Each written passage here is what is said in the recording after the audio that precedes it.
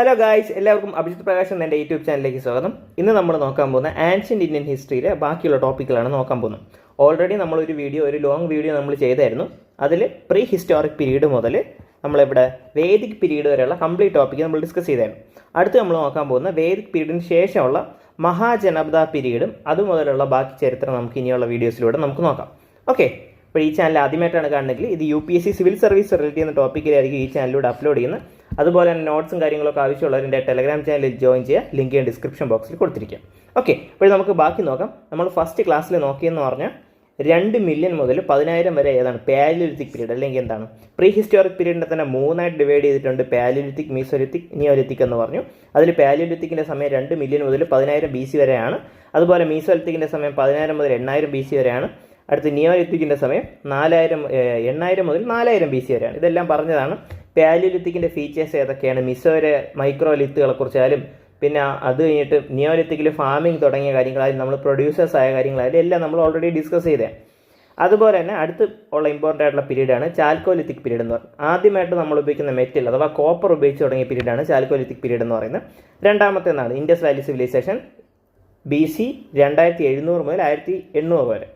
അതുപോലെ തന്നെ അതിനുശേഷം അവസാനം നമ്മൾ നോക്കിയാണ് വേദിക് പീരീഡ് 1500 മുതൽ 600 BC വരെയുള്ള പീരീഡാണ്. ഇതിനെ തന്നെ രണ്ടായിട്ട് ഡിവൈഡ് ചെയ്ത് നമ്മൾ പഠിച്ചു. എയർലി വേദിക് പീരീഡ് ഡിഫറൻ്റ് ആയിട്ട് പഠിച്ചു. അതുപോലെ തന്നെ ലേറ്റർ വേദിക് പീരീഡ് നമ്മൾ ഡിഫറൻ്റ് ആയിട്ട് പഠിച്ചു. ഓക്കെ, അതിനുശേഷം നമ്മൾ അടുത്ത് പഠിക്കാൻ പോകുന്ന പീരീഡാണ് 600 BC മുതലുള്ള ചരിത്രം എങ്ങനെയാണെന്നാണ് ബാക്കി നമ്മൾ പഠിക്കാൻ പോകുന്നത്. അത് വരുന്നതാണ് മഹാജനപദ പീരീഡ്. ഓക്കെ, അപ്പോൾ ഇന്നത്തെ വീഡിയോ നമ്മളെ മെയിൻ പോയിന്റ് എന്ന് പറഞ്ഞാൽ മഹാജനപദ പീരീഡിൽ വന്ന റിലീജിയൻസിനെ കുറിച്ചാണ്. അതായത് ബുദ്ധിസം, ജൈനിസം എന്ന് പറയുന്ന 2 റിലീജിയനെ കുറിച്ചാണ് നമ്മളിന്ന് ബേസിക് ആയിട്ട് നോക്കാൻ പോകുന്നത്. ഓക്കെ, അപ്പോൾ നമുക്ക് ആ മതങ്ങളെക്കുറിച്ച് നോക്കാം. അത് കഴിഞ്ഞിട്ട് നമുക്ക് മഹാജനപദ പീരീഡിലുള്ള പൊളിറ്റിക്സ് എന്താണ്, പൊളിറ്റിക്കൽ ലൈഫ് എങ്ങനെയാണ്, അവിടുത്തെ സോഷ്യൽ ലൈഫ് എങ്ങനെയാണെന്ന് അടുത്ത വീഡിയോയിൽ നോക്കാം. അപ്പോൾ ഇന്നത്തെ മെയിൻ ഫോക്കസ് എന്ന് പറഞ്ഞാൽ മഹാജനപദ പീരീഡ് 600 BCയിൽ ഉടലെടുത്ത മതങ്ങൾ മെയിനായിട്ട് ഏതൊക്കെയാണ്, ബുദ്ധിസം, ജൈനിസം. അതുപോലെ തന്നെ വേറെ 1-2 മതങ്ങളെക്കുറിച്ച് നോക്കാം. ഓക്കെ, അപ്പോൾ ഇവിടെ കറക്റ്റായിട്ട് മനസ്സിലാക്കിയിരിക്കേണ്ട വേദിക് പീരീഡിലെ റിലീജിയൻ ഏതായിരുന്നു, നമ്മുടെ റിച്വൽസ് ഉള്ള റിലീജിയൻ ആയിരുന്നു, നമ്മുടെ ബ്രാഹ്മണിക്കൽ റിലീജിയൻ. ഹിന്ദു മതം എന്നും പറയാൻ വേണ്ടി നമുക്കില്ല. അപ്പോഴുള്ള നമ്മൾ ശ്രാമണിക്കൽ റിലീജിയൻ അല്ലെ വേദിക് റിലീജിയൻ എന്നാണ് നമുക്ക് അങ്ങനെ പറയാൻ പറ്റുന്ന റിച്വൽസ് ഒക്കെ ഉണ്ടായിരുന്ന റിലീജിയൻ. അതിന് ശേഷം പിന്നീടാണ് മാറി എന്ത് വരുന്നത്, ബുദ്ധിസവും ജൈനിസവും വരുന്നത്. ആ ഒരു മാറ്റത്തിനെ കുറിച്ചും കൂടുതൽ നമുക്ക് ഈ ഒരു വീഡിയോയിൽ നോക്കാം. Okay, alright. അപ്പോൾ നമുക്ക് ബുദ്ധിസം, ജൈനിസം തുടങ്ങാം. ഫസ്റ്റ് എന്ന് പറയുന്നത് എങ്ങനെയാണ് ഇത് വന്നത്. നമ്മൾ പറഞ്ഞു വേദിക് പീരീഡിൽ 1500 മുതൽ 600 BC വരെയുള്ള സമയത്ത് നമുക്ക് കൂടുതലും ഉണ്ടായിരുന്ന എന്താണ്, റിച്വൽ റിലീജിയൻസ് ആയിരുന്നു. ഇഷ്ടംപോലെ റിച്വൽസ് അവർ ചെയ്തിരുന്നു. അങ്ങനെയുള്ള റിലീജിയനാണ് ഉണ്ടായിരുന്നത്, ബ്രാഹ്മണിക്കൽ റിലീജിയനാണ് ഉണ്ടായിരുന്നതെന്ന് പറഞ്ഞു. ഓക്കെ, പക്ഷേ ഒരു പ്രശ്നം വന്നതെന്ന് പറഞ്ഞാൽ അവിടെ ഇഷ്ടംപോലെ റിച്വൽസും ഇഷ്ടംപോലെ സാക്രിഫൈസുകളും ഉണ്ടായിരുന്നു എന്നുള്ളൊരു കാര്യം നിങ്ങൾ കറക്റ്റായിട്ട് മനസ്സിലാക്കിയിരിക്കുക. അപ്പോൾ ഈ സാക്രിഫൈസ് ഒക്കെ വരുമ്പോൾ അത് കാരണം ഉണ്ടാകുന്ന പ്രശ്നങ്ങൾ, അത് മെയിൻലി ഫാമിംഗ് കമ്മ്യൂണിറ്റിക്കാണ്. ഇപ്പോൾ അവരുടെ കൗസൊക്കെ, അവർ വളർത്തുന്ന കൗസിനെയൊക്കെ ഇത് കൊന്നെടുക്കുകയാണെങ്കിൽ, ഈ മതം വന്നിട്ട് ഇവരുടെ ഒരു റിച്വൽസ് എന്ന് പറഞ്ഞാൽ കൊന്നെടുക്കുകയാണെങ്കിൽ അവർക്ക് ഫാമിംഗ് ചെയ്യാനുള്ള കൗസ് കാണത്തില്ല.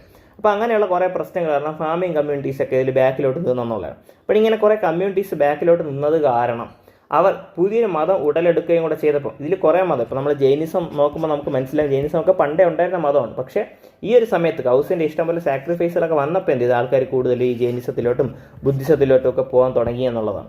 ഓക്കെ, അതാണ് ബേസിക് റീസൺ. എന്താണ് അവിടുത്തെ റിച്വൽസ്, ആ ഒരു സാക്രിഫൈസുകളൊക്കെ അവർക്ക് ഭയങ്കരമായിട്ട് പ്രശ്നങ്ങൾ, ചില കമ്മ്യൂണിറ്റികൾക്ക് മെയിനായിട്ട് പ്രശ്നം പറ്റി. പിന്നെ അതുപോലെ ചില കമ്മ്യൂണിറ്റീസ് നോൺ വയലൻസിനെ പ്രിഫർ ചെയ്യുന്നവരാണ്. ഇപ്പോൾ ട്രേഡേഴ്സ് ആണെങ്കിൽ ഏറ്റവും കൂടുതൽ നോൺ വയലൻസ് വരുന്ന അത്രയും നല്ല ബിസിനസ് അല്ലെ, അത്ര നല്ല പീസ്ഫുൾ ആയിരിക്കും, അത്രയും നല്ല ബിസിനസ് ആയിരിക്കും, അത്ര നല്ല പ്രോഫിറ്റ് ആയിരിക്കും. അതുകൊണ്ട് തന്നെ ബിസിനസ് കമ്മ്യൂണിറ്റീസ് ആയാലും ഈ സാക്രിഫിഷ്യൽ റിലീജിയൻസിനെ മാറ്റി നിർത്താൻ കഴിയും. പിന്നെ എക്കണോമിക്കലി നമുക്ക് കോസസ് എന്തുകൊണ്ടാണ് ഈ മതം വന്നതെന്ന് ചോദിച്ചാൽ, ഒന്ന് ട്രേഡ് ആൻഡ് കൊമേഴ്സ്. ഞാൻ പറഞ്ഞു ട്രേഡും കൊമേഴ്സിനെ പ്രൊമോട്ട് ചെയ്യുന്നത് സമാധാനം വളരെ ആവശ്യമാണ്. ഇതുപോലെ റിച്വൽസും സാക്രിഫൈസുകളൊക്കെ നടത്തുമ്പോൾ ഇഷ്ടം പോലെ എന്താണ് അവിടെ വയലൻസ് നടക്കുന്നുണ്ട്, അത് ഭയങ്കര പ്രശ്നമായിട്ട് വരുന്നുണ്ട്. പിന്നെ അതുപോലെ തന്നെ ഈ ഒരു ബ്രാഹ്മണിക്കൽ റിലീജിയൻ എന്ന് പറഞ്ഞാൽ വർണ്ണ സിസ്റ്റം ഫോളോ ചെയ്തിരുന്നവരാണ്. ഓക്കെ, നമുക്കറിയാം ബ്രാഹ്മിൺസ്, ക്ഷത്രിയാസ്, വൈശ്യാസ്, ശൂദ്രാസ്. ഓക്കെ, ഇങ്ങനെ 4 ഫോൾഡ് വർണ്ണ സിസ്റ്റം ഫോളോ ചെയ്യുന്നവരാണ്. അപ്പോൾ ഈ വൈശ്യ കമ്മ്യൂണിറ്റീസൊക്കെ, വൈശ്യ എന്ന് പറഞ്ഞാൽ 3ാമതാണ് വർണ്ണ സിസ്റ്റത്തിൽ വരുന്നത്. ബ്രാഹ്മണരും ക്ഷത്രിയരുമാണ് ആദ്യം കിടക്കുക, ഒന്നാമത് രണ്ടാമത്. പക്ഷേ വൈശ്യരെന്ന് പറഞ്ഞാൽ ആ സമയത്ത് എക്കണോമിക്കലി ഭയങ്കരമായിട്ട് പ്രോസ്പർ ചെയ്തു, അല്ലെങ്കിൽ എന്താണ് അവരുടെ കയ്യിൽ ഇഷ്ടംപോലെ പൈസയും കാര്യങ്ങളൊക്കെ വന്നു, അവർ ഇഷ്ടംപോലെ ട്രേഡേഴ്സ് ആയിരുന്നു അവർ. അപ്പോൾ ട്രേഡിംഗ് ഒക്കെ നടത്തി ഇഷ്ടംപോലെ പൈസ വന്നു. അപ്പോൾ അവരുടെ എക്കണോമിക് സ്റ്റാറ്റസ് വലുതായിട്ട് കൂടി. പക്ഷേ അവരുടെ സോഷ്യൽ സ്റ്റാറ്റസ് പക്ഷേ ഇപ്പം വലുതായിട്ട് കൂടിയില്ല. കാരണം എന്താണ്, അവർ വൈശ്യാസ് തന്നെയായിട്ടാണ് നിന്നത്. അപ്പോൾ ഈ ജൈനിസവും ബുദ്ധിസവും പോലത്തെ മതങ്ങളിൽ പോകുമ്പോൾ അങ്ങനെയുള്ള സോഷ്യൽ സിസ്റ്റം അവിടെ ഇല്ലാത്തതുകൊണ്ട് തന്നെ അവർക്ക് ഉയർന്ന ഒരു സോഷ്യൽ സ്റ്റാറ്റസ് അവിടെ കിട്ടി. എക്കണോമിക് സ്റ്റാറ്റസിൻ്റെ കൂടെ തന്നെ സോഷ്യൽ സ്റ്റാറ്റസും കിട്ടി. അതുകൊണ്ട് എൻ്റെ എന്താണ് ഇഷ്ടംപോലെ ട്രേഡേഴ്സും ഇഷ്ടംപോലെ അങ്ങനെയുള്ള ആൾക്കാരൊക്കെ എന്ത് ചെയ്തു, ഇങ്ങനെയുള്ള റിലീജിയനെ പ്രൊമോട്ട് ചെയ്യാൻ തുടങ്ങി. അപ്പോൾ വൈശ്യാസ് ഈ റിലീജിയനെ കൂടുതൽ പ്രൊമോട്ട് ചെയ്യാൻ തുടങ്ങി. പിന്നെ വയലൻസ്, നോൺ വയലൻസ് എന്ന് പറയുന്ന കാര്യം ഇവിടെ കൂടുതലുള്ളതുകൊണ്ട് ഈ ഒരു ബ്രാഹ്മണിക്കൽ റിലീജിയൻ വയലൻ്റ് റിലീജിയൻ ആയതുകൊണ്ട് തന്നെ അതിൽ നിന്ന് മാറി ആൾക്കാർ നിൽക്കാൻ തുടങ്ങി. പിന്നെ എന്താണ് അഗ്രികൾച്ചറിൽ അയണിൻ്റെ ഉപയോഗം നമുക്കറിയാം. വേദിക് പീരീഡിലാണ് കൃഷ്ണ അയാസ് എന്നൊക്കെ നമ്മൾ കേട്ടിട്ടുണ്ട്. സാമവേദത്തിൽ അതിൻ്റെ തെളിവുണ്ടായിരുന്നു. വേദിക് പീരീഡ് അയണിനെ നമ്മൾ കണ്ടുപിടിച്ചു. അപ്പോൾ അയണിൻ്റെ ആ ഒരു ഡിസ്കവറിക്ക് ശേഷം അഗ്രികൾച്ചറിൽ ഇഷ്ടം പോലെ അയണിനെയൊക്കെ ഉപയോഗിക്കാൻ തുടങ്ങി. അപ്പോൾ അഗ്രികൾച്ചർ അയണിനെ ഉപയോഗിക്കുമ്പോൾ അത് ബുള്ളക്ക് ആർട്സ് ആയിട്ടൊക്കെ ഉപയോഗിക്കുന്നത് കൊണ്ട് തന്നെ മൃഗങ്ങൾ ഈ ഒരു ഫാമിങ്ങിന് വളരെ ഇമ്പോർട്ടൻ്റ് ആയിരുന്നു. അപ്പോൾ ഈ മൃഗങ്ങളൊക്കെ കൊന്നെടുക്കുന്ന സാക്രിഫൈസ് എന്ന് പറഞ്ഞ് കൊന്നെടുക്കുന്നതൊക്കെ ഈ ഒരു ബ്രാഹ്മണിക്കൽ റിജിയൻ താഴോട്ട് പോകാനും ബുദ്ധിസം ജൈനിസം പോലത്തെ മതങ്ങൾ വരാനുള്ള ഒരു കാരണമായെന്ന് കറക്റ്റായിട്ട് മനസ്സിലാക്കി വെച്ചിരിക്കുക. അതാണ് കുറച്ച് എക്കണോമിക് റീസൺസ്. അടുത്ത സോഷ്യൽ റീസൺസ് പറയാം. ഈ ബ്രാഹ്മണാസിലെ ബ്രാഹ്മണിക്കൽ റിലീജിയനിൽ ഏറ്റവും കൂടുതൽ ഉണ്ടായിരുന്ന പ്രീസ്ലി ക്ലാസ് ആണ് ബ്രാഹ്മണാസ് എന്ന് പറയുന്നത്. അപ്പോൾ ഇവർ ദാനദക്ഷിണകൾ ഇഷ്ടം പോലെ ചോദിച്ചിരുന്നു. അതായത് ഇപ്പോൾ നമ്മളൊരു യജ്ഞം അല്ലെങ്കിൽ എന്താണ് റിച്വൽ നടത്താൻ പോകണേ ഇഷ്ടം പോലെ ബ്രാഹ്മണർക്ക് സാക്രിഫൈസുകൾ ചെയ്യേണ്ടി വരും. അവർക്ക് ഇഷ്ടം പോലെ എന്താണ് റിച്വൽസ് നടത്തേണ്ടി വരും. അതുപോലെ തന്നെ അവർ പൈസയും ഇഷ്ടം പോലെ കൊടുക്കേണ്ടതാണ്. ഇപ്പോൾ റിസോഴ്സ് ഇഷ്ടം പോലെ എന്താണ് അവർക്ക് കൊടുക്കണം. ഇപ്പോൾ പാവപ്പെട്ട ആൾക്കാരാണ്, അവർക്ക് റിസോഴ്സ് ഒന്നും അത്ര കൊടുക്കാൻ കാണത്തില്ല. അത് ഭയങ്കര എക്സ്പെൻസീവ് ആയതുകൊണ്ട് തന്നെ എന്താണ് ഈ മതം പാവപ്പെട്ടവരുടെ ഇടയ്ക്ക് ഒരു മിഡിൽ ക്ലാസ്സിനൊക്കെ ഒന്ന് അഫോർഡ് ചെയ്യാൻ പറ്റാതെ വരെയും അതും ഈ ഒരു ബ്രാഹ്മണിക്കൽ റിലിജിയൻ താഴോട്ട് പോകേണ്ട ഒരു കാരണവും. പിന്നെ അതുപോലെ ബുദ്ധിസം ജൈനിസം പോലത്തെ ഹെട്രോഡോക്സ് സെക്റ്റുകൾ, ഹെട്രോഡോക്സ് എന്നാണ് ഞാൻ പറയുന്നത്. ഓക്കെ, ഹെട്രോഡോക്സ് അതായത് ശ്രാമണിക്കൽ റിലീജിയൻ അല്ലെ ബ്രാഹ്മണിക്കൽ റിലീജിയനെതിരെ വന്ന റിലീജിയൻസിനെ ഹെട്രോഡോക്സ് സെക്റ്റുകൾ അഥവാ ശ്രാമണിക്കൽ റിലീജിയൻ എന്നാണ് പറയുന്നത്. ബ്രാഹ്മണിക്കലിനെതിരെ വന്ന ശ്രാമണിക്കൽ. ഓക്കെ, ആ ഒരു ഇതിൽ വേണമെങ്കിൽ നമുക്ക് ഇതിനെ പറയാം. അവരെന്താണ് ഇതിൻ്റെ ഐഡിയോളജി വളരെ സിമ്പിളാണ്, വളരെ സിമ്പിൾ ലൈഫ് സ്റ്റൈലാണ് ബുദ്ധിസം ജൈനിസം പറയുന്നത്. ഇതേപോലത്തെ കോംപ്ലക്സ് ആയിട്ടുള്ള റിച്വൽസും കാര്യങ്ങളൊന്നുമില്ല. അതുകൊണ്ട് തന്നെ കൂടുതൽ എളുപ്പം ഏതാണ് ഈ ഒരു സെക്റ്റുകളായതുകൊണ്ട് തന്നെ കുറേ പേര് അവിടോട്ട് പോകാൻ തുടങ്ങി എന്നുള്ളതാണ്. ഇതിൽ തന്നെ രണ്ട് മെയിൻ ഗ്രൂപ്പുകളാണ് ആ സമയത്ത് ഉടലെടുത്ത ആൾക്കാർ. ഒന്ന് ഗഹപതിയും ഒന്ന് സേട്ടും. സേട്ട് ഇപ്പോഴുള്ള നമുക്കറിയാം, ഇപ്പോഴും നമ്മുടെ സൗത്ത് ഇന്ത്യയിൽ അങ്ങ് കർണാടകയിൽ ആന്ധ്രാപ്രദേശ് അവിടെയൊക്കെ സേട്ടുകൾ ആരുണ്ട്. സേട്ടുമാരെന്ന് പറഞ്ഞാൽ റിച്ച് മർച്ചൻറ്റുകളാണ്. അവർ ചിലപ്പോൾ വൈശ്യന്മാരും ശൂദ്രന്മാരും ആയിരിക്കും ബ്രാഹ്മണിക്കൽ ഓർഡറിൽ. അപ്പോൾ അങ്ങനെ വരുമ്പോൾ അവരുടെ സോഷ്യൽ സ്റ്റാറ്റസ് വളരെ കുറവ്. എക്കണോമിക്കലി അവർ ഭയങ്കര മുകളിലോട്ടാണെങ്കിൽ സോഷ്യൽ സ്റ്റാറ്റസ് കുറയുന്നത് കൊണ്ട് തന്നെ അവരെന്ത് ചെയ്യും, ഇങ്ങനെയുള്ള ബുദ്ധിസം ജൈനിസം പോലത്തെ മതങ്ങളിലേക്ക് പോകുന്നുണ്ട്.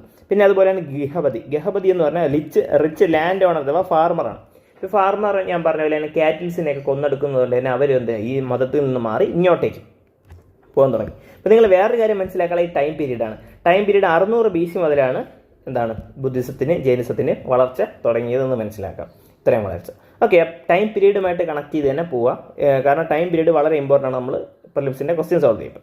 അടുത്ത് പൊളിറ്റിക്കൽ ഫാക്ടേഴ്സ് തുടങ്ങുകയാണെങ്കിൽ നമുക്കറിയാം ബ്രാഹ്മിൺസിൻ്റെ സുപ്രമസി. അവർ വർണ്ണ സിസ്റ്റത്തിൽ ഒന്നാമതായതുകൊണ്ട് തന്നെ എല്ലായിടത്തും അവരാണ് മുന്നിട്ട് നിൽക്കുന്നത്. അവരാണ് എല്ലായിടത്തും മുന്നിട്ട് നിൽക്കുന്നത്. ഇവൻ രണ്ടാമത് നിന്ന ക്ഷത്രിയന്മാർ പോലും എന്ത് ചെയ്യുക അതിനെ വിരോധിക്കാൻ തുടങ്ങി. ഓക്കെ, അവർക്കും ഇഷ്ടപ്പെട്ടില്ല. കാരണം രാജാക്കന്മാരൊക്കെ ക്ഷത്രിയന്മാരാണ്. അപ്പോൾ ഇവർ പോലും എന്താണ് ഈ ബ്രാഹ്മണർ ഇത്രയും മുകളിലോട്ടിരിക്കുന്നതിനെ ഇഷ്ടപ്പെട്ടില്ല. അവരെന്നെ ഇഷ്ടം പോലെ എന്ത് ചെയ്തു, ഫൈറ്റ് ചെയ്തു. ഈവൻ നമ്മൾ പറയുകയാണെങ്കിൽ ഇപ്പം ബുദ്ധിസത്തിൻ്റെ ജൈനിസത്തിൻ്റെയും ഇപ്പം ബുദ്ധിസത്തിൻ്റെ ഫൗണ്ടർ ആരാണ്? ബുദ്ധയാണ്. ബുദ്ധനായപ്പോൾ സ്വയം ഒരു ക്ഷത്രിയനായിരുന്നു. അദ്ദേഹം ഇതിനെതിരെ പ്രതികരിച്ച ഒരാളാണ്. പിന്നെ അതുപോലെ ജൈനിസത്തിൽ മഹാവീരനാണെങ്കിലും ക്ഷത്രിയനായിരുന്നു, ഇതിനെതിരെ പ്രതികരിച്ച ഒരാളാണ്. അതായത് ക്ഷത്രിയന്മാർ വരെ എന്ത് ചെയ്തു, ഇവർക്കെതിരെ പ്രതികരിക്കാൻ തുടങ്ങി. പിന്നെ അതുപോലെ തന്നെ മോണിറ്ററി എക്കണോമി വളർന്നു വരാൻ തുടങ്ങി. പൈസയുടെ മൂല്യം വർദ്ധിച്ചു വന്നു. ഇപ്പം നമ്മൾ സോഷ്യൽ സ്റ്റാറ്റസിൽ താഴെ കിടന്നാലും പൈസ കൂടുതലുള്ളവർക്ക് കുറച്ചുകൂടെ വില കിട്ടി തുടങ്ങിയ കാലമായി തുടങ്ങി. ഇപ്പോൾ ബ്രാഹ്മണന്മാരായാലും ഇപ്പോൾ പാവപ്പെട്ട ഒരു പൂറായിട്ടുള്ള ഒരു ബ്രാഹ്മണൻ്റെ സ്റ്റാറ്റസ് കുറച്ചുകൂടെ കുറഞ്ഞു തുടങ്ങി. കാരണം മോണിറ്ററി എക്കണോമിയാണ് വന്നത്. അത് നമുക്ക് ഇപ്പോഴാണ് കുറച്ചുകൂടെ പറയാൻ പറ്റുന്നത്. പണ്ടൊക്കെയാണ് ഇത്ര കാസ്റ്റ് സിസ്റ്റം ഒക്കെ കൂടുതലുണ്ടായിരുന്നത്. ഇപ്പോഴെന്ന് പറഞ്ഞാൽ കാസ്റ്റ് സിസ്റ്റം ഒന്നും വലുതായിട്ട് ആരും നോക്കുന്നില്ല. ആർക്കാണ് ഏറ്റവും കൂടുതൽ പൈസ ഉള്ളത് അവർക്കാണ് കൂടുതൽ സ്റ്റാറ്റസ്. അപ്പോൾ അങ്ങനെ ഒരു കാര്യത്തിലേക്ക് നമ്മൾ വന്നു. അതുപോലത്തെ ഒരു എമർജൻസി ആ സമയത്ത് നമ്മൾ കണ്ടു തുടങ്ങിയെന്നുള്ളതാണ്. മോണിറ്ററി എക്കണോമി നമ്മൾ കണ്ടു തുടങ്ങി. ഓക്കെ, അങ്ങനെ എന്ത് ചെയ്തു, ഈ ഒരു ബ്രാഹ്മണിക്കൽ റിലീജിയൻ താഴോട്ട് പോയി ബുദ്ധിസം ജൈനിസം ഉയർന്നു വന്നു. ഈ താഴെ പോയ ബ്രാഹ്മണിക്കൽ റിലീജിയൻ തിരിച്ചു വരാൻ ഏകദേശം 1000 വർഷത്തോളം, അതായത് ഗുപ്ത പീരീഡ് വരെ എടുത്തു. ഗുപ്ത പീരീഡ് ആ സമയത്താണ് പിന്നീട് ഈ ഒരു ബ്രാഹ്മണിക്കൽ റിലീജിയൻ തിരിച്ചു വരുന്നത്. അതിന് കുറേ കാരണങ്ങളുണ്ട്. ഞാൻ പറഞ്ഞു ഉപനിഷത്തുകളുടെ വരവ് ഒരു കാരണമാണ്. പിന്നെ അതുപോലെ കുറേ കാരണങ്ങൾ കൊണ്ട് പിന്നീടാണ് എന്താണ് ബ്രാഹ്മണിക്കൽ റിലീജിയൻ തിരിച്ചു വരുന്നത്. അത് നമുക്ക് പിന്നീട് പഠിക്കാം. അപ്പോൾ നമ്മൾ എന്തുകൊണ്ടാണ് ഈ ബുദ്ധിസം ജൈനിസം വന്നതെന്ന് ആദ്യം മനസ്സിലാക്കിയിരിക്കുക. ഓക്കെ, അപ്പോൾ നമുക്ക് മനസ്സിലായി ബുദ്ധിസം ജൈനിസം വളർന്നു വരുന്ന 2 റിലീജിയനായിട്ട് വന്നു. ആദ്യം നമുക്ക് നോക്കേണ്ടത് ജൈനിസം. ജൈനിസം എന്ന് പറഞ്ഞാൽ one of the oldest religion in the world. Oldest എന്ന് പറഞ്ഞാൽ വേദിക് പീരീഡ് മുതലേ, വേദിക് പീരീഡ് എന്ന് പറഞ്ഞാൽ 1500 മുതൽ 600 BC ആണ്. ഈ വേദിക് സമയം മുതലേ ഉണ്ടായിരുന്ന ഒരു റിലീജിയനാണ് സത്യം പറഞ്ഞ ജൈനിസം. അപ്പോൾ ജൈനിസത്തിൻ്റെ ഫൗണ്ടർ ആരെന്ന് വെച്ചാൽ വർത്തമാൻ മഹാവീരാണെന്ന് പറഞ്ഞാൽ അത് തെറ്റാണ്. ഓക്കെ, വർത്തമാൻ മഹാവീര അല്ല ഇതിൻ്റെ ഫൗണ്ടർ. ഇതിൻ്റെ ഫൗണ്ടർ എന്ന് പറഞ്ഞാൽ ഋഷഭ്നാഥാണ്. ഓക്കെ, അതായത് പണ്ട് മുതലേ ഉണ്ടായിരുന്ന ഒരു റിലീജിയനാണ്. ഇപ്പോൾ ഇവിടുത്തെ റിലീജിയസ് ഹെഡിനെ നമ്മൾ തീർത്ഥൻകാര എന്നാണ് വിളിക്കുന്നത്, തീർത്ഥൻകാര.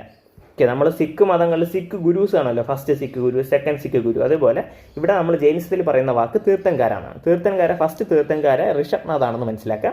അങ്ങനെ 24 തീർത്ഥൻകാരാസ് ഉണ്ടായിരുന്നു, 24 തീർത്ഥൻകാര. അതിൽ ആദ്യത്തെ തീർത്ഥൻകാരെ കുറിച്ച് നമുക്ക് കുറച്ച് എവിഡൻസ് ഉണ്ട്, പക്ഷേ ബാക്കി അങ്ങോട്ടുള്ള തീർത്ഥൻകാരെ കുറിച്ചൊന്നും കൂടുതൽ തെളിവുകളില്ല. ഈ മതം അത്ര ഫേമസ് അല്ലായിരുന്നു അപ്പോൾ.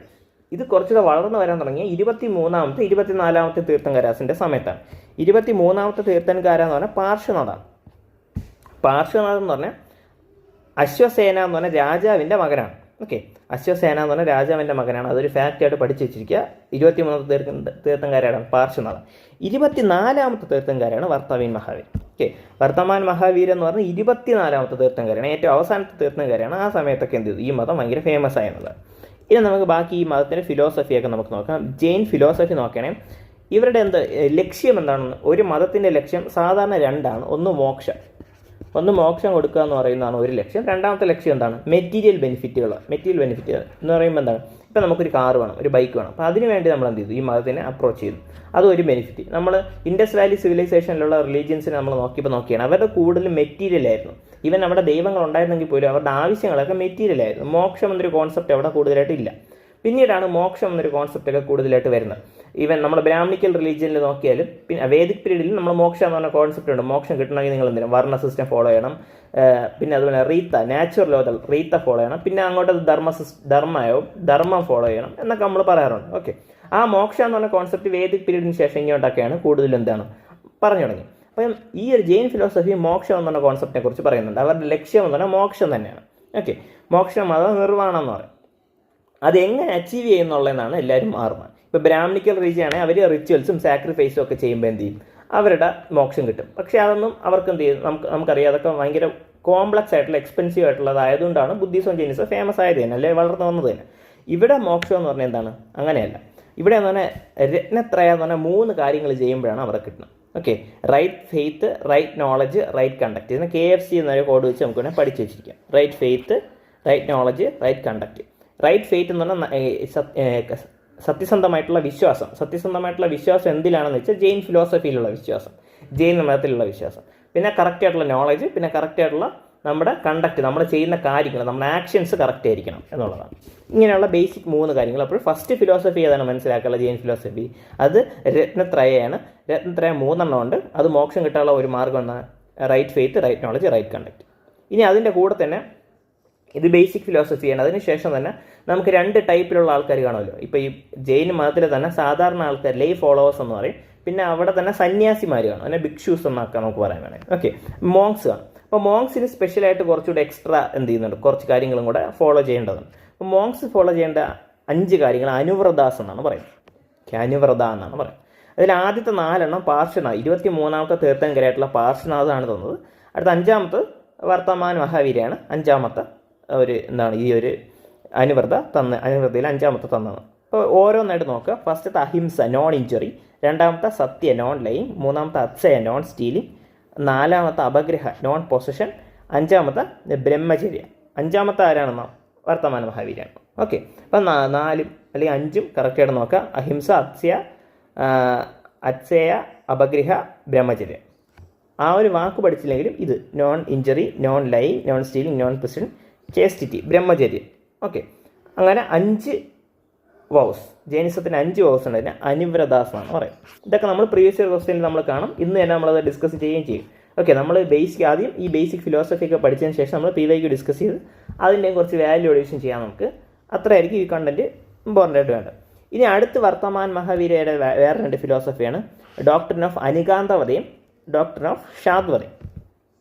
അനികാന്തവത ഫിലോസഫി പറയുന്ന ഒരു സത്യം എന്ന് പറയുന്നത് പല സ്ഥലങ്ങളിലും നമുക്ക് കിട്ടും എന്നുള്ളതാണ്. ഓക്കെ, അതായത് ഇപ്പോൾ ഒരാൾ മരിച്ചു, അല്ലെങ്കിൽ ഒരാൾ മർഡർ ചെയ്യുന്ന ഒരാൾ കണ്ടു, 2 പേര് ആ മർഡറിനെ കണ്ടെന്ന് വയ്ക്കുക. അപ്പോൾ ഒരാൾ കണ്ട രീതി ആയിരിക്കത്തില്ല മറ്റൊരാൾ കണ്ടത്, അയാളുടെ പോയിന്റ് ഓഫ് വ്യൂ ആയിരിക്കത്തില്ല മറ്റൊരാളുടെ. അപ്പോൾ 2 പേർക്കും തമ്മിലുള്ള വ്യത്യാസങ്ങൾ കാണാം. അപ്പോൾ സത്യത്തിന് തന്നെ 2 സൈഡ് ഉണ്ടെന്നാണ്, അല്ലെങ്കിൽ 2 അല്ല കുറേ വശങ്ങളുണ്ട്. അത് ഇഷ്ടംപോലെ വശങ്ങളിൽ നമുക്ക് സത്യത്തിന് കാണാം എന്നൊരു കാര്യമാണ് അനികാന്തവതയെ പറയുന്നത്. ശാദ്വതയെ പറയുന്നതാണ് ഇങ്ങനെ കാണുന്ന സത്യങ്ങളെ ഒന്ന് മാത്രമല്ല സത്യം, എല്ലാത്തിലും അതിൻ്റേതായ സത്യങ്ങളുണ്ട് എന്നുള്ളൊരു കാര്യമാണ് ശാദ്വതയിൽ പറയുന്നത്. ഓക്കെ, ഒന്നുകൂടെ പറയാം. അനികാന്തവത എന്ന് പറഞ്ഞാൽ എന്താണ്? സത്യം നമുക്ക് പല രീതിയിൽ കൂടെ നമുക്ക് കാണാൻ പറ്റും. ഒരാൾ സത്യത്തിനെ നോക്കിക്കാണുന്ന രീതിയല്ല മറ്റൊരാൾ സത്യത്തിനെ നോക്കിക്കാണുന്നത് എന്നാണ് അനികാന്തവത പറഞ്ഞത്. ശാന്തത പറഞ്ഞ ഇതിൽ ഒന്ന് മാത്രം സത്യമല്ല, എല്ലാത്തിലും അതിൻ്റേതായ സത്യസന്ധത ഉണ്ട് എന്നാണ് പറയുന്നത്. എന്തിനായിരിക്കും ഇങ്ങനെ ഒരു ഫിലോസഫി കൊണ്ടുവന്നതെന്ന് വെച്ചാൽ, ആ സമയത്ത് നമുക്കറിയാം ബ്രാഹ്മണിക്കൽ റിലീജിയൻസ് ഉണ്ടായിരുന്നു. ഓക്കെ, അവരുടെ മോക്ഷത്തിൻ്റെ രീതി വേറെ, ഇവിടുത്തെ മോക്ഷത്തിൻ്റെ രീതി വേറെ. അപ്പോൾ അങ്ങോട്ടും ഇങ്ങോട്ടും തമ്മിൽ അടി ഉണ്ടാക്കാതിരിക്കാൻ വേണ്ടിയാണ് ഇങ്ങനെ ഒരു ഫിലോസഫി തന്നെ കൊണ്ടുവന്നത്. കാരണം പീസ്ഫുൾ കോ എക്സിസ്റ്റൻസ് എന്നാണ് ഇതിനെ നമുക്ക് പറയാൻ പറ്റും. പീസ്ഫുൾ കോ എക്സിസ്റ്റൻസ് കാരണം എന്താണ്? അവരങ്ങോട്ടും ഇങ്ങോട്ടും അടി കൂടി കഴിഞ്ഞാൽ മതങ്ങൾ തമ്മിൽ അടി കൂടി നടക്കും, ഫൈറ്റ് നടക്കും. ഈ ഒരു സിമ്പിളായിട്ടുള്ള ഒരു പീസ്ഫുൾ ആയിട്ടുള്ള ലൈഫ് ജൈൻ മതത്തിൽ നമുക്ക് കൊണ്ടുപോകാൻ പറ്റില്ല. അതുകൊണ്ട് മോക്ഷം നമുക്ക് പല രീതിയിൽ കിട്ടും, എല്ലാ രീതിയും ശരിയെന്ന് അവർ പറയുന്നു വയ്ക്കുന്നുണ്ട് അനികാന്തവത ശാന്തത ഫിലോസഫിയിൽ. അങ്ങനെയൊക്കെ എന്ത് ചെയ്തു? ഈ മതം കുറേ പ്രോഗ്രസ് ചെയ്തു. കാരണം എന്ത് ചെയ്യും? അതുകൊണ്ട് തന്നെ രാജാക്കന്മാരും കൂടുതൽ ആൾക്കാരൊന്നും ഇതിനെ എതിർക്കൂല. അഥവാ ഇങ്ങനെ എതിർക്കുക, നമ്മളെ മാർഗ്ഗം മാത്രമാണ് സത്യം എന്ന് പറഞ്ഞാൽ ചിലപ്പോൾ എന്ത് ചെയ്യും? ഇഷ്ടംപോലെ എതിർപ്പുകൾ വരും. ഇപ്പം നമ്മൾ ക്രിസ്ത്യൻ മതത്തിലായാലും നമ്മുടെ ഇസ്ലാം മതത്തിലായാലും നമുക്കിത് കാണാൻ പറ്റും. ഫോഴ്സ്ഫുൾ കൺവേർഷൻസ് ഇഷ്ടം പോലെ അവർ നടത്തും. ഇങ്ങനെ ഫോഴ്സ്ഫുള്ളായിട്ട് മതം മാറ്റാൻ ശ്രമിക്കുമ്പോഴാണ് അവിടെ പ്രശ്നങ്ങളും അവിടെ യുദ്ധങ്ങളും നടന്നിട്ടുള്ളത്. അപ്പം അങ്ങനെയുള്ള പ്രശ്നങ്ങളൊന്നും എന്ത് ചെയ്തില്ല, ജൈൻ മതത്തിലും ബുദ്ധിസത്തിലും കൂടുതൽ നടന്നിട്ടില്ല. കാരണം അവർ പീസ്ഫുൾ കോ എക്സിസ്റ്റൻസ് എന്ന് പറഞ്ഞൊരു കാര്യം കൂടെ അവർ നോക്കി. അതിനുവേണ്ടി ജൈനിസത്തിലുള്ള 2 ഫിലോസഫിയാണ് അനികാന്തവതയും ശാന്തതയും. അപ്പോൾ ഇത് രണ്ടും എവിടെ നിന്ന് വെച്ചാൽ നമുക്കറിയാം, അത് ജൈനിസത്തിൽ നിന്നാണ്. അടുത്ത് ജൈനിസത്തിൽ മഹാവീരയുടെ മറ്റ് ഇമ്പോർട്ടൻ്റ് ആയിട്ടുള്ളതെന്ന് പറഞ്ഞാൽ, അത് ഇമ്പോർട്ടൻ്റ് ആയിട്ട് സാധാരണ കോമൺ ആയിട്ട് നമുക്ക് പറയാൻ പറ്റും റിജക്ഷൻ ഓഫ് വേദങ്ങൾ അവർ റിജക്റ്റ് ചെയ്തിട്ടുണ്ട്. ബ്രാഹ്മണിക്കൽ റിലീജിയനിലെ 4 വേദങ്ങൾ നമുക്ക് പറയാം. ഏതൊക്കെയാണ് ആലോചിച്ച് നോക്കുക? ഋഗ്വേദ, സാമവേദ, യജുർവേദ, അഥർവവേദ. അപ്പോൾ ഈ 4 വേദങ്ങളെക്കുറിച്ച് നമ്മൾ പറഞ്ഞിരുന്നു. അപ്പോൾ ഈ വേദങ്ങളെ എതിർക്കുക എന്ന് പറയുന്നത് തന്നെയാണ് ഏറ്റവും ഇമ്പോർട്ടൻ്റ് ആയിട്ടുള്ള ഹെറ്ററോഡോക്സിൻ്റെ ഒരു ഇമ്പോർട്ടൻ്റ് പോയിന്റ്. കാരണം ഈ വേദങ്ങളെ എതിർത്ത് ഇങ്ങനെയുള്ള റിച്വൽസിനൊക്കെ എതിരെ നിന്നതുകൊണ്ടാണ് അവർ സെപ്പറേറ്റ് ആയിട്ട് വന്നത്. അപ്പോൾ ഇത് കോമൺ പോയിന്റാണ്, വേദങ്ങൾ എതിർത്തിരുന്നു. പക്ഷേ വർണ്ണ സിസ്റ്റത്തിനെ കണ്ടം ചെയ്തിരുന്നില്ല എന്ന് മനസ്സിലാക്കാം. മഹാവീരൻ വർണ്ണ സിസ്റ്റത്തിനെ ഒന്നും പറഞ്ഞിട്ടില്ല. എന്ന് പറഞ്ഞാൽ വർണ്ണ സിസ്റ്റം നമുക്കറിയാം, ബ്രാഹ്മണർ, ക്ഷത്രിയർ, വൈശ്യർ, ശൂദ്രർ, ഇങ്ങനെ 4 എണ്ണം. അപ്പോൾ ഈ 4 എണ്ണത്തിന് എന്ത് ചെയ്തില്ല? പുള്ളി എതിർത്തിരുന്നില്ല എന്നൊരു കാര്യം ഇമ്പോർട്ടൻ്റ് ആയിട്ട് മനസ്സിലാക്കാം. പക്ഷേ ബുദ്ധിസം വരുമ്പോൾ നമ്മൾ ഇതിനെ തിരിച്ചു പഠിക്കും. കാരണം ബുദ്ധിസത്തിൽ ബുദ്ധൻ അതിനെ എതിർത്തിരുന്നു, വർണ്ണ സിസ്റ്റം തെറ്റാണ്, അതിനെ എതിർത്തിരുന്ന ഒരാളാണ്. പക്ഷേ ജൈനിസത്തിൽ വർത്തമാൻ മഹാവീര് ഇതിനെ എതിർത്തിരുന്നില്ല. പിന്നെ അടുത്ത് കർമ്മം നോക്കുകയാണെങ്കിലുള്ള ഇമ്പോർട്ടൻ്റ് ആയിട്ടുള്ള പോയിന്റ് എന്ന് പറഞ്ഞാൽ, അദ്ദേഹം കർമ്മത്തിൽ വിശ്വസിച്ചിരുന്നു. അതുപോലെ തന്നെ ട്രാൻസ് മൈഗ്രേഷൻ ഓഫ് സോളിലും അദ്ദേഹം വിശ്വസിച്ചിരുന്നു. ട്രാൻസ് മൈഗ്രേഷൻ ഓഫ് സോൾ എന്ന് പറഞ്ഞാൽ, ഇപ്പം നമ്മൾ നമ്മുടെ ഈ ലോകത്തിലുള്ള കാര്യങ്ങളൊക്കെ ചെയ്തിട്ട് നമ്മൾ മരിക്കുന്ന സമയത്ത് നമ്മൾ എല്ലാ കാര്യവും ചെയ്ത് സാറ്റിസ്ഫൈ ചെയ്തിട്ടുണ്ടെങ്കിൽ, നമ്മുടെ വേൾഡിലുള്ള എല്ലാ കാര്യത്തിനും സാറ്റിസ്ഫൈ ചെയ്തിട്ടുണ്ടെങ്കിൽ നമ്മൾ പുനർജന്മം നമുക്ക് കാണില്ല. നമ്മൾ നേരെ എവിടെ പോകും? ഈശ്വരനിലേക്ക് പോകും എന്നുള്ളൊരു വിശ്വാസമാണ്. അങ്ങനെ അതുവഴി മോക്ഷത്തിലേക്ക് പോകുന്നു. പക്ഷേ നമ്മുടെ കാര്യങ്ങൾ, നമ്മുടെ ധർമ്മം കറക്റ്റായിട്ട് ചെയ്തില്ല എന്നുണ്ടെങ്കിൽ നമ്മൾ എന്ത് പറ്റും? നമുക്ക് മറ്റൊരു ജന്മത്തിലേക്ക് പോകും, അല്ലെങ്കിൽ എന്താണ് വേറൊരു പുതിയൊരു ജീവനിലേക്ക് നമ്മൾ പോകും. അങ്ങനെ പോകുന്ന ജീവൻ്റെ വർണ്ണം കുറവായിരിക്കും. ഇപ്പം നമ്മൾ ബ്രാഹ്മണനായിട്ടാണ് മരിക്കുന്നത്, പക്ഷേ എന്താണ് നമ്മുടെ കാര്യങ്ങളൊക്കെ കറക്റ്റായിട്ട് ചെയ്തില്ല എന്നുണ്ടെങ്കിൽ നമ്മൾ ചിലപ്പോൾ അടുത്ത് ക്ഷത്രിയനോ വൈശ്യനോ ശൂദ്രനോ താഴത്തേക്കുള്ള വർണ്ണങ്ങളായിരിക്കും നമുക്ക് കിട്ടുന്നത് എന്നൊരു കാര്യം പറഞ്ഞു. വർണ്ണം താഴ്ന്നേ നമുക്ക് കിട്ടുകയുള്ളൂ, കുറഞ്ഞ വർണ്ണമായിരിക്കും അടുത്ത ബർത്തിൽ കിട്ടുന്നത്. അങ്ങനെ എന്ത് ചെയ്യും? ഈ ആത്മാവിൻ്റെ ആ ഒരു ചേഞ്ചിനെ അവർ പറയുന്നുണ്ട്. ഓക്കെ, ട്രാൻസ് മൈഗ്രേഷൻ ഓഫ് സോളിൽ വിശ്വസിച്ചിരുന്നു എന്നുള്ള മനസ്സിലാവും. കർമ്മത്തിൽ വിശ്വസിച്ചിരുന്നു, അതുപോലെ തന്നെ ട്രാൻസ് മൈഗ്രേഷൻ ഓഫ് സോളിലും വിശ്വസിച്ചിരുന്നു. ഇമ്പോർട്ടൻ്റ് ആയിട്ടുള്ള ഒരു ജൈനിസത്തിലെ ഒരു ഇമ്പോർട്ടൻറ്റ് ഫീച്ചറാണ് എക്സ്ട്രീം പെനൻസ് എന്ന് പറഞ്ഞാൽ. എക്സ്ട്രീം പെനൻസ് എന്ന് പറഞ്ഞാൽ എല്ലാം അങ്ങേയറ്റമാണ്. ഈ ജൈനിസ്റ്റ് എന്നാൽ അവർ വസ്ത്രം പോലും ധരിച്ചിരുന്നില്ല. ഓക്കെ, വസ്ത്രം ധരിക്കാത്തവരാണ്. അതിനെക്കുറിച്ച് ഒരു കഥയൊക്കെ ഉണ്ട്, അത് ഞാൻ നിങ്ങൾക്ക് പറഞ്ഞുതരാം. എക്സ്ട്രീം പെനൻസ് ഫോളോ ചെയ്തിരുന്ന ആൾക്കാരാണ് ആരെന്ന് പറയുന്നത് ഈ ഒരു വർത്തമാൻ മഹാവീരരെ ജൈനിസത്തിലുള്ള ആൾക്കാർ. ഓക്കെ, അതുപോലെ തന്നെ അതുകൊണ്ട് തന്നെ ഈ ഫാർമേഴ്സ് ഒന്നും കൂടുതൽ ഈ മതത്തിലേക്ക് പോയില്ല. കാരണം ഫാർമേഴ്സിന് കളയെ കൊല്ലേണ്ടി വരും, ഇൻസെക്റ്റിനെ കൊല്ലേണ്ടി വരും. പക്ഷെ ഒന്നിനെയും കൊല്ലാൻ പാടില്ല. അഹിംസ എന്ന് പറഞ്ഞാൽ എക്സ്ട്രീം അഹിംസയാണ്. അഹിംസ എന്ന് പറയുമ്പോൾ നമ്മൾ ഒന്നും ചെയ്യാൻ പാടില്ല. ഇപ്പോൾ ഒരു ഉറുമ്പിനെ പോലും നയിക്കാൻ പാടില്ല, അറിയാതെ പോലും ഒരു ഉറുമ്പിനെ ചവിട്ടി നമുക്ക് കൊല്ലാൻ പാടില്ല എന്നാണ് ജൈനിസം പറയുന്നത്. ഓക്കെ, അതുപോലത്തെ എക്സ്ട്രീമാണ് അവിടെ, എന്ത് കാര്യത്തിലായാലും ഒരു എക്സ്ട്രീമാണ്. ഓക്കെ, അതുകൊണ്ട് തന്നെ കൂടുതലും ഇത് ട്രേഡിങ് കമ്മ്യൂണിറ്റീസാണ് കൂടുതലും ഇത് ഈ ഒരു മതം ഫോളോ ചെയ്തിരുന്ന Jain communities. Okay, Jain communities ഇപ്പോഴും നമുക്ക് കാണാൻ പറ്റും. അവരും കൂടുതലും ട്രേഡേഴ്സാണ്. ഇപ്പോൾ നമ്മുടെ ഇന്ത്യയിൽ എടുത്ത് നോക്കിയാൽ ഏറ്റവും കൂടുതൽ എക്കണോമിക്കലി പ്രോസ്പെറസ് ആയിട്ടുള്ള ഒരു കമ്മ്യൂണിറ്റിയാണ് ജെയിൻ കമ്മ്യൂണിറ്റി എന്ന് പറഞ്ഞാൽ. കാരണം എന്ന് പറഞ്ഞാൽ അവരെന്താണ് ഈ ജെയിൻ മതത്തിലാണ് ഫോളോ ചെയ്യുന്നത്. അവർ ഭയങ്കരമായിട്ട് പീസ്ഫുൾ കമ്മ്യൂണിറ്റിയാണ്, വളരെ പീസ്ഫുൾ കമ്മ്യൂണിറ്റിയാണ്. ഏറ്റവും കൂടുതൽ പീസ് കൂടുമ്പോൾ ഏറ്റവും കൂടുതൽ ബിസിനസ് നടക്കും, ഏറ്റവും കൂടുതൽ പ്രോഫിറ്റ് കിട്ടും. അതാണ് അവരുടെ ഒരു ഫിലോസഫി എന്ന് പറയുന്നത്. ഓക്കെ, അതുകൊണ്ട് തന്നെ കൂടുതലും ഈ സേട്ടുമാരുടെ ഇടയ്ക്കാണിത് വന്നത്. സേറ്റ് കമ്മ്യൂണിറ്റി ഇപ്പോഴുള്ളതാണ്. അവരൊക്കെ ജൈനിസം പറഞ്ഞു. പക്ഷേ ഫാർമേഴ്സൊക്കെ കൂടുതലും ഈ വീഡ്സിനെ കൊല്ലുന്നതുകൊണ്ട് തന്നെ ഈ ജെയിൻ കമ്മ്യൂണിറ്റിയിൽ നിൽക്കാതെ അവർ കൂടുതലും ബുദ്ധമതത്തിലേക്കാണ് പോയത്. നമുക്ക് കാണാൻ പറ്റും. ഈ ജൈനിസം താഴോട്ട് പോകാനുള്ള ഒരു പോയിന്റും ഈ ഒരു എക്സ്ട്രീം പെനൻസ് ആണ്. കാരണം ഇതൊന്നും എല്ലാവർക്കും ഫോളോ ചെയ്യാൻ പറ്റണമെന്നില്ല, ഇത്രയും സ്ട്രിക്റ്റ് ആയിട്ടുള്ള കാര്യങ്ങൾ. ഓക്കെ, പക്ഷേ ബുദ്ധൻ പറഞ്ഞ മിഡിൽ പാതാണ്, മധ്യം മാർഗ്ഗമാണ്. ഓക്കെ, അതുകൊണ്ട് തന്നെ കൂടുതലും എന്താണ് അവർ ബുദ്ധിസത്തിലേക്കാണ് കൂടുതൽ പോയി ജൈനിസത്തിൽ പോകാറ്. ഓക്കെ, ആ ഒരു പോയിന്റ് കൂടെ മനസ്സിലാക്കി. ഇതാണ് ബേസിക് പോയിന്റ്സ്. ഞാൻ ആദ്യം പറഞ്ഞ 3 ഫിലോസഫി, രത്നത്രയ പറഞ്ഞു, അത് കഴിഞ്ഞിട്ട് അത് പറഞ്ഞു അനുവ്രത പറഞ്ഞു, അതിന് ശേഷം അത് പറഞ്ഞു അനുകാന്തവത, ശാദ്വത പറഞ്ഞു. ഈ 3 ഇത് ബേസിക് ഫിലോസഫീസും പിന്നെ ബേസിക് പ്രിൻസിപ്പിൾസ് ഏതൊക്കെയാണ്? ഇതൊക്കെയാണ്. വേദങ്ങളെ തള്ളിക്കളഞ്ഞാലും വർണ്ണ സിസ്റ്റം തള്ളിക്കളഞ്ഞില്ല, കർമ്മത്തിൽ വിശ്വസിച്ചത്, ട്രാൻസ്മൈഗ്രേഷൻ ഓഫ് സോളിൽ വിശ്വസിക്കുന്നത്, പിന്നെ എക്സ്ട്രീം പെനൻസ്. ഇത് ബേസിക് പ്രിൻസിപ്പിൾസ് ആണ് ഈ മതത്തിൻ്റെ. ഇനി എങ്ങനെ ഈ മതം സ്പ്രെഡായി എന്നുള്ളത് മനസ്സിലാക്കാം. ഓക്കെ, ആദ്യം മനസ്സിലാക്കാനുള്ളത് ഇവിടെ ഉപയോഗിച്ചിരുന്ന വളരെ കോമൺ ലാംഗ്വേജ് ആണ്. ഇപ്പോൾ ബുദ്ധിസം ആയാലും ജൈനിസം ആയാലും കോമൺ ലാംഗ്വേജ് ഉപയോഗിച്ചിരുന്നു എന്നുള്ളതാണ്. ഇപ്പോൾ സംസ്കൃതം പോലത്തെ ഒരു ഭാഷയാണ് ബ്രാഹ്മണിക്കൽ റിലീജിയൻ ഉപയോഗിച്ചിരുന്നത്. പക്ഷേ അത് ആ ബ്രാഹ്മൺസിന് മാത്രമേ മനസ്സിലാവൂ, കോമൺ മാന് മനസ്സിലാവില്ല. ഇപ്പോഴായപോലെ ഇപ്പോൾ നമ്മൾ വീട്ടിലൊരു യജ്ഞം നടത്തിയിട്ട് എന്താണ് ഒരു ബ്രാഹ്മണൻ വരുന്ന കുറേ അദ്ദേഹത്തിൻ്റെ മന്ത്രങ്ങളൊക്കെ പറയുമ്പോൾ നമുക്കൊന്നും മനസ്സിലാവില്ല, കാരണം അത് സംസ്കൃതമാണ്. സംസ്കൃതം ഇപ്പോഴും ആൾക്കാർക്ക് അറിഞ്ഞുള്ളൂ. പക്ഷേ കോമൺ ലാംഗ്വേജ് ആയിട്ടുള്ള ആ സമയത്തുള്ള കോമൺ ലാംഗ്വേജാണ് പ്രാകൃതം എന്ന് പറഞ്ഞത്. പ്രാകൃത പോലത്തെ കോമൺ ലാംഗ്വേജ് ഉപയോഗിച്ചത് കൊണ്ട് തന്നെ എന്ത് ചെയ്തു, ആ ഒരു ജൈനിസം സ്പ്രെഡ് ചെയ്യാൻ അത് കാരണമായി. ഇപ്പോൾ ബുദ്ധിസത്തിലാണെങ്കിൽ അവിടെ പ്രാകൃതമല്ല, അവിടെ പാലി എന്ന് പറഞ്ഞ ഭാഷയാണ് അവിടെ ഉപയോഗിച്ചിരുന്നത്. ഓക്കെ, അതുപോലെ തന്നെ നമ്മൾ പിന്നീട് 600 BC തൊട്ടാണ് നമ്മൾ പഠിച്ചു തുടങ്ങുന്ന മഹാജനപദങ്ങൾ നമ്മൾ പഠിക്കുമ്പോൾ മഗധയെക്കുറിച്ച് പഠിക്കും. മഗധ പോലത്തെ ഇമ്പോർട്ടൻ്റ് ആയിട്ടുള്ള മഹാജനപദം, അവരുടെ ഉയർന്നതും അവിടെ നിന്നുള്ള രാജാക്കന്മാരുടെ പേര് പഠിക്കും. അതിൽ ഇമ്പോർട്ടൻ്റ് ആയിട്ടുള്ള 2-3 രാജാക്കന്മാർ ആ സമയത്ത് തന്നെ എന്ത് ചെയ്തു, ജൈനിസം പ്രൊമോട്ട് ചെയ്തു. ഒന്ന് ബിംബിസാര, ഒന്ന് അജാതശത്രു, പിന്നെ അതുപോലെ തന്നെ ചന്ദ്രഗുപ്ത മൗര്യ. ഇതേപോലത്തെ കുറേ ആൾക്കാർ എന്ത് ചെയ്തു, ഇതിനെ പ്രൊമോട്ട് ചെയ്ത ആൾക്കാരാണ്. ഓക്കെ, ബിംബിസാര, അജാതശത്രു, ചന്ദ്രഗുപ്ത മൗര്യ, ഇവരെക്കുറിച്ച് നിങ്ങൾ പേര് മാത്രം ഇപ്പം മനസ്സിലാക്കിയാൽ മതി. ബാക്കി നമ്മൾ അടുത്ത് കഥ ബാക്കി പറയാം. അടുത്ത് അവരുടെ ചരിത്രം എങ്ങനെയാണെന്ന് ഞാൻ പറഞ്ഞു ഈ രാജാക്കന്മാരുടെ. അപ്പോൾ നിങ്ങൾക്ക് കുറച്ചുകൂടെ കണക്റ്റ് ആവും ഈ രാജാക്കന്മാരെ. ജസ്റ്റ് പേര് നോക്കി വയ്ക്കുക. ബിംബിസാര, അജാതശത്രു, ചന്ദ്രഗുപ്ത മൗര്യ, അവന്തിയിലുള്ള പടിയോട്ട എന്ന് പറഞ്ഞ രാജാവ്, പിന്നെ ഗംഗ ഡൈനാസ്റ്റി, രാഷ്ട്രകൂട ഡൈനാസ്റ്റി, പിന്നെ എന്ത് ചെയ്തു, ഇവരൊക്കെയാണ് ജൈനിസം പ്രൊമോട്ട് ചെയ്യാൻ വേണ്ടി ഹെൽപ്പ് ചെയ്തത്. ഓക്കെ, പിന്നെ ഇത് മെയിൻലി ഇന്ത്യയിലാണ് കൂടുതൽ സ്പ്രെഡ് ചെയ്തത്. ഇപ്പം ബുദ്ധിസം നോക്കുകയാണെങ്കിൽ അത് Korea, China, south east Asia, അതേപോലത്തെ അങ്ങോട്ടുള്ള രാജ്യങ്ങളൊക്കെ കൂടുതൽ സ്പ്രെഡ് ചെയ്തത്. ഇത് കൂടുതൽ ഇന്ത്യയിൽ തന്നെയാണ് സ്പ്രെഡ് ചെയ്തത്. ഇത് പക്ഷേ സൗത്ത് ഇന്ത്യയിലായിട്ടും കൂടെ സ്പ്രെഡ് ചെയ്തു. ആദ്യം കൂടുതൽ നോർത്ത് ഇന്ത്യ മാത്രമേ സ്പ്രെഡ് ഉണ്ടായിരുന്ന സൗത്ത് ഇന്ത്യയിലേക്ക് സ്പ്രെഡ് ചെയ്തു. അതൊരു കഥയുണ്ട്, അത് നിങ്ങൾ പഠിക്കുക.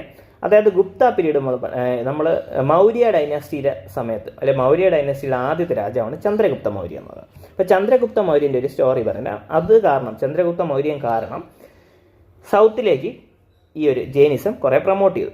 അതായത് ചന്ദ്രഗുപ്ത മൗര്യ ആ സമയത്ത് ഉണ്ടായിരുന്ന സമയത്ത്, രാജാവായ സമയത്ത്, ഈ അലക്സാണ്ടറൊക്കെ അലക്സാണ്ടർ ദ ഗ്രേറ്റ് ഉണ്ടല്ലോ, ഈ ഗ്രീക്ക് റൂളർ, പുള്ളിയൊക്കെ വന്ന് ഫൈറ്റ് ചെയ്തിട്ട് പോയ സമയമാണ്. അപ്പോൾ പുള്ളി ഫൈറ്റ് ചെയ്തിട്ട് വന്ന് പോയപ്പോൾ പുള്ളിയുടെ 2-3 മിലിറ്ററി കമാൻഡേഴ്സിൽ ഒരാളായിട്ടുള്ള സെലൂക്കസ് നിക്കേറ്റർ എന്ന് പറഞ്ഞൊരു മിലിറ്ററി കമാൻഡറിനെ ആ ഒരു സ്ഥലത്ത് എന്ത് ചെയ്തു, ഭരിക്കാൻ വേണ്ടി വെച്ചിട്ടാണ് അലക്സാണ്ടർ തിരിച്ചു പോയത്. പോയ വഴിക്ക് പുള്ളി മരിക്കുന്നുണ്ട്, നമുക്കതൊക്കെ അറിയാം, അലക്സാണ്ടറുടെ കഥ നമുക്കറിയാം. ഓക്കെ, പക്ഷേ ഈ സെലൂക്കസ് നിക്കേറ്റർ അവിടെ തന്നെ ഉണ്ട്.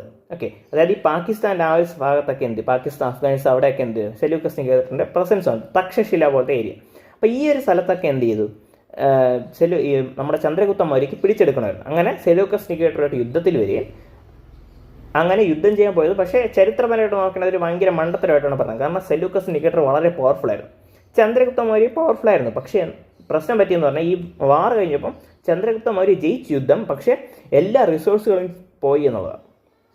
ആർക്കും ഫുഡില്ല, അങ്ങനെ ഒരു ഫാമിൻ ലേക്ക് സിറ്റുവേഷൻ. ഓക്കെ, ആർക്കും ഫുഡില്ല, അതൊരു ഫെമൈൻ ലേക്ക് സിറ്റുവേഷൻ അവിടെ ഉണ്ടായി. അങ്ങനെ ഇരുന്നപ്പോൾ എന്ത് ചെയ്തു, ചന്ദ്രഗുപ്ത മൗര്യന് മനസ്സിലായി യുദ്ധം കാരണം എല്ലാം പോയി, സ്വന്തം പ്രജകൾക്ക് പോലും ഫുഡില്ല. അപ്പോൾ അങ്ങനെ ഒരു അവസ്ഥ വന്നപ്പോൾ എന്ത് ചെയ്തു, ചന്ദ്രഗുപ്ത മൗര്യ സ്വയം ജൈനിസം ഏറ്റെടുക്കുകയായിരുന്നു. ഓക്കെ, സ്വയം ജൈനിസത്തിൻ്റെ പ്രത്യേകത എന്താണ്, എക്സ്ട്രീം പെനൻസ് ആണ്, എന്തും ഭയങ്കര എക്സ്ട്രീമായിട്ട് ചെയ്യുക. അങ്ങനെ അവസാനം എന്ത് ചെയ്തു, ഇദ്ദേഹം ഫുഡ് കഴിക്കാതിരുന്നു. കാരണം ഫുഡ് കഴിക്കാതിരുന്ന മെയിനായിട്ട് ഒരു നേരമോ അല്ലെങ്കിൽ ചിലപ്പോൾ 2 ദിവസം ഒരു നേരം അങ്ങനെയൊക്കെ ആഹാരം കഴിക്കാറുള്ളൂ. കാരണം എക്സ്ട്രീം പെനൻസ് ആണ് ജൈനിസത്തിൽ പറയുന്നത്. അങ്ങനെ വരുമ്പോൾ എന്ത് ചെയ്യും, ഇദ്ദേഹത്തിൻ്റെ ഫോളോവേഴ്സ് ഇത് ഫോളോ ചെയ്യും. അങ്ങനെ വരുമ്പോൾ കുറച്ച് ഫുഡ് മാത്രം കിട്ടിയാൽ മതി. അപ്പോൾ ഈ ഫാമിനെ തരണം ചെയ്യാൻ വേണ്ടി മെൻ്റൽ സ്ട്രെങ്ത് കൊടുക്കാൻ വേണ്ടിയാണ് അങ്ങനെ ചെയ്തത്. എന്നിട്ട് ചന്ദ്രഗുപ്ത ചെയ്തതെന്ന് പറഞ്ഞാൽ അദ്ദേഹം അവിടെ തന്നെ നിൽക്കാതെ, അല്ലെങ്കിൽ നോർത്ത് ഇന്ത്യയിൽ തന്നെ നിൽക്കാതെ സൗത്ത് ഇന്ത്യയിലേക്ക് പോയി. കാരണം എന്ന് പറഞ്ഞാൽ അവിടെ തന്നെ നിന്ന് കഴിഞ്ഞാൽ അവിടെ ഉള്ള ഫെമൈനിലേക്ക് സിറ്റുവേഷൻ ആയതുകൊണ്ട് തന്നെ ഫുഡിന് ഒന്നാമത് ഇല്ല ഫുഡ്. അപ്പം ഈ ചന്ദ്രഗുപ്ത മൗര്യ സൗത്തിലോട്ട് പോകുമ്പോൾ ഇദ്ദേഹത്തിൻ്റെ കുറേ ഫോളോവേഴ്സും കൂടെ സൗത്തിലോട്ട് പോകും. അപ്പോൾ അവിടെ ഒരു റിസോഴ്സിൻ്റെ സ്ട്രെയിൻ കുറയുകയും അങ്ങനെ കൂടുതൽ ആൾക്കാർ സൗത്ത് ഇന്ത്യയിലേക്ക് വന്ന് അവിടെ നിൽക്കാൻ പറ്റുകയും ചെയ്യും. അങ്ങനെ ചന്ദ്രഗുപ്ത മൗര്യ സൗത്ത് ഇന്ത്യക്ക് വരെ അവിടെ ചെന്നിട്ട് സലേഖന എന്ന് പറയുന്നൊരു പരിപാടി ചെയ്യും. അതിപ്പോഴുള്ളൊരു സാധനമാണ് സലേഖന എന്ന് പറഞ്ഞാൽ ജെയിൻ കമ്മ്യൂണിറ്റിയിൽ ചിലയിടത്തെങ്കിലും നിലനിൽക്കുന്നൊരു സാധനമാണ് സലേഖന. അതായത് വിശന്ന് സ്വയം മരിക്കുക, സ്വന്തം മരണം സ്വയം തന്നെ തീരുമാനിച്ച് ഫുഡ് കഴിക്കാതെ മരിക്കുന്ന ഒരു സംഭവമാണ് സലേഖന എന്ന് പറഞ്ഞത്. അങ്ങനെയാണ് ചന്ദ്രഗുപ്ത മൗര്യ അവസാനം മരിക്കുന്നത്. അത് സൗത്തിൽ പോയിട്ടാണ് പുള്ളി മരിക്കുന്നത്. അപ്പോൾ സൗത്തിൽ പുള്ളിയുടെ വന്ന ഒരാളാണ് ആരാണ്? ഭദ്രബാഹു. ഭദ്രബാഹുവാണ് സൗത്തിൽ ചന്ദ്രഗുപ്ത മൗര്യയുടെ കൂടെ പോയത്. അപ്പോൾ സൗത്തിൽ ചന്ദ്രഗുപ്ത മൗര്യയുടെ കൂടെ പോയത് ഭദ്രബാഹുവാണെങ്കിൽ നോർത്തിൽ നിന്നത് സ്ഥൂലബാഹുവാണ്. അപ്പോൾ നോർത്തിൽ അവിടെ ജെയിൻ ലീഡറായിട്ട് നിന്ന് സ്ഥൂലബാഹുവാണ്. ബാക്കി ചന്ദ്രഗുപ്ത മൗര്യയും ഭദ്രബാഹുവും പിന്നെ ബാക്കിയുള്ള ആൾക്കാരൊക്കെ സൗത്തിൽ പോയി. അപ്പോൾ ഫസ്റ്റ് നോക്കാനുള്ളത് ഈ ഒരു ജെയിൻ മതം സ്പ്രെഡ് ചെയ്യാൻ ഒന്നാമത്തെ കാരണം എന്ന് പറഞ്ഞാൽ ഞാൻ പറഞ്ഞു ഈ ചന്ദ്രഗുപ്ത മൗര്യ ഇങ്ങോട്ട് വന്നതാണ് ഒന്നാമത്തെ കാര്യം. പിന്നെ അതുപോലെ തന്നെ വേറൊരു കാരണം ബാക്കി ജനറലായിട്ട് ജെയിൻ മതം സ്പ്രെഡ് ചെയ്യാൻ കാരണമാണ് ഫസ്റ്റ് ജെയിൻ കൗൺസിൽ എന്ന് പറഞ്ഞത് 297 BC ജെയിൻ കൗൺസിൽ നടക്കുന്നത്. നമ്മൾ ഒന്നുകൂടെ പഠിക്കും. നമ്മൾ ആ ചരിത്രം ഇപ്പം നമ്മൾ 600 BC മുതലുള്ള ബേസിക് കഥയാണ് പറയുന്നത്. അവിടുത്തെ റിലീജിയസ് കാര്യങ്ങളാണ് പറയുന്നത്. ഇനി പൊളിറ്റിക്കലായിട്ടുള്ള കാര്യങ്ങൾ പറഞ്ഞു വരുമ്പോൾ നമ്മൾ എന്ത് ചെയ്യും? ഇതൊന്നുകൂടെ നമ്മൾ പറയും. 297 BC ഫസ്റ്റ് ഇത് കാണാതെ അവിടെ നിന്ന് പഠിച്ചേക്കുക. എപ്പോഴാണ് നടന്നത്? ഫസ്റ്റ് ബുദ്ധിസ്റ്റ് കൗൺസിലിൻ്റെ സമയം എപ്പോഴാണ്? വെന്യൂവിടെ പട്ലിപുത്രയിലാണ് നടന്നത്. ചെയർമാനാണ് സ്ഥൂലബാഹുവാണ് ചെയർമാൻ. പാറ്റേൺ ആരെന്ന് വെച്ചാൽ ബിന്ദുസാരയാണ് പാറ്റേൺ. ബിന്ദുസാര ആരാണെന്ന് വെച്ചാൽ അശോകൻ്റെ അച്ഛനാണ് ബിന്ദുസാര. ഓക്കെ, അശോകനെ കുറിച്ചൊക്കെ നമ്മൾ കൂടുതൽ പഠിക്കും. അങ്ങോട്ട് മൗര്യ ഡൈനസ്റ്റിയിലൊക്കെ അങ്ങോട്ട് പോകുമ്പോൾ നമുക്ക് ബാക്കി പഠിക്കാം. അപ്പോൾ ഇവിടെ ബേസിക്കായിട്ട് മനസ്സിലാക്കാനുള്ളതാണ് ബിന്ദുസാരയാണ് എൻ്റെ പാട്രോൺ എന്ന് പറയുന്നത്. ഇവിടെ 12 അംഗങ്ങളും കമ്പൈലേഷൻ നടന്നു. അംഗ ഉബംഗ എന്ന് പറയുന്നതാണ് ഇമ്പോർട്ടൻ്റ് ആയിട്ടുള്ള ജെയിൻ ലിറ്ററേച്ചറിൻ്റെ പേരാണ് അംഗ ഉബംഗ. ഓക്കെ, അപ്പോൾ അതേപോലത്തെ ഇമ്പോർട്ടൻ്റ് ആയിട്ടുള്ള ജെയിൻ ലിറ്ററേച്ചർ അവിടെ വെച്ച് എഴുതപ്പെട്ടു. അതുപോലെ തന്നെ വേറെ ഒരു ഇമ്പോർട്ടൻ്റ് ആയിട്ടുള്ള ഡിവിഷൻ നടന്നു എന്നതാണ്. ഞാൻ പറഞ്ഞു ഈ ഒരു സമയത്ത് ജെയിൻ മതം എക്സ്ട്രീം പെരൻസ് പറയുന്നത് കൊണ്ട് തന്നെ അവർ ഡ്രസ്സൊന്നും ധരിക്കാറില്ല. പക്ഷേ ഈ ഫാമിൻ സമയമായപ്പോൾ ആർക്കും ഫുഡും ഇല്ല, ഡ്രസ്സൊന്നും ഇല്ല. അപ്പോൾ എല്ലാവരും ഡ്രസ്സില്ലാതെയാണ് അവിടെ കൂടെ പോകുന്നത്. അപ്പോൾ ഈ ആരാണ് ബുദ്ധിസ്റ്റ് മോങ്ക്, ആരാണ് കോമൺ മാൻ എന്നൊന്നും തിരിച്ചറിയാൻ പറ്റാത്ത അവസ്ഥയെ.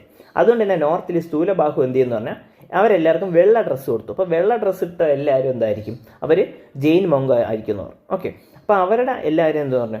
അവർ ശ്വേതാംബരരാണെന്ന് പറഞ്ഞു. ഓക്കെ, വൈറ്റ് ക്ലൗഡ് എന്നാണ് അതിനെ അറിയപ്പെടുന്നത്. വൈറ്റ് ക്ലൗഡ് ഇട്ടവരെല്ലാവരും ശ്വേതാംബരർ. പക്ഷേ ഈ സൗത്തിലോട്ട് പോയ ഭദ്രബാഹുവിൻ്റെ ആൾക്കാരൊന്നും അവരെ ഇത് സമ്മതിച്ചില്ല. ഇല്ല, നമ്മളെ ഒറിജിനൽ മതം എന്താണോ അത് അതുപോലെ തന്നെ ഏറ്റെടുക്കും. അതുകൊണ്ട് നമ്മളിപ്പോഴും ഡ്രസ്സ് ഇടില്ല. അപ്പോൾ നമ്മൾ നേക്കഡായിട്ട് നമ്മൾ സ്കൈനെ ആയിരിക്കും, നമ്മൾ ഈ ക്ലൗഡ്സ് അല്ലെങ്കിൽ സ്കൈ ആയിരിക്കും നമ്മളെ ഡ്രസ്സ്. അതുകൊണ്ട് നമ്മൾ വേറെ ഡ്രസ്സൊന്നുമില്ല. അതുകൊണ്ട് അവർ ദിഗാംബര എന്നും അറിയപ്പെടുന്നത്. അങ്ങനെ ശ്വേതാംബര ദിഗാംബര എന്നൊരു ഡിവിഷൻ ജൈനിസത്തിൽ ആദ്യമായിട്ട് വന്നു. അത് ഫസ്റ്റ് ബുദ്ധിസ്റ്റ് കൗൺസിലാണ് വന്നത്. ഓക്കെ, അതുകൊണ്ട് തന്നെ നമുക്കറിയാം ഇപ്പം ഒരു മതം ഒരു ഡ്രസ്സ് പോലും ഇടാത്ത അത്രയും എക്സ്ട്രീം ആയിട്ടുള്ള നിൽക്കുന്ന മതം ഫേമസ് ആകുമോ? ഇല്ല. അതുകൊണ്ട് തന്നെ കൂടുതലും ശ്വേതാംബരയാണ് പിന്നീട് അങ്ങോട്ട് ഫേമസ് ആവുന്നത്. ദിഗാംബര അത്ര ഫേമസ് ആവില്ല. ഓക്കെ, അടുത്ത് സെക്കൻഡ് ബുദ്ധിസ്റ്റ് കൗൺസിൽ എന്ന് പറയുന്നത് 512 AD ഇത് 297 BC നടന്നത്. അടുത്ത് 512 AD വല്ലഭി ഗുജറാത്തിലാണ് നടന്നത്. ഓക്കെ, ദേവർദ ഖനി എന്ന് പറയുന്നതാണ് ചെയർമാൻ. അവിടുത്തെ പാട്രോൺ ആരാന്ന് ഇപ്പോഴും ഡൗട്ടുണ്ട്, അതുകൊണ്ട് അത് പറയുന്നില്ല. പിന്നെ അവിടെ എന്താണ് ഫൈനലായിട്ട് ഈ 12 അംഗങ്ങൾ ഉപംഗങ്ങളുടെയും ഒന്നുകൂടെ ഫൈനലായിട്ടുള്ളൊരു കമ്പൈലേഷൻ നടന്നൊരു സ്ഥലമാണ് ഇത്. അപ്പോൾ 2 ജെയിൻ കൗൺസിൽ കറക്റ്റായിട്ട് ഓർത്ത് വെച്ചിരിക്കുക. ഇത് UPSCക്ക് ചോദിക്കാം. ഓക്കെ, അടുത്ത് ജെയിനിസത്തിൻ്റെ കോൺട്രിബ്യൂഷൻസ് എന്തൊക്കെയാണെന്ന് നോക്കാം. ജെയിനിസത്തിൻ്റെ ലിറ്ററേച്ചറിൽ ഇഷ്ടംപോലെ കോൺട്രിബ്യൂഷൻസ് ഉണ്ട്. ഒന്നാമത്തെ ഭാഷാപരമായിട്ട് ഞാൻ പറഞ്ഞ പ്രാകൃത ഭാഷയാണ് അവർ ഉപയോഗിച്ചിരുന്നത്, കോമൺ ആൾക്കാരുടെ ഭാഷ. അതിന് തന്നെ പല പല രൂപങ്ങളുണ്ടായിരുന്നു. അപബ്രഹ്മാംസ, പിന്നെ അതുപോലെ അർദ്ധമഗധി, മഗധി, സൗരശേണി, മഹാരാഷ്ട്ര എന്നൊക്കെ പറയുന്ന ഈ ഭാഷയുടെ തന്നെ പല പല വൈവിധ്യങ്ങളാണ്. ഓക്കെ, ആ ഒരു കാര്യം നിങ്ങളോട് കറക്റ്റായിട്ട് മനസ്സിലാക്കിയിരിക്കുക. പിന്നെ ആർക്കിടെക്ചറിൻ്റെ കാര്യത്തിൽ ജൈനന്മാർ ഇഷ്ടം പോലെ കേവ് ടെമ്പിൾസ് ഇഷ്ടം പോലെ നിർമ്മിച്ചു. ഓക്കെ, റോക്കിലുണ്ടാക്കിയ റോക്കറ്റ് ടെമ്പിൾസ്. അതിനൊരു എക്സാമ്പിൾ ഖാത്തിഗുംഫ കേവ്. അത് ഖാരവേലയിലാണ് 2nd century BC. ഇപ്പോൾ ഇത് ഏതൊക്കെയാണെന്ന് കറക്റ്റ് പഠിക്കുക. നമ്മൾ ആർട്ട് ആൻഡ് കൾച്ചറിൽ പോകുമ്പോൾ ഒന്നുകൂടെ നോക്കുമെങ്കിലും ഇതിപ്പോഴും കറക്റ്റായിട്ട് ഓർത്ത് വെച്ചിരിക്കുക. ഈ ജെയിൻ ഇതിൻ്റെ ഗ്രോത്ത് ആയിട്ടാണ് നടന്നതെന്നും ഇതിൻ്റെ ടൈം പീരീഡ് നോക്കാം. ഖണ്ഡാഗിരി, ഉദയഗിരി കേവ് ഒറീസയിലുള്ള ഇതൊക്കെ എന്താണ്? ജെയിൻ ആർക്കിടെക്ചറിൻ്റെ ഒരു ഭാഗമാണ്. ഇതിൽ തന്നെ ഏറ്റവും സൗത്ത് ഇന്ത്യയിൽ ഇമ്പോർട്ടൻ്റ് ആയിട്ടുള്ളൊരു സംഭവമാണ് ബാഹുബലിയുടെ പ്രതിമ. ബാഹുബലി എന്ന് പറയുമ്പോൾ നമ്മൾ സിനിമ കാണുന്ന ബാഹുബലിയല്ല. ഒന്നാമത്തെ തീർത്ഥൻകാരായിട്ടുള്ള ഋഷഭ്നാഥിൻ്റെ മകനാണ് ഗോമതേശ്വര. ഗോമതേശ്വരയാണ് നമ്മളിവിടെ ബാഹുബലിയായിട്ട് പറയുന്നത്. അദ്ദേഹത്തിൻ്റെ പ്രതിമ, അദ്ദേഹത്തിൻ്റെ ബാഹുബലി എന്ന് വിളിച്ചിരുന്നു. ഓക്കെ, അദ്ദേഹത്തിൻ്റെ പ്രതിമ വലിയ വലിയ പ്രതിമകൾ ശ്രാവൺ ബേൽഗോലയിൽ കരൈക്കൽ, മൈസൂരിലുള്ള ശ്രാവൺ ബേൽഗോല കരൈക്കൽ എന്ന് പറഞ്ഞ സ്ഥലത്ത് ഉണ്ട്. അത് ഇപ്പോഴും ലോകത്തിലെ തന്നെ വണ്ടേഴ്സായിട്ടാണ് കണക്കാക്കപ്പെടുന്നതെന്ന് മനസ്സിലാക്കുക. ഓക്കെ, അത് 56.5 feet ഹൈയിൽ ഗ്രാനൈറ്റിലാണ് ഉണ്ടാക്കിയിരിക്കുന്നത്. അത് എന്താണ്? ഗംഗയിലെ ഒരു റൂളറാണ് റൂളറിന് minister. Okay, minister of a Ganga ruler ആണ് ഉണ്ടാക്കിയ. അദ്ദേഹത്തിൻ്റെ പേര് ചാമുണ്ടരയ്യ എന്ന് പറഞ്ഞ റൂളറാണ് 982 AD ഈ ഒരു പ്രതിമ നിർമ്മിച്ചത്. Statue of Bahubali at Shravan Belgola. Bahubali എഴുന്നേച്ചാരാണ്? തിരുങ്കരയുടെ മകനാണ് ഗോമതേശ്വര. പിന്നെ അതുപോലെ ക്ഷേത്രങ്ങൾ, ദിൽവാര ടെമ്പിൾസൊക്കെ ഇപ്പോഴും ഭയങ്കര ഫേമസ് ആണ്. രാജസ്ഥാനിലാണുള്ളത്. ഓക്കെ, മൗണ്ട് അബു എന്ന് പറഞ്ഞാൽ മൗണ്ട് അബു ജോഗ്രഫിക്കലി നോക്കിയാൽ വളരെ ഇമ്പോർട്ടൻ്റ് ആണ്. കാരണം ആരവല്ലിയിലുള്ള ഏറ്റവും ഇമ്പോർട്ടൻ്റ് ആയിട്ടുള്ള പീക്കാണ് മൗണ്ട് അബു എന്ന് പറയുന്നത്. അപ്പോൾ ആ മൗണ്ട് അബുവിലാണ് ഈ ദിൽവാര ടെമ്പിളൊക്കെ ഇരിക്കുന്നത്. അപ്പോൾ ആ ഒരു കാര്യം നിങ്ങൾ പഠിക്കുക. പിന്നെ പെയിൻറ്റിങ് സ്റ്റൈൽ ഇഷ്ടംപോലെ Gujarati style, Jain style of painting. Gujarati സ്റ്റൈലാണ് കൂടുതലും ഈ ഒരു Jain style of painting develop ചെയ്യുന്നത്. അപ്പോൾ ഇങ്ങനെയുള്ള കുറേ ജെയിൻ സ്റ്റൈൽ ഓഫ് പെയിൻറ്റിങ് അവർ ഡെവലപ്പ് ചെയ്തു. പിന്നെ ട്രേഡിംഗ് കമ്മ്യൂണിറ്റിയിൽ ഭയങ്കരമായിട്ട് ആ സമയത്തൊക്കെ വന്നു. പിന്നെ അതുപോലെ തന്നെ ജൈനിസത്തിൽ ഇമ്പോർട്ടൻ്റ് ആയിട്ടുള്ള 1-2 ടെക്സ്റ്റാണ് കൽപ്പസൂത്ര. ഇപ്പോൾ നമ്മൾ ഓപ്ഷൻസ് കാണും, ഇതിൽ ഏതാണ് ജെയിൻ ലിറ്ററേച്ചറുമായിട്ട് ബന്ധപ്പെട്ടതെന്ന് നോക്കാം. കൽപ്പസൂത്ര എന്നൊരു വാക്ക് കണ്ടാൽ അത് ജെയിൻ ലിറ്ററേച്ചറാണെന്ന് ഉറപ്പിക്കുക. ഓക്കെ, അത് കൽപ്പസൂത്രത്തിലാണ് കൂടുതൽ ബയോഗ്രഫി, അവരുടെ ബയോഗ്രഫീസിനാണ് സാധാരണ കൽപ്പസൂത്ര എന്ന് പറഞ്ഞത്. പിന്നെ അതുപോലെ തന്നെ കാലക്കാചാര്യ കഥ എന്നുള്ളതൊക്കെ എന്താണ്, അതൊക്കെ പോപ്പുലർ ആയിട്ടുള്ള ജെയിൻ ടെക്സ്റ്റുകളാണ്. ഇപ്പോൾ നമുക്കിവിടെ കൂടുതലായിട്ട് വാല്യൂ ഒഴിച്ച് എനിക്ക് തോന്നിയിട്ടുള്ളത് വേണമെന്നുള്ളത് പറഞ്ഞിട്ട് ജെയിൻ ലിറ്ററേച്ചർ, ജെയിൻ അഥവാ ബുദ്ധിസ്റ്റ് ലിറ്ററേച്ചർ നിങ്ങൾ കൂടുതൽ ഇതിനേക്കാൾ എക്സ്ട്രാ കുറച്ചുകൂടെ എന്താണെന്ന് നോക്കി വെച്ചിരിക്കുക. അതിൻ്റെ ഒരു മെറ്റി ലൂസൻ്റ് എന്നൊരു ടെക്സ്റ്റ് ഉണ്ട്. അപ്പോൾ ആ ടെക്സ്റ്റിൽ കുറച്ച് കാര്യങ്ങൾ 1-2 പോയിന്റ് മാത്രം, കോൺസെപ്റ്റുകളെല്ലാം ഞാൻ ഇവിടെ പറഞ്ഞു പോകുന്നുണ്ട്. ഇതായിട്ട് ടെക്സ്റ്റ് ബുക്കുള്ള പേരുകൾ മാത്രം നോക്കാൻ വേണ്ടി ആ ബുക്ക് ഒന്ന് റെഫർ ചെയ്യുക. ഓക്കെ, ആ പോർഷൻ മാത്രം, അത് ഭയങ്കര ബൾക്കാണ്. അതിൽ 1 വേർഡായിട്ടാണ് എല്ലാം എഴുതിയിരിക്കുന്നത്. അതിൽ കഥ പോലെ ഒന്നുമില്ല. ജസ്റ്റ് ആ വാക്കുകൾ മനസ്സിലാക്കാൻ വേണ്ടി, 1 വേർഡ് മനസ്സിലാക്കാൻ വേണ്ടി മാത്രം നോക്കുക. ഞാൻ നിങ്ങൾക്ക് ടെലഗ്രാമിൽ ഇട്ടിരിക്കാം. ഓക്കെ, അടുത്ത് എങ്ങനെയാണ് ഈ ജെയിൻ മതം താഴോട്ട് പോയെന്ന് നോക്കാം. ജെയിൻ മതം താഴോട്ട് പോകാനുള്ള മെയിൻ കാരണം ആരാണ്? അവർക്ക് പാട്രണേജ് കിട്ടില്ല, അല്ലെങ്കിൽ കൂടുതൽ ഈ മോങ്സിനെ പ്രൊമോട്ട് ചെയ്യണം, ഈ ബുദ്ധിസ്റ്റ് മോങ്സിനെയൊക്കെ പ്രൊമോട്ട് ചെയ്യണം, പൈസ കൊടുക്കണം, എന്നാൽ മാത്രമേ ആ മതം വളരുള്ളൂ. അങ്ങനെയുള്ള വളർച്ച കിട്ടാൻ വേണ്ടിയുള്ള രാജാക്കന്മാർ വളരെ കുറവായിരുന്നു. ആദ്യം ബിംബിസാര രാജാശത്രു ഒക്കെ കൊടുത്തെങ്കിലും പിന്നീട് അങ്ങോട്ടുള്ള രാജാക്കന്മാർ കൂടുതലും, ഗുപ്തയിലൊക്കെയുള്ള എനിക്ക് തോന്നുന്നില്ല ആരും ഇതിനൊന്നും പ്രൊമോട്ട് ചെയ്തിട്ടില്ല അങ്ങോട്ടുള്ള. ആ മൗര്യയിലായപ്പോലും, മൗര്യൻ ഡൈനസ്റ്റിയിലായപ്പോലും പിന്നെ കൂടുതലും ബുദ്ധിസമാണ് കൂടുതൽ വന്നത്. അപ്പം അങ്ങോട്ടുള്ള ആരും പാട്രണേജ് അല്ലെങ്കിൽ പൈസാപരമായിട്ടുള്ള സഹായങ്ങൾ ആരും ചെയ്തിട്ടില്ല. പിന്നെ അടുത്ത രണ്ടാമത്തെ എന്ന് പറഞ്ഞാൽ മിഷണറി സീല്. അവർക്കും എന്താണ് ആ ഒരു ആഗ്രഹം, ഈ ഒരു മോങ്സ് ആയപ്പോലും അവരുടെ ഒരു ഈ ഒരു മതത്തിനെ പ്രൊമോട്ട് ചെയ്യുക എന്നുള്ള ലക്ഷ്യത്തിൽ നിന്ന് അവർ മാറിപ്പോയെന്നുള്ളതാണ്. അപ്പോൾ അങ്ങനെ വന്നപ്പോഴും എന്ത് ചെയ്തു, കുറേ രീതിയിലുള്ള തിരിച്ചടികൾ വന്നു. അങ്ങനെയും ഈ ഒരു മതം താഴോട്ട് പോയി. പിന്നെ എന്താ സിവിയറിറ്റി, ഞാൻ പറഞ്ഞ എക്സ്ട്രീം പിനൻസ് എന്ന് പറഞ്ഞാൽ ഇമ്പോർട്ടൻ്റ് ആയിട്ടുള്ളൊരു ഫാക്ടറാണ് ഈ ഒരു ജൈനിസത്തിൽ. എക്സ്ട്രീം പിനൻസ് ആർക്കും ഇഷ്ടമില്ലായിരുന്നു. ഓക്കെ, എക്സ്ട്രീം പിനൻസ് ആർക്കും വേണ്ടായിരുന്നു. കാരണം എല്ലാവർക്കും മിഡിൽ പാത്താണ് കൂടുതൽ ഫേവർ ചെയ്തത്. അതുകൊണ്ട് തന്നെ കൂടുതലും ജൈനിസത്തിൽ നിന്ന് മാറി ബുദ്ധിസത്തിലേക്ക് പോയി. ഈ എക്സ്ട്രീം പാത്ത് ജൈനിസത്തിൻ്റെ തന്നെ താഴേക്ക് പോകാനുള്ള ഒരു പാത്തായെന്നുള്ളതാണ്. ഓക്കെ, അത് മനസ്സിലാക്കാം. പിന്നെന്താണ്, ജൈനിസത്തിൽ ഇഷ്ടംപോലെ സെപ്പറേഷൻസ് വന്നു തുടങ്ങി. ഈ സെപ്പറേഷൻസിനെ കുറിച്ച് നമുക്ക് പ്രീവിയസ് ക്വസ്റ്റ്യൻ നോക്കുമ്പോൾ നോക്കാം. ഇഷ്ടംപോലെ സെപ്പറേഷൻസ് വന്നു. ഓക്കെ, അത് ഏതൊക്കെ രീതിയിലാണ് എന്നുള്ളത് നമുക്ക് നോക്കാം. അതിൽ ഒന്നാമത്തെ സെപ്പറേഷൻ നമ്മൾ ഓൾറെഡി കണ്ടതാണ്. ഏതാണ്? ശ്വേതാംബരയും ദിഗംബരയും. അത് ഫസ്റ്റ് ബുദ്ധിസ്റ്റ് കൗൺസിൽ നമ്മൾ കണ്ടതാണ്. അതിൻ്റെ സെപ്പറേഷൻ നടന്നു. അത് മാത്രമല്ല ഇനിയും സെപ്പറേഷൻസ് നടന്നു. അപ്പോൾ അതിനെക്കുറിച്ചൊക്കെ നമുക്ക് കൂടുതൽ നോക്കാം. PYക്ക് നോക്കാം. ബേസിക്കായിട്ട് ഇത് അറിഞ്ഞു വെച്ചിരിക്കുക. പിന്നെ എന്താണ് ബുദ്ധിസം വന്നതുകൊണ്ട് തന്നെ ബുദ്ധ കൊണ്ടുവന്ന രീതിയൊക്കെ വളരെ വളരെ എന്താണ് അപ്പീലിംഗ് ആയിരുന്നു. അല്ലെങ്കിൽ എല്ലാ ജനങ്ങൾക്കും അവിടെ വരാം. ഭയങ്കര എക്സ്ട്രീം അല്ല, വളരെ സിമ്പിളായിട്ടുള്ള മിഡിൽ പാത്ത് ഫോളോ ചെയ്യുന്നൊരു മതമായതുകൊണ്ട് തന്നെ കൂടുതൽ ആൾക്കാർ ബുദ്ധിസത്തിലേക്ക് പോയെന്നതാണ്. അങ്ങനെയും ജൈനിസം താഴോട്ടേക്ക് പോയി. അപ്പോൾ ജൈനിസത്തിൽ ഇത്രയും പോയിന്റ് നിങ്ങൾ ഓർത്ത് വെച്ചിരിക്കുക. ഓക്കെ, അപ്പോൾ അതാണ് ജൈനിസം. അടുത്തുള്ള ഇമ്പോർട്ടൻ്റ് ആയിട്ടുള്ള ഹെറ്ററോഡോക്സ് റിലീജിയൻ അല്ലെങ്കിൽ ബ്രാഹ്മണിക്കൽ റിലീജിയൻ ചലഞ്ച് ചെയ്ത രണ്ടാമത്തെ ഇമ്പോർട്ടൻ്റ് ആയിട്ടുള്ള റിലീജിയനാണ് ബുദ്ധിസം എന്നാണ്. ബുദ്ധിസം എന്ന് പറഞ്ഞാൽ ഗൗതം ബുദ്ധയുടെ ടീച്ചിങ്സ് കാരണം ഉണ്ടായതാണ്. ജൈനിസം വർത്തമാൻ മഹാവീരുടെ ടീച്ചിങ്സ് കാരണം ഉണ്ടായതല്ല. അദ്ദേഹം 24ാമത്തെ തീർത്ഥൻകാരായിരുന്നു. ഒന്നാമത്തെ ആരാണ്? ഋഷഭ്നാഥാണ് നമ്മൾ പഠിച്ചു. പക്ഷേ ബുദ്ധിസം ഉണ്ടായത് സിദ്ധാർത്ഥ ഗൗതം അല്ലെങ്കിൽ നമ്മുടെ ബുദ്ധൻ്റെ ടീച്ചിങ്സ് കാരണമാണ്. അദ്ദേഹം ജനിച്ചപ്പോഴെന്ന് വെച്ചാൽ 563 BC-യിലാണ്. 80 വർഷം പുള്ളി ജീവിച്ചു. ഓക്കെ, പുള്ളി സഖ്യ ക്ലാനിലാണെന്ന് മനസ്സിലാക്കുക. സഖ്യ ക്ലാൻ അത് എവിടെയാണുള്ളതെന്ന് പറഞ്ഞാൽ ഇൻഡോ നേപ്പാൾ ബോർഡറിലുള്ള ലുംബിനി എന്നൊരു സ്ഥലത്താണ് അവിടെ ഉണ്ടായിരുന്നത്. ഗൗതമ ബുദ്ധ 29ാമത്തെ വയസ്സിൽ അദ്ദേഹത്തിൻ്റെ സാധാരണയുള്ള ജീവിതം കഴിഞ്ഞ് അദ്ദേഹം പോകുന്നു. അദ്ദേഹത്തിന് പിന്നെ എന്താണ് ബോധ്ഗയയിൽ വെച്ചിട്ട്, ബീഹാറിലുള്ള ബോധ്ഗയയിൽ വെച്ചിട്ടുള്ള മരത്തിൽ അദ്ദേഹത്തിന് എൻലൈറ്റ്മെൻറ്റ് കിട്ടുന്നത് നമുക്കറിയാം. 49 ദിവസത്തെ മെഡിറ്റേഷന് ശേഷമാണ് ആ എൻലൈറ്റ്മെൻറ്റ് കിട്ടുന്നത്. ഈ എൻലൈറ്റ്മെൻറ്റ് കിട്ടിയതിന് ശേഷമാണ് അദ്ദേഹം ബുദ്ധമതത്തിനെ സ്പ്രെഡ് ചെയ്യാൻ തുടങ്ങി. ആദ്യം ചെയ്തതെന്നാണ് അദ്ദേഹം ആദ്യം ഒരു പ്രഭാഷണം നടത്തി. അത് സാരനാഥാണ് അദ്ദേഹം പ്രഭാഷണം നടത്തിയത്. പ്രഭാഷണത്തിന് പറഞ്ഞ ഇംഗ്ലീഷ് പേര് സർമൺ. ഫസ്റ്റ് സർമൺ നടത്തിയ സാരനാഥ്, അത് ബനാറസിലാണ്, ഉത്തർപ്രദേശിലുള്ളത്. അതിനെ പറയുന്നത് എന്താണ്? ധർമ്മചക്ര പ്രവർത്തന എന്നാണ് പറയുന്നത്. ആ ഫസ്റ്റ് സർമനെ വിളിക്കുന്ന പേരാണ് ധർമ്മചക്ര പ്രവർത്തന.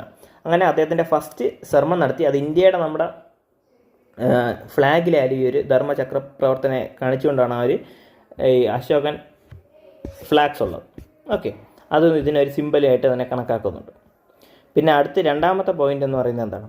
483 അദ്ദേഹം 80ാമത്തെ വയസ്സിൽ കുശിനഗര, ഉത്തർപ്രദേശിൽ തന്നെ കുശിനഗര എന്നൊരു ടൗണിലാണ് അദ്ദേഹം മരിക്കുന്നതെന്ന് മനസ്സിലാക്കാൻ.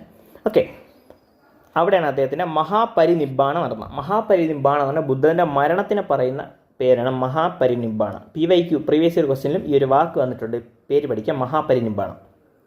ഓക്കെ, പിന്നെ നമ്മൾ 600 BC ഉള്ള റിലീജിയസ് ആസ്പെക്റ്റ് ബുദ്ധിസം ജൈനിസം പറയുന്നെങ്കിലും പൊളിറ്റിക്കലി നമ്മൾ നോക്കുകയാണെന്നുണ്ടെങ്കിൽ മഹാജനപദങ്ങൾ ആ സമയത്ത് രൂപീകരിക്കപ്പെടും. അങ്ങനെ ഇമ്പോർട്ടൻ്റ് ഉള്ള 16 മഹാജനപദങ്ങൾ നോർത്ത് ഇന്ത്യ കംപ്ലീറ്റ് ആയിട്ട് രൂപീകരിക്കപ്പെടും. ഇപ്പോഴത്തെ നമ്മൾ കിങ്ഡംസ് പറയുന്നത് പോലെ തന്നെ അവിടെ മഹാജനപദങ്ങൾ രൂപീകരിക്കപ്പെടും. അതിൽ ഇമ്പോർട്ടൻ്റ് ആയിട്ടുള്ള ഒരു മഹാജനപദമാണ് മല്ല എന്ന് പറയുന്നത്. മല്ല. ഓക്കെ, ഈ മല്ലയ്ക്ക് 2 ക്യാപിറ്റൽ ഉണ്ടായിരുന്നു. ഒന്നാമത്തെ ക്യാപിറ്റൽ കുശിനഗരം, രണ്ടാമത്തെ ക്യാപിറ്റൽ പാവപൂരി. അതിൽ കുശിനഗറിൻ്റെ പ്രത്യേകത നമുക്കറിയാം, അവിടെയാണ് ബുദ്ധ മരിക്കുന്ന സ്ഥലം. പാവപൂരിൻ്റെ പ്രത്യേകത എന്ന് പറഞ്ഞാൽ അവിടെയാണ് മഹാവീര മരിക്കുന്ന സ്ഥലം. ജെയിൻ തീർത്ഥൻകാര 24ാമത്തെ തീർത്ഥൻകാരായിട്ടുള്ള മഹാവീര മരിക്കുന്ന എവിടെയാണെന്ന് വെച്ചാൽ അത് പാവപൂരിയിലാണ്. അപ്പോൾ ആ ഫാക്റ്റും കൂടെ നിങ്ങൾ ഇവിടെ ഒന്ന് ഓർത്ത് വെച്ചിരിക്കാം. ഇനി നമുക്ക് ബുദ്ധിസത്തിൻ്റെ ഫിലോസഫി പഠിക്കാം. ബുദ്ധിസവും നമുക്ക് എന്താണ് മോക്ഷം കിട്ടാൻ വേണ്ടിയാണ് നോക്കുന്നത്. അവിടെ മോക്ഷം കിട്ടണമെങ്കിൽ എന്താണ് നമ്മുടെ ആഗ്രഹങ്ങളെ മാറ്റി വയ്ക്കണമെന്നാണ് പറഞ്ഞത്. ആഗ്രഹങ്ങൾ മാറ്റി വയ്ക്കാൻ വേണ്ടി 4 നോബിൾ ട്രൂത്തുകളാണുള്ളത്. ഈ ലോകത്തിൽ കംപ്ലീറ്റ് വിഷമങ്ങളാണ് എന്നാണ് ഫസ്റ്റ് പറയുന്നത്. ആ വിഷമങ്ങളുടെ കാരണം എന്താണ്? ഡിസയർ ആണെന്നാണ് പറയുന്നത്. ഈ ഡിസയറിനെ നമ്മൾ മാറ്റിക്കഴിഞ്ഞാൽ ഈ വിഷമങ്ങളെ മാറ്റാൻ പറ്റും. അപ്പോൾ ഈ ഒരു ഡിസയറിനെ മാറ്റാനുള്ള ഒരു മാർഗ്ഗമുള്ള അതാണ് മധ്യം മാർഗ്ഗം എന്ന് പറയുന്നത്. മധ്യം മാർഗ്ഗം. ഈ മധ്യം മാർഗ്ഗം എങ്ങനെയാണ് കിട്ടുന്നതെന്ന് പറഞ്ഞാൽ അവിടെ നമ്മൾ അഷ്ടാംഗ മാർഗ്ഗം അല്ലെങ്കിൽ 8 ഫോൾഡ് പാത്ത് നമ്മൾ ഫോളോ ചെയ്താൽ മാത്രമേ നമുക്ക് മധ്യം മാർഗ്ഗത്തിൽ പോകാൻ പറ്റൂ. 8 പോയിന്റുകളുണ്ട് അതിൽ. Right view, right intention, right speech, right action, right livelihood, right effort, right mindfulness, right meditation. Okay, ഞാൻ വിശാലവണം എന്നൊരു കോഡായിട്ടൊക്കെ ഞാൻ എഴുതി വെച്ചിട്ടുണ്ട്. എനിക്ക് എപ്പോഴും ഓർമ്മ വന്ന് എഴുതിയതാണ്. ഓക്കെ, വേണേൽ അങ്ങനെ ഓർത്ത് വയ്ക്കാം. Visa, view, intention, speech, action. പിന്നെ അടുത്ത് lemon, livelihood, effort, mindfulness, meditation. Okay, അങ്ങനെ എന്തെങ്കിലുമൊക്കെ വെച്ച് ഓർത്ത് വയ്ക്കുക നിങ്ങൾ. ഇങ്ങനെ 8 കാര്യങ്ങൾ. ഇതിന് അഷ്ടാംഗിക മാർഗ്ഗ അല്ലെങ്കിൽ 8 ഫോൾഡ് പാത്ത് എന്ന് പറയും. ഇങ്ങനെയാണ് നമുക്ക് മോക്ഷത്തിലേക്ക് എത്തുക. ഇത് വഴി മാത്രമേ എത്താൻ പറ്റൂ എന്ന് പറയുന്നുണ്ട്. ഓക്കെ, അങ്ങനെ നമ്മൾ ഈ ഒരു നമ്മുടെ ആഗ്രഹങ്ങൾ ഡിസയറിനെ നമ്മൾ എലിമിനേറ്റ് ചെയ്ത് ഫ്രീഡത്തിലേക്ക് പോയി റീബർത്ത് എടുക്കുക എന്നുള്ളതാണ് പറയുന്നത്. അതിൽ നമ്മൾ ഈ സാക്രിഫൈസുകൾ ചെയ്തെന്ന് പറഞ്ഞോ പ്രെയർ ചെയ്തെന്ന് പറഞ്ഞാൽ ഒരിക്കലും ഒരു കാര്യമില്ല. ഇങ്ങനെയുള്ള നമ്മൾ ആക്ഷൻസിൽ നമ്മളിത് കൊണ്ടുവരണം. അങ്ങനെ അഷ്ടാംഗ മാർഗ്ഗം ഫോളോ ചെയ്യണമെന്നാണ് ബുദ്ധൻ പറയുന്നത്. ഓക്കെ, അപ്പം ഫസ്റ്റ് മനസ്സിലാക്കുക. ഫസ്റ്റ് പറയുന്ന 4 നോബിൾ ട്രൂത്ത് ഏതൊക്കെയാണ്? ദുഃഖമാണ് എല്ലാത്തിനും കാരണം. ദുഃഖത്തിൻ്റെ കാരണം ഡിസയറാണ്. ഡിസയർ നമ്മൾ കളഞ്ഞാൽ നമുക്ക് മോക്ഷം കിട്ടും. മോക്ഷം കിട്ടണമെന്ന് നമ്മൾ മിഡിൽ പാത്ത് ഫോളോ ചെയ്യണം. അത് അഷ്ടാംഗിക മാർഗ്ഗമാണ്, 8 ഫോൾഡ് പാത്താണ്. അത് 8 ഏതൊക്കെയാണെന്ന് ഓർത്ത് വയ്ക്കുക. അങ്ങനെ നമ്മൾ മോക്ഷത്തിലേക്ക് എത്തും. പിന്നെ അദ്ദേഹവും കോൺസെപ്റ്റ് ഓഫ് കർമ്മയിൽ വിശ്വസിച്ചിരുന്നതാണ്. ഓക്കെ, കർമ്മം ചെയ്താൽ നിങ്ങൾക്ക് മോക്ഷം കിട്ടും. കർമ്മ ഏതാണ്? ഇവിടുത്തെ കർമ്മ ഏതാണ്? അഷ്ടാംഗിക മാർഗ്ഗമാണ് ഇവിടുത്തെ കർമ്മം. മിഡിൽ പാത്താണ് ഇവിടുത്തെ കർമ്മം. ഓക്കെ, പിന്നെ ബ്രാഹ്മിക്കൽ റിലീജിയനിൽ കർമ്മം എന്താണ്? അവിടുത്തെ സാക്രിഫൈസൽ റിച്വൽസാണ് അവരുടെ കർമ്മം. അതുവഴി അവർക്ക് മോക്ഷം കിട്ടും. പിന്നെ നമ്മളെ ഈ ഒരു ജെയിൻ മതത്തിലെ കർമ്മം ഏതാണ്? അവർ പറയുന്ന അനുവ്രതം ഫോളോ ചെയ്യുക. അങ്ങനെ അവരുടെ ആ ഒരു കർമ്മങ്ങളുടെ വഴി KFC അല്ലെങ്കിൽ right faith, right knowledge, right conduct അതുവഴി എന്ത് ചെയ്യുക? മോക്ഷത്തിലെത്തിക്കുക. അപ്പോൾ എല്ലാ മോക്ഷത്തിനും അവരുടേതായ ഒരു മാർഗ്ഗങ്ങളുണ്ട്. ഇതിൽ ബുദ്ധൻ്റെ മാർഗ്ഗം എന്താണ്? ഈ ഒരു 8 ഫോൾഡ് പാത്താണ്. ഇതിൽ തന്നെ ഏതാണ്? നമ്മുടെ മിഡിൽ പാത്താണ്. ഈ റീബർത്ത് എന്ന് പറയുന്ന കാര്യത്തിൽ എന്താണ്? കർമ്മം ഭയങ്കര ഇമ്പോർട്ടൻ്റ് റോളാണ് എന്ന് പറയുന്നുണ്ട്. ഓക്കെ, പിന്നെ അതുപോലെ തന്നെ ഈ ഒരു ട്രാൻസ് മൈഗ്രേഷൻ ഓഫ് സോൾ എന്നൊരു ഐഡിയ എന്താണ്? നമ്മളെ ഈ ഒരു ജന്മത്തിൽ നമ്മൾ കറക്റ്റായിട്ടുള്ള കർമ്മം ചെയ്തില്ല എന്നുണ്ടെങ്കിൽ നമ്മൾ അടുത്ത ജന്മത്തിൽ വേറൊരു ജീവനിലേക്ക് നമ്മൾ പോകുമെന്നൊരു ഐഡിയ ഇവിടെയും എന്ത് ചെയ്യുന്നുണ്ട്? പറയുന്നുണ്ട്. ഓക്കെ, അതിനെ സംസ്കാരം എന്നാണ് പുള്ളി പറയുന്നത്. സംസാരം എന്ന് പറയുന്നുണ്ട്. പക്ഷേ ആത്മാവുണ്ട് അല്ലെ സോളുണ്ട് എന്നൊരു ഐഡിയ അദ്ദേഹം റിജക്റ്റ് ചെയ്യുന്നു എന്നുള്ള മനസ്സിലാക്കുക. ആത്മാവിൻ്റെ ഐഡിയ പുള്ളി റിജക്റ്റ് ചെയ്യുന്നു. അല്ലെങ്കിൽ ബുദ്ധൻ ആത്മാവിനെ പ്രൊമോട്ട് ചെയ്യുന്നില്ല. അപ്പോൾ സോൾ എന്നൊരു കാര്യം വരുമ്പോൾ സോളിനെ പ്രൊമോട്ട് ചെയ്യുന്ന ഐഡിയോളജി ഏതെന്ന് വെച്ചാൽ അത് ജൈനിസമാണ്. ബുദ്ധിസം സോൾ എന്ന് പറഞ്ഞൊരു ഐഡിയ അല്ലെങ്കിൽ ആത്മാവ് എന്ന് പറഞ്ഞ കാര്യത്തിന് അവർ പ്രൊമോട്ട് ചെയ്യുന്നില്ല. ഓക്കെ, അത് നിങ്ങൾ മനസ്സിലാക്കിയിരിക്കുക. പിന്നെ അതുപോലെ തന്നെ എന്താണ്? അദ്ദേഹവും അഹിംസ വച്ചിരുന്ന ഒരാളാണ്. എന്ന് വെച്ചാൽ എക്സ്ട്രീം അഹിംസ എന്നല്ല, മൃഗങ്ങളെ കൊല്ലരുത്, അവർക്ക് വേണ്ടി പ്രൊട്ടക്റ്റ് ചെയ്യണം അവരുടെ കാര്യങ്ങളെന്നൊക്കെ ഒരു മിഡിൽ പാത്തിൽ തന്നെ, അല്ല ഉറുമ്പിനെ പോലും കൊല്ലരുത്, അങ്ങനെയൊന്നും പുള്ളി പറഞ്ഞിട്ടില്ല. പിന്നെ അതുപോലെ എന്താണ്? ബുദ്ധ എന്ന് പറഞ്ഞാൽ ഒരു അഗോണിസ്റ്റാണ്. അഗോണിസ്റ്റ് എന്ന് പറയുമ്പോൾ ദൈവം ഉണ്ടെന്നും അദ്ദേഹം വിശ്വസിച്ചിരുന്നില്ല, ദൈവം ഇല്ലെന്നും വിശ്വസിച്ചിരുന്നില്ല. ഓക്കെ, അക്സെപ്റ്റും ചെയ്യുന്നില്ല, റിജക്റ്റും ചെയ്യുന്നില്ല. ആ ഐഡിയോളജിയാണ് അഗോണിസ്റ്റ് എന്ന്. എയ്ത്തിസ്റ്റ് എന്ന് പറയുമ്പോൾ എന്താണ്? ദൈവത്തിനെ ഒട്ടും തന്നെ വിശ്വസിക്കില്ല, ദൈവം ഉണ്ടെന്ന് പറയാത്ത ഒരാളാണ്. ഓക്കെ, പക്ഷേ അഗോണിസ്റ്റ് എന്ന് പറയുമ്പോൾ ദൈവം ഉണ്ടെന്നും പറയുന്നില്ല, ഇല്ലെന്നും പറയുന്നത്. ചിലപ്പോൾ ഉണ്ടായിരിക്കാം, ചിലപ്പോൾ ഇല്ലായിരിക്കും. ആ ഒന്നും പറയാത്ത ഒരാളാണ് ബുദ്ധൻ എന്ന് പറയുന്നത്. അഗോണിസ്റ്റാണ് ബുദ്ധൻ. ഓക്കെ, അടുത്ത് വേദാസിൻ്റെ റിജക്ഷനെ കുറിച്ച് പറയുന്നതാണ്. കംപ്ലീറ്റ് ആയിട്ട് പുള്ളി വേദാസിനെ റിജക്റ്റ് ചെയ്തു. അത് ജൈനിസത്തിലായാലും പുള്ളിയായാലും വേദാസിനെ റിജക്റ്റ് ചെയ്തിട്ടുണ്ട്. അതുപോലെ തന്നെ ബുദ്ധിസത്തിലും വേദാസിനെ റിജക്റ്റ് ചെയ്യുന്നുണ്ട്. കോംപ്ലക്സ് ആയിട്ടുള്ള റിച്വൽസിനെ സെറിമണീസിനെ റിജക്റ്റ് ചെയ്യുന്നുണ്ട്. അതുപോലെ എന്താണ്? ഐഡിയ ഓഫ് നോൺ വയലൻസിൻ്റെ ഐഡിയ എൻഫസൈസ് ചെയ്തുകൊണ്ടാണ് പറയുന്നുണ്ട്. പിന്നെ അതുപോലെ തന്നെ വർണ്ണ സിസ്റ്റത്തിനെ മോഡിഫൈഡ് ഫോമിൽ പുള്ളി അക്സെപ്റ്റ് ചെയ്യുന്നുണ്ട്. ഓക്കെ, പുള്ളിയും എന്താണ് അക്സെപ്റ്റ് ചെയ്യുന്നുണ്ട്. ഞാൻ പറഞ്ഞ അക്സെപ്റ്റ് ചെയ്യുന്നില്ല എന്നാണോ? ഇല്ല, അക്സെപ്റ്റ് ചെയ്യുന്നുണ്ട് കേട്ടോ. മോഡിഫൈഡ് ഫോമിൽ പുള്ളി അക്സെപ്റ്റ് ചെയ്യുന്നുണ്ട്. പിന്നെ അത് വളരെ സ്ട്രെസ് ചെയ്ത് പറയുന്നില്ലെന്നേ ഉള്ളൂ. മറ്റിടത്താണെങ്കിൽ സ്ട്രെസ് ചെയ്ത് പറയുന്നുണ്ട് ജെയിൻസത്തിൽ. എന്താണ്, നിങ്ങൾ മരിച്ചു കഴിയുമ്പോൾ നിങ്ങൾ കറക്റ്റായിട്ട് കർമ്മം ചെയ്തില്ല എന്നുണ്ടെങ്കിൽ നിങ്ങൾ താഴത്തെ വർണ്ണത്തിലായിരിക്കും പോകുന്നതെന്ന് പറയുന്നുണ്ട്. പക്ഷേ ഇവിടെ അങ്ങനെ എടുത്ത് പറയുന്നില്ല, ജസ്റ്റ് മോഡിഫൈഡ് ഫോമിൽ വർണ്ണത്തിന് അക്സെപ്റ്റ് ചെയ്യുന്നുണ്ടെന്ന് പറയുന്നത്. ഓക്കെ, അടുത്ത് സിവിയർ ആയിട്ടുള്ള എന്താണ് ആസ്റ്റിസിസം അല്ലെങ്കിൽ ലക്ഷറി. ഭയങ്കര പാവപ്പെട്ടവരാവട്ടെ ഭയങ്കര പണക്കാരുമായിരുന്നു, ഒരു മിഡിൽ പാത്തിൽ പോവുക എന്നൊരു കാര്യമില്ല. ഒന്നിൻ്റെ സിവിയറിറ്റി പറയുന്നില്ല, മധ്യം മാർഗം മിഡിൽ പാത്താണ് ഇവിടെ ഫോക്കസ് ചെയ്യുന്നത്. പിന്നെ ഇവിടെ ബുദ്ധിസം നോക്കുമ്പോൾ മെയിനായിട്ട് 3 പോയിന്റുകൾ നോക്കുക. ബുദ്ധനാണ് അവിടുത്തെ സെൻട്രൽ ഫിഗർ എന്ന് പറയുന്നത്. പിന്നെ അദ്ദേഹത്തിൻ്റെ മെസ്സേജുകൾ ധമ്മ എന്ന് പറയും. ധമ്മ എന്ന് പറഞ്ഞാൽ അദ്ദേഹത്തിൻ്റെ മെസ്സേജുകളാണ്. പിന്നെ 3 സംഘ എന്ന് പറഞ്ഞാൽ ഈ സംഘത്തിൽ കൂടെ അല്ലെങ്കിൽ ഈ മോങ്സ് ഒക്കെ എന്ത് ചെയ്യുന്നത്, ഈ ഒരു മെസ്സേജുകളെ സ്പ്രെഡ് ചെയ്യുന്നത് സംഘം വഴിയാണ് സ്പ്രെഡ് ചെയ്യുന്നത്. അപ്പോൾ നമ്മൾ കേട്ടിട്ടുണ്ടായിരിക്കും ബുദ്ധം ഗമനം ഗച്ഛാമി, ധമ്മം ഗമനം ഗച്ഛാമി, സംഘ ഗച്ഛാമി എന്നൊക്കെ പറഞ്ഞ് കേട്ടിട്ടുണ്ടായിരിക്കും. അത് ഇത് 3 കാരണം ഇത് 3 ഭയങ്കര ഇമ്പോർട്ടൻ്റ് ആയിട്ടുള്ള ബുദ്ധിസത്തിലെ 3 ആസ്പെക്റ്റുകളാണ്. ഓക്കെ, പിന്നെ അതുപോലെ തന്നെ ബുദ്ധിസ്റ്റ് സംഘ സിസ്റ്റം. സംഘ എന്ന് പറയുമ്പോൾ ഞാൻ പറഞ്ഞു 2 ടൈപ്പ് ഫോളോവറാണ് ബുദ്ധിസത്തിലുള്ളത്. അത് എല്ലായിടത്തും അങ്ങനെയാണ്. ഒന്ന് ലേ ഫോളോവേഴ്സ് കാണും, അതായത് സാധാരണ ആൾക്കാരാണ്. ഉപാസകാസ് എന്നാണ് ബുദ്ധിസത്തിൽ അവരെ പറയുന്നത്. പിന്നെ സന്യാസിമാരാണ്. ഇപ്പോൾ നമ്മൾ തന്നെ ഇപ്പോൾ ക്രിസ്ത്യൻസിൻ്റെ കാര്യം എടുക്കണം. ക്രിസ്ത്യൻസിന് അവിടെ പള്ളിയിൽ അച്ഛൻ പ്രീസ്റ്റുമാരുമുണ്ട്, സാധാരണ ഈ ഒരു ക്രിസ്ത്യാനിറ്റി ഫോളോ ചെയ്യുന്നവരുണ്ട്. അതുപോലെ തന്നെ ബുദ്ധിസത്തിൽ എന്താണ് മോങ്സ് ഉണ്ട്. മോങ്സ് എന്ന് പറയുമ്പോൾ അവർ ഭിക്ഷൂസ് എന്ന് പറയും, അല്ലാത്ത ലേ ഫോളോവേഴ്സ് ഉപാസകാസ് എന്ന് പറയും. ഓക്കെ, അപ്പോൾ ഈ 2 kinds ഓഫ് ഡിസൈപ്പിൾസ് ആണ് ബുദ്ധന് ഉള്ളതെന്ന് പറഞ്ഞു. പിന്നെ അതുപോലെ തന്നെ ഇവർ സംഘങ്ങളായിട്ടാണ് കോൺഗ്രിഗേറ്റ് ചെയ്തിരിക്കുന്നത്. ഈ മോങ്സ് കൂടുതൽ എന്താണ് സംഘാസായിട്ടാണ് കോൺഗ്രിഗേറ്റ് ചെയ്തിരിക്കുന്നത്. സംഘ എല്ലാവർക്കും ഓപ്പൺ ആണ്, ആർക്ക് വേണമെങ്കിലും വരാം. 15 വയസ്സിന് കൂടുതലുള്ള സ്ത്രീകൾക്കായാലും പുരുഷന്മാർക്കായാലും എല്ലാവർക്കും വരാം. പക്ഷേ അവർക്ക് ഇൻഫെക്ഷ്യസ് ആയിട്ടുള്ള ഡിസീസുകളൊന്നും കാണാൻ പാടില്ല. ലെപ്രോസി, കുഷ്ഠരോഗമായാലും അത് മറ്റു ഇൻഫെക്ഷ്യസ് ആയിട്ടുള്ള ഡിസീസുകളൊന്നും കാണാൻ പാടില്ല. പിന്നെ അതുപോലെ തന്നെ രാജാക്കന്മാരുടെ അല്ലെങ്കിൽ മറ്റു ആൾക്കാരുടെ സ്ലേവുകൾക്കൊന്നും ഇവിടെ പ്രവേശനമില്ല. സ്ലേവുകൾക്ക് വരാൻ പാടില്ല, ഫ്രീ ആയിട്ട് മാത്രമേ വരാൻ പാടുള്ളൂ. പിന്നെ അതുപോലെ കടങ്ങളുള്ള ആൾക്കാർക്ക് വരാൻ പറ്റില്ല, കൊള്ളക്കാർക്ക്, ക്രിമിനൽസിനൊന്നും ഇല്ല. അല്ലാതെ വേറെ കാസ്റ്റ് റെസ്ട്രിക്ഷൻസ് ഒന്നുമില്ല. അല്ലെങ്കിൽ ശൂദ്രനാണ്, വൈശ്യനാണ്, അതുകൊണ്ട് നിങ്ങളെ കയറ്റില്ല, അങ്ങനെ ഒരു റെസ്ട്രിക്ഷൻസ് ഒന്നുമില്ല. ഇങ്ങനെയുള്ള ജനറൽ ആയിട്ടുള്ള സ്ലേവ്സിന് കയറാൻ പറ്റത്തില്ല, ഇൻഫെക്ഷ്യസ് ഡിസീസ് ഉള്ളവർക്ക് കയറാൻ പറ്റത്തില്ല. അങ്ങനെയുള്ളവർക്ക് മാത്രം എന്താണ് സംഘത്തിൽ കയറാൻ പറ്റില്ല, ബാക്കി എല്ലാവർക്കും കയറാം. ഓക്കെ, പിന്നെ അടുത്ത് നോക്കാനുള്ളതാണ് അക്കാഡമിക് സെൻറ്റേഴ്സ്. ഇഷ്ടം പോലെ ഈ സ്റ്റഡി സെൻറ്ററുകൾ അവർ വിക്രംശില അതുപോലത്തെ യൂണിവേഴ്സിറ്റീസ് ഉണ്ടല്ലോ, ആ ഇമ്പോർട്ടൻ്റ് ആയിട്ടുള്ള ഇഷ്ടം പോലെ യൂണിവേഴ്സിറ്റീസ് ഇതിന് വേണ്ടി വെച്ചിരുന്നത് അവരുടെ നോളജ് കിട്ടാൻ വേണ്ടി, അവരുടെ വിസ്ഡം കിട്ടാൻ വേണ്ടിയിട്ട്. ഓക്കെ, അതുകൊണ്ട് തന്നെ ഇഷ്ടം പോലെ എഡ്യൂക്കേഷൻ കുറേ സ്പ്രെഡ് ചെയ്യാൻ അവർ സഹായിച്ചു എന്നുള്ളത് നിങ്ങൾ മനസ്സിലാക്കാം. പിന്നെ നേരത്തെ എഡ്യൂക്കേഷൻ സ്പ്രെഡ് ചെയ്യില്ലെന്ന് വെച്ചാൽ ഇല്ല. ബ്രാഹ്മണിക്കൽ റീജിയനിലുള്ള കാര്യം എന്ന് പറഞ്ഞാൽ ബ്രാഹ്മണർക്ക് മാത്രമേ ഇത് കാര്യങ്ങൾ പറഞ്ഞു കൊടുക്കത്തുള്ളൂ. നോളജ് മോണോപോളി എന്ന് പറയും. ഓക്കെ, അവർ മറ്റേ ആൾക്കാർക്ക് ഇത് പറഞ്ഞു കൊടുത്തിരുന്നില്ല. പക്ഷേ ഇവരങ്ങനെയല്ല, അവർ കൂടുതലും എല്ലാ ആൾക്കാർക്കും ഈ നോളജ് സ്പ്രെഡ് ചെയ്യാൻ വേണ്ടി നോക്കി എന്നുള്ളതാണ്. പിന്നെ അതുപോലെ തന്നെ ഡെമോക്രാറ്റിക് എലമെൻറ്റ്സ് ഇഷ്ടം പോലെ ഉണ്ടായിരുന്നു. അല്ലെ ഡെമോക്രസി, നമ്മുടെ ഇപ്പോൾ രാജ്യം കൊണ്ടുവന്ന ഡെമോക്രസി ആണെന്ന് പറയുന്നത് പോലെ ഡെമോക്രാറ്റിക്കലിയാണ് അവിടുത്തെ ആൾക്കാർ ഈ ഒരു ഭിക്ഷൂസിനെയൊക്കെ അവർ ആ ഒരു സംഘങ്ങളിൽ നോക്കിപ്പോയത്. ഓക്കെ, പ്രസിഡന്റിനെ അവർ തിരഞ്ഞെടുത്തിരുന്നു, സ്പീക്കർമാരെ തിരഞ്ഞെടുത്തിരുന്നു. ഓക്കെ, അതിനെ പ്രസിഡന്റിനെ വിളിക്കുന്ന പേരെന്താണ്, സംഘപരിനായക എന്നാണ് വിളിക്കുന്നത്. പേരൊക്കെ ഒന്ന് ഓർത്ത് വെച്ചിട്ട്, കാരണം MCQ ഒരു സ്റ്റേറ്റ്മെൻറ്റ് വരുമ്പം സംഘപരിനായക ആരാണ് എന്ന് വെച്ചാൽ നമുക്ക് അറിയണം. പിന്നെ ധമ്മ എന്ന് പറഞ്ഞാൽ എന്താണ്, ബുദ്ധൻ്റെ മെസ്സേജുകൾ അല്ലെങ്കിൽ ബുദ്ധൻ്റെ പ്രിൻസിപ്പിൾസ് ആണ്. പിന്നെ വിനയ എന്ന് പറഞ്ഞാൽ എന്താണ്, മോങ്കിൻ്റെ ഓർഡറാണ്. ഇപ്പോൾ ഒരു മോങ്ക് എങ്ങനെയായിരിക്കണം അവിടെ ആ ഒരു സംഘത്തിൽ നിൽക്കേണ്ടത്, സംഘത്തിൽ എങ്ങനെയാണ് മെസ്സേജ് സ്പ്രെഡ് ചെയ്യേണ്ടത്, അവിടെ ജീവിത രീതി എങ്ങനെയായിരിക്കണം എന്നൊക്കെ പറയുന്നതാണ് അവിടെ റൂൾസ്. അവർ ഫോളോ ചെയ്യുന്ന റൂൾസിനെയാണ് വിനയയിൽ പറയുന്നത്. ധമ്മ അദ്ദേഹത്തിൻ്റെ മെസ്സേജുകൾ. ഓക്കെ, നമ്മൾ അതേപോലെ തന്നെ ഈ ഒരു ബുദ്ധിസം സ്പ്രെഡ് ചെയ്യാൻ വേണ്ടി ഇമ്പോർട്ടൻ്റ് ആയിട്ടുള്ള കാരണമായതെന്താണ്, ബുദ്ധിസ്റ്റ് കൗൺസിലുകൾ നടന്നു എന്നുള്ളതാണ്. ഓക്കെ, നമ്മൾ ജെയിൻ കൗൺസിൽ 2 എണ്ണം പഠിച്ചെങ്കിൽ ബുദ്ധിസ്റ്റ് കൗൺസിൽ 4 എണ്ണം പഠിക്കാം. Okay, first Buddhist council 483 BC രാജഗൃഹയിലാണ് നടന്നത്. രാജഗൃഹ എന്ന് പറയുന്ന ഏറ്റവും ഇമ്പോർട്ടൻ്റ് ആയിട്ടുള്ള മഹാജനപദയാണ് മഗധ. മഗധയുടെ ആദ്യത്തെ ക്യാപിറ്റലാണ് രാജഗൃഹ എന്ന് പറയുന്നത്. അപ്പോൾ രാജഗൃഹത്തിൽ വെച്ചാണ് നടന്നത്. ഹരണ്യക ഡൈനസ്റ്റിയാണ് നമ്മുടെ മഗധയിലെ ഇമ്പോർട്ടൻ്റ് ആയിട്ടുള്ള ഡൈനസ്റ്റി. നമ്മൾ എല്ലാം പഠിക്കും. അജാതശത്രു ആരാണ്, ബിംബിസാര, അവരൊക്കെ എല്ലാ രാജാക്കന്മാരെ കുറിച്ച് നമ്മൾ പഠിക്കും. അപ്പോൾ ഈ ഒരു ബിംബിസാര അജാതശത്രുവാണ് അവിടുത്തെ പാറ്റേൺ എന്ന് പറഞ്ഞത്. ഓക്കെ, അതുപോലെ തന്നെ ഇതിൻ്റെ ചെയർമാൻ എന്ന് പറഞ്ഞാൽ ആരാണ്, മഹാകശ്യപയാണ് ഇതിൻ്റെ chairman. Okay, first Buddhist council ചെയർമാനാണ് മഹാകശ്യപയാണ്. രാജഗൃഹയിൽ വെച്ചാണ് നടന്നത്.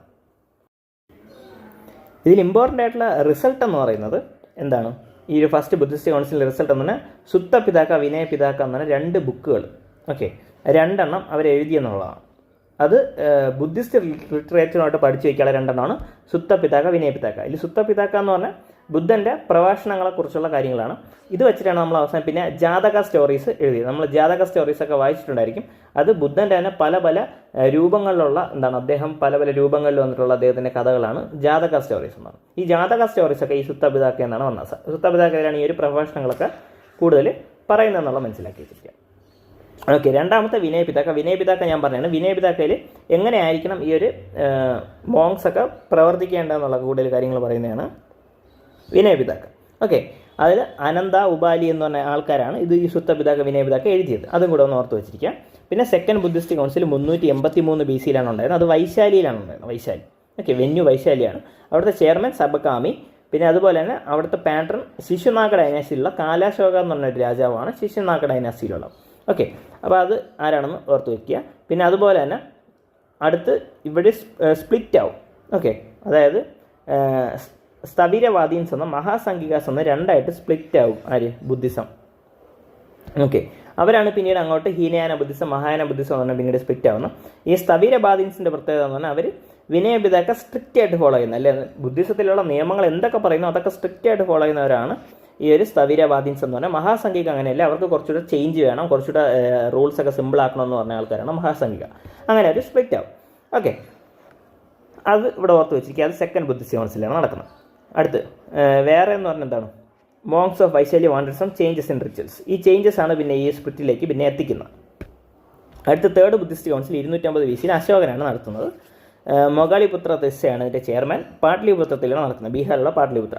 ഓക്കെ, പിന്നെ അതുപോലെ അവിടെയാണ് അഭിധമ്മ പിതാക്ക എന്ന് പറഞ്ഞാൽ മൂന്നാമത്തെ. അവിടെ ബുദ്ധിസത്തിൻ്റെ ഫിലോസഫി എന്താണ്, എന്തിനാണ് ബുദ്ധിസത്തെ നമ്മൾ ഫോളോ ചെയ്യുന്നത്, എന്തൊക്കെയാണ് അതിൻ്റെ റിച്വൽസ്, അല്ലെ എന്തൊക്കെയാണ് അതിൻ്റെ റിച്വൽസ് അല്ല ഐഡിയാസ്. ഓക്കെ, എന്തിനു വേണ്ടിയാണ് നമ്മൾ അത് ഫോളോ ചെയ്യണത് എന്നൊക്കെയുള്ള ഒരു ഫിലോസഫിയെക്കുറിച്ച് പറയുന്നതാണ് അഭിധമ്മ പിതാക്ക എന്ന് പറയുന്നത്. ഓക്കെ, പിന്നെ ആ സമയത്ത് തന്നെയാണ് അശോകനാണ് ഈ ബുദ്ധിസം മറ്റ് രാജ്യങ്ങളിലേക്ക് സ്പ്രെഡ് ചെയ്യാൻ വേണ്ടി വളരെ വലിയ റോൾ പ്ലേ ചെയ്തത്. കാരണം ഇഷ്ടംപോലെ മിഷണറീസിനെ പല പല സ്ഥലത്തേക്ക് അദ്ദേഹം അയച്ചു എന്നുള്ളതാണ്. അതും നിങ്ങൾ തേർഡ് ബുദ്ധിസ്റ്റ് കൗൺസിൽ ബേസ് ചെയ്തിട്ട് പഠിച്ചു വെച്ചിരിക്കുക. അടുത്ത് fourth Buddhist council important point എന്ന് പറഞ്ഞാൽ കുണ്ടല അഥവാ വന എന്ന് പറഞ്ഞ സ്ഥലത്താണ് നടന്നതെന്ന് പറയപ്പെടുന്നുണ്ട്. പക്ഷേ ഇത് ഡൗട്ട്ഫുൾ ആയിട്ടുള്ള കാര്യമാണ്. കാരണം ഇത് നടത്തിയ ആൾ കനിഷ്കനാണെന്നാണ് പറയപ്പെടുന്നത്. അവിടെയും ഡൗട്ടുണ്ട്. കാരണം ചിലവർ പറഞ്ഞാൽ കനിഷ്കനല്ല. കാരണം കനിഷ്കൻ്റെ സമയം നമ്മൾ 78 AD വെച്ചാണ് നമ്മൾ ഇപ്പോഴൊക്കെ നേരത്തെയൊക്കെ പറയുന്നത്. പക്ഷേ ഇപ്പോഴേ 140 AD മുതലുള്ള സമയമാണ് കനിഷ്കൻ്റെ സമയം എന്നൊക്കെ ചരിത്രങ്ങൾ ചില എവിഡൻസുകളൊക്കെ കാണിക്കുന്നുണ്ട്. അതുകൊണ്ട് ഇവിടെ കുറേ ഡൗട്ടുണ്ട്. പക്ഷേ ഈ രണ്ട് വെന്യൂവിൻ്റെ കാര്യത്തിൽ ഡൗട്ടുണ്ട്, പാറ്റേണിൻ്റെ കാര്യത്തിൽ ഡൗട്ടുണ്ട്. പക്ഷേ ഒരു ചോദ്യം ചോദിക്കുകയാണെങ്കിൽ ഫോർത്ത് ബുദ്ധിസ്റ്റ് കൗൺസിൽ ആരാണ് പാറ്റർണൈസ് ചെയ്തതെന്ന് വെച്ചാൽ കനിഷ്ക എന്ന് തന്നെ എഴുതുക. കാശ്മീരിൽ എന്ന് തന്നെ നമ്മൾ പറയാം. ഓക്കെ, പിന്നെ ചെയർമാൻ ആരെന്ന് വെച്ചാൽ വാസുമിത്രനാണ്. വൈസ് ചെയർമാൻ അശോക് ഘോഷയാണ്. ഓക്കെ, ഇവിടെയാണ് എന്താണ് മഹാവിഷവ ശാസ്ത്ര എഴുതിയത്. മഹാവിഷവ ശാസ്ത്ര എന്ന് പറഞ്ഞാൽ ഞാൻ നേരത്തെ പറഞ്ഞ 3 ബുക്ക്. ഫസ്റ്റ് ബുദ്ധിസ്റ്റ് കൗൺസിലെ Sutta Pitaka, second Buddhist council Vinaya Pitaka, പിന്നെ അടുത്ത് തേർഡ് ബുദ്ധിസ്റ്റ് ഫസ്റ്റ് ബുദ്ധിസ്റ്റ് കൗൺസിലാണ് സുത്ത പിതാക്ക, വിനയ പിതാക്ക ഉണ്ട്. Third Buddhist council Abhidhamma Pitaka. ഇത് 3ആണ് ഏറ്റവും ഇമ്പോർട്ടൻ്റ് ആയിട്ടുള്ള ബുദ്ധിസ്റ്റ് ലിറ്ററേച്ചർ എന്ന് പറഞ്ഞത്. ഇതിനെ 3നെയും കൂടെ ചേർത്ത് തൃപ്പിതാക്ക എന്നാണ് പറയുന്നത്. തൃപ്പിതാക്ക. ഓക്കെ, ഈ തൃപ്പിതാക്ക ഇത് ഒരു കമൻറ്റ് ചെയ്ത് സാൻസ്ക്രിറ്റ് കമൻ്റാണ് മഹാവിഷവ ശാസ്ത്ര എന്ന് പറഞ്ഞാൽ. ഇതൊന്ന് ഓർത്ത് വെച്ചിരിക്കുക. ഓക്കെ, പിന്നെ അതുപോലെ തന്നെ ഹീനയാന ബുദ്ധിസം, മഹായാന ബുദ്ധിസം ഒക്കെ ഫോർത്ത് ബുദ്ധിസ്റ്റ് കൗൺസിലാണ് ആ ഒരു സ്പ്ലിറ്റ് നടക്കുന്നതെന്ന് പഠിക്കുക. ഇതൊക്കെ എന്താണ് നമുക്ക് താഴെ നോക്കാം. ഹീനയാന ബുദ്ധിസം എന്താണ്, മഹായാന ബുദ്ധിസം. അടുത്ത് ബുദ്ധിസ്റ്റ് സ്കൂൾ ഞാൻ പറഞ്ഞു. സെക്കൻഡ് ബുദ്ധിസ്റ്റ് കൗൺസിലാണ് ആദ്യം സ്ഥവിരവാദീൻസ് എന്ന മഹാസംഘികാസ് എന്ന ഒരു സ്പ്ലിറ്റ് നടക്കുന്നത്. എന്തിനാണ് ഈ സ്പ്ലിറ്റ് നടന്നത്? മെയിനായിട്ട് ഈ സ്പ്ലിറ്റ് നടക്കാൻ കാരണം സ്ഥവിരവാദീൻസ് എന്ന സ്ട്രിക്റ്റ് മൊണാസ്റ്റിക് ലൈഫ് ഫോളോ ചെയ്തുകൊണ്ട് അവർ റിജിഡായിട്ട് എല്ലാ നിയമങ്ങളും വിനയ പിതാക്കെ പറയുന്ന നിയമങ്ങളെല്ലാം ഫോളോ ചെയ്യുമെന്ന് പറഞ്ഞവരാണ്. പക്ഷേ മഹാസംഘികാസ് എന്ന് പറഞ്ഞാൽ അങ്ങനെയല്ല. അവരെന്താണ്, അവരുടെ മോഡിഫൈഡ് ആയിട്ട് അവർക്ക് കുറച്ച് റൂൾസ് വേണം, അവർക്ക് ഇത്രയും സ്ട്രിക്റ്റ് ആയിട്ട് ഫോളോ ചെയ്യാൻ പറ്റില്ലെന്ന് പറഞ്ഞാൽ മഹാസംഘികയായി. ഓക്കെ, അത് സെക്കൻഡ് ബുദ്ധിസ്റ്റ് കൗൺസിലാണ് നടന്നതെന്ന് മനസ്സിലാക്കാം. അടുത്ത് മനസ്സിലാക്കേണ്ട കാര്യം എന്ന് പറഞ്ഞാൽ ഇതാണ് പിന്നീട് ഈ സ്ഥവിരവാദീൻസ് ഈ സ്ട്രിക്റ്റ് ആയിട്ട് മൊണാസ്റ്റിക്കിലേക്ക് ഫോളോ ചെയ്യുന്നവരാണ് പിന്നീട് ഹീനയാന ബുദ്ധിസത്തിലേക്ക് ഫോർത്ത് ബുദ്ധിസ്റ്റ് കൗൺസിൽ മാറിയെന്ന് മനസ്സിലാക്കാം. അതുപോലെ മഹാസംഘികാസാണ് പിന്നീട് മഹായാന ബുദ്ധിസ്റ്റിലേക്ക് മാറിയത് എന്ന് മനസ്സിലാക്കാം. ഓക്കെ, ഏത് കാറ്റഗറിയാണ് മാറിയെന്ന് ജസ്റ്റ് ഒന്ന് ഓർത്ത് വെച്ചിട്ട് മതി. ഈ ഹീനയാന ബുദ്ധിസം, മഹായാന ബുദ്ധിസം എന്ന് പറയുമ്പോൾ അതിൻ്റെ ഐഡിയ വേറെയാണ്. ഹീനയാന ബുദ്ധിസം എന്ന് പറയുമ്പോൾ ബുദ്ധനെ സാധാരണ ഒരു മനുഷ്യനായിട്ട് കാണുന്നു എന്നുള്ളതാണ്. ഓക്കെ, സാധാരണ ഒരു എത്തിക്കലായിട്ടുള്ള മനുഷ്യനായിട്ട് കാണുന്നു. അദ്ദേഹത്തിൻ്റെ മെസ്സേജ്, അദ്ദേഹം ദൈവമൊന്നുമില്ല, അദ്ദേഹം ഒരു മനുഷ്യനാണ്. അദ്ദേഹത്തിൻ്റെ മെസ്സേജുകളാണ് നമ്മൾ ഫോളോ ചെയ്യേണ്ടത്. സാധാരണ ആര് പറയുന്നത് പോലെയും എത്തിക്കലായിട്ടുള്ള കാര്യങ്ങളാണ് പുള്ളി പറയുന്നതെന്നാണ് ഹീനയാന ബുദ്ധിസത്തിൽ പറയുന്നത്. അടുത്ത മഹായാന ബുദ്ധിസത്തിൽ പറയുന്നത് എന്താണ്? അദ്ദേഹം ദൈവമാണ്. അദ്ദേഹത്തിനെ വർഷിപ്പ് ചെയ്യണം, അദ്ദേഹത്തിന് ഇമേജ് വർഷിപ്പ് നടത്തണം, അദ്ദേഹത്തിന് ഐഡൽ വർഷിപ്പ് ചെയ്യണം എന്ന് പറയുന്നുണ്ട്. പിന്നെ അതുപോലെ തന്നെ ബോധിസത്വം എന്ന് പറഞ്ഞ ഡോക്ടറീൻ മഹായാന ബുദ്ധിസവുമായിട്ട് ബന്ധപ്പെട്ടതാണ്. എന്ന് പറഞ്ഞാൽ എന്താണ്, ബുദ്ധൻ്റെ പഴയകാല ജീവിതങ്ങൾ, പഴയ ജീവിതങ്ങൾ, പല അവതാരങ്ങളുണ്ടായിരുന്നു എന്ന് പറയാം. നമുക്കിപ്പോൾ വിഷ്ണുവിൻ്റെ അവതാരം എന്ന് പറയുമ്പോൾ ബുദ്ധൻ്റെ പല അവതാരങ്ങളുണ്ടായിരുന്നു. അദ്ദേഹത്തിൻ്റെ പ്രീവിയസ് ലൈഫ്സാണ്, പഴയ ജീവിതങ്ങളാണത്. അങ്ങനെ അവരുടെ കഥ പറയുന്നതാണ് ബോധിസത്വയുടെ സ്റ്റോറീസാണ് ജാതക സ്റ്റോറീസിൽ കൂടുതൽ പറയാറുള്ളത്. ഓക്കെ, അങ്ങനെ ബോധിസത്വങ്ങളുണ്ട്. ഈ ദൈവത്തിൻ്റെ തന്നെ പല രൂപങ്ങളുണ്ട്. ഫ്യൂച്ചർ ഗോഡുണ്ട്, നേരത്തെ ഉണ്ടായിരുന്ന ഗോഡുണ്ട്. അത് നമ്മൾ പഠിക്കും. പത്മപാണി, മൈത്രേയ എന്നൊക്കെ പറഞ്ഞ് പഠിക്കും. അത് നമ്മൾ PYQ ചെയ്യുമ്പോൾ നമുക്കത് കൂടുതൽ പഠിക്കാം. പ്രീവിയസ് ഇയർ ക്വസ്റ്റ്യൻ ചോദിച്ചിട്ടുണ്ട് ഇതിന്. ആ ബോധിസത്വം എന്ന കോൺസെപ്റ്റാണ് അത്. ഓക്കെ, അപ്പോൾ അങ്ങനെ ഹീനയാന ഹീനയാനയിൽ മനുഷ്യനായിട്ട് ആണ് ബുദ്ധനെ കാണുന്നത് കൊണ്ട് തന്നെ അത് വളരെ ഫേമസ് ആയില്ല. കാരണം എന്താണ്, നമുക്കൊരു മതം മനുഷ്യനായിട്ട് കാണുന്നു, അദ്ദേഹം ചെയ്യുന്നത് വളരെ മിറാക്കിൾസ് ഒന്നും അല്ല, എല്ലാവർക്കും ചെയ്യാൻ പറ്റുന്ന കാര്യം തന്നെയാണ്, ചെയ്യാൻ പറ്റുമെന്ന് പറയുമ്പോൾ ഒരിക്കലും ആ മതത്തിൽ കൂടുതൽ ആൾക്കാർ വിശ്വസിക്കില്ല. കാരണം മതത്തിൽ ആൾക്കാർക്ക് മിറാക്കിൾസ് വേണം. ഓക്കെ, അത് മഹായാനയിലുണ്ട്. അതുകൊണ്ട് മഹായാന ബുദ്ധിസമാണ് പിന്നീട് അങ്ങോട്ട് ഫേമസ് ആവുന്നത് എന്നുള്ള കാര്യം കൂടെ ഓർക്കുക. ആ ഒരു ടൈപ്സ് ഓഫ് ബുദ്ധിസ്റ്റ് സ്കൂൾസിനെ കുറിച്ച് ഓർത്ത് വയ്ക്കുക. ഇനി എങ്ങനെയാണ് ബുദ്ധമതം സ്പ്രെഡ് ചെയ്യുന്നത്? ഒന്നാമത്തെ കാര്യം, ബുദ്ധിസ്റ്റ് കൗൺസിലുള്ള 4 നടക്കും. അതിൽ വഴി കുറേ സ്പ്രെഡ് നടക്കും. പിന്നെ അശോകൻ ഭയങ്കര ഇമ്പോർട്ടൻ്റ് ആയിട്ടുള്ള റോള് സ്പ്രെഡിന് ചെയ്യും. 3rd സെഞ്ചുറി AD കൂടി തന്നെ അശോകൻ്റെ റോള് കാരണം ഗ്രീക്ക്, ചൈനീസ്, കൊറിയ, ജപ്പാൻ പോലെ സ്ഥലങ്ങളിൽ ഇഷ്ടം പോലെ എന്ത് ചെയ്യും, ബുദ്ധിസം സ്പ്രെഡ് ആകുമെന്ന് മനസ്സിലാക്കുക. അതുപോലെ തന്നെ ഗ്രീക്ക് റൂളേഴ്സ്, ഇപ്പോൾ മിലിന്ദ് പന്നോ എന്ന് പറഞ്ഞൊരു ബുക്കുണ്ട്. അത് മിനാൻഡർ എന്ന് പറയുന്ന ഒരു ഗ്രീക്ക് രാജാവ്, പിന്നെ അതുപോലെ തന്നെ നാഗസേനനും കൂടെയുള്ള കോൺവെർസേഷനാണ്. നാഗസേനയും മിനാന്തർ എന്ന് പറഞ്ഞ രാജാവും കൂടെയുള്ള കോൺവെർസേഷനാണ്. ഈ കോൺവെർസേഷൻ കഴിയുമ്പം മിനാന്തർ ബുദ്ധിസം സ്വീകരിക്കുകയാണ്. ഒരു ഗ്രീക്ക് രാജാവ് ബുദ്ധിസം സ്വീകരിക്കണം. അപ്പോൾ വെസ്റ്റേൺ വേൾഡിലോട്ട് എന്ത് ചെയ്തു, ബുദ്ധിസം സ്പ്രെഡ് ചെയ്തു എന്നുള്ളതാണ്. പിന്നീട് ലേറ്റ് ആൻഷ്യൻ പീരീഡ് തീരുന്ന സമയത്ത് നമ്മൾ ഹർഷവർദ്ധനെക്കുറിച്ച് പഠിക്കും. അപ്പോൾ ഹർഷവർദ്ധൻ്റെ സമയത്ത് എന്ത് ചെയ്തിട്ടുണ്ട്, പാട്രണൈസേഷൻ അല്ലെങ്കിൽ ഇഷ്ടം പോലെ ഒരു ബുദ്ധിസം പ്രൊമോട്ട് ചെയ്തിട്ടുണ്ട്.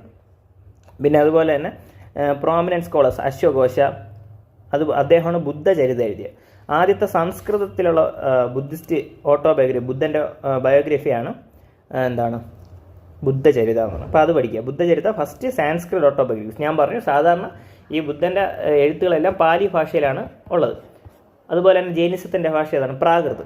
പക്ഷേ അത് മാറി സാൻസ്കൃതിൽ ബയോഗ്രഫി എഴുതിയ ആദ്യത്തെ ആൾ ബുദ്ധചരിതയാണ്.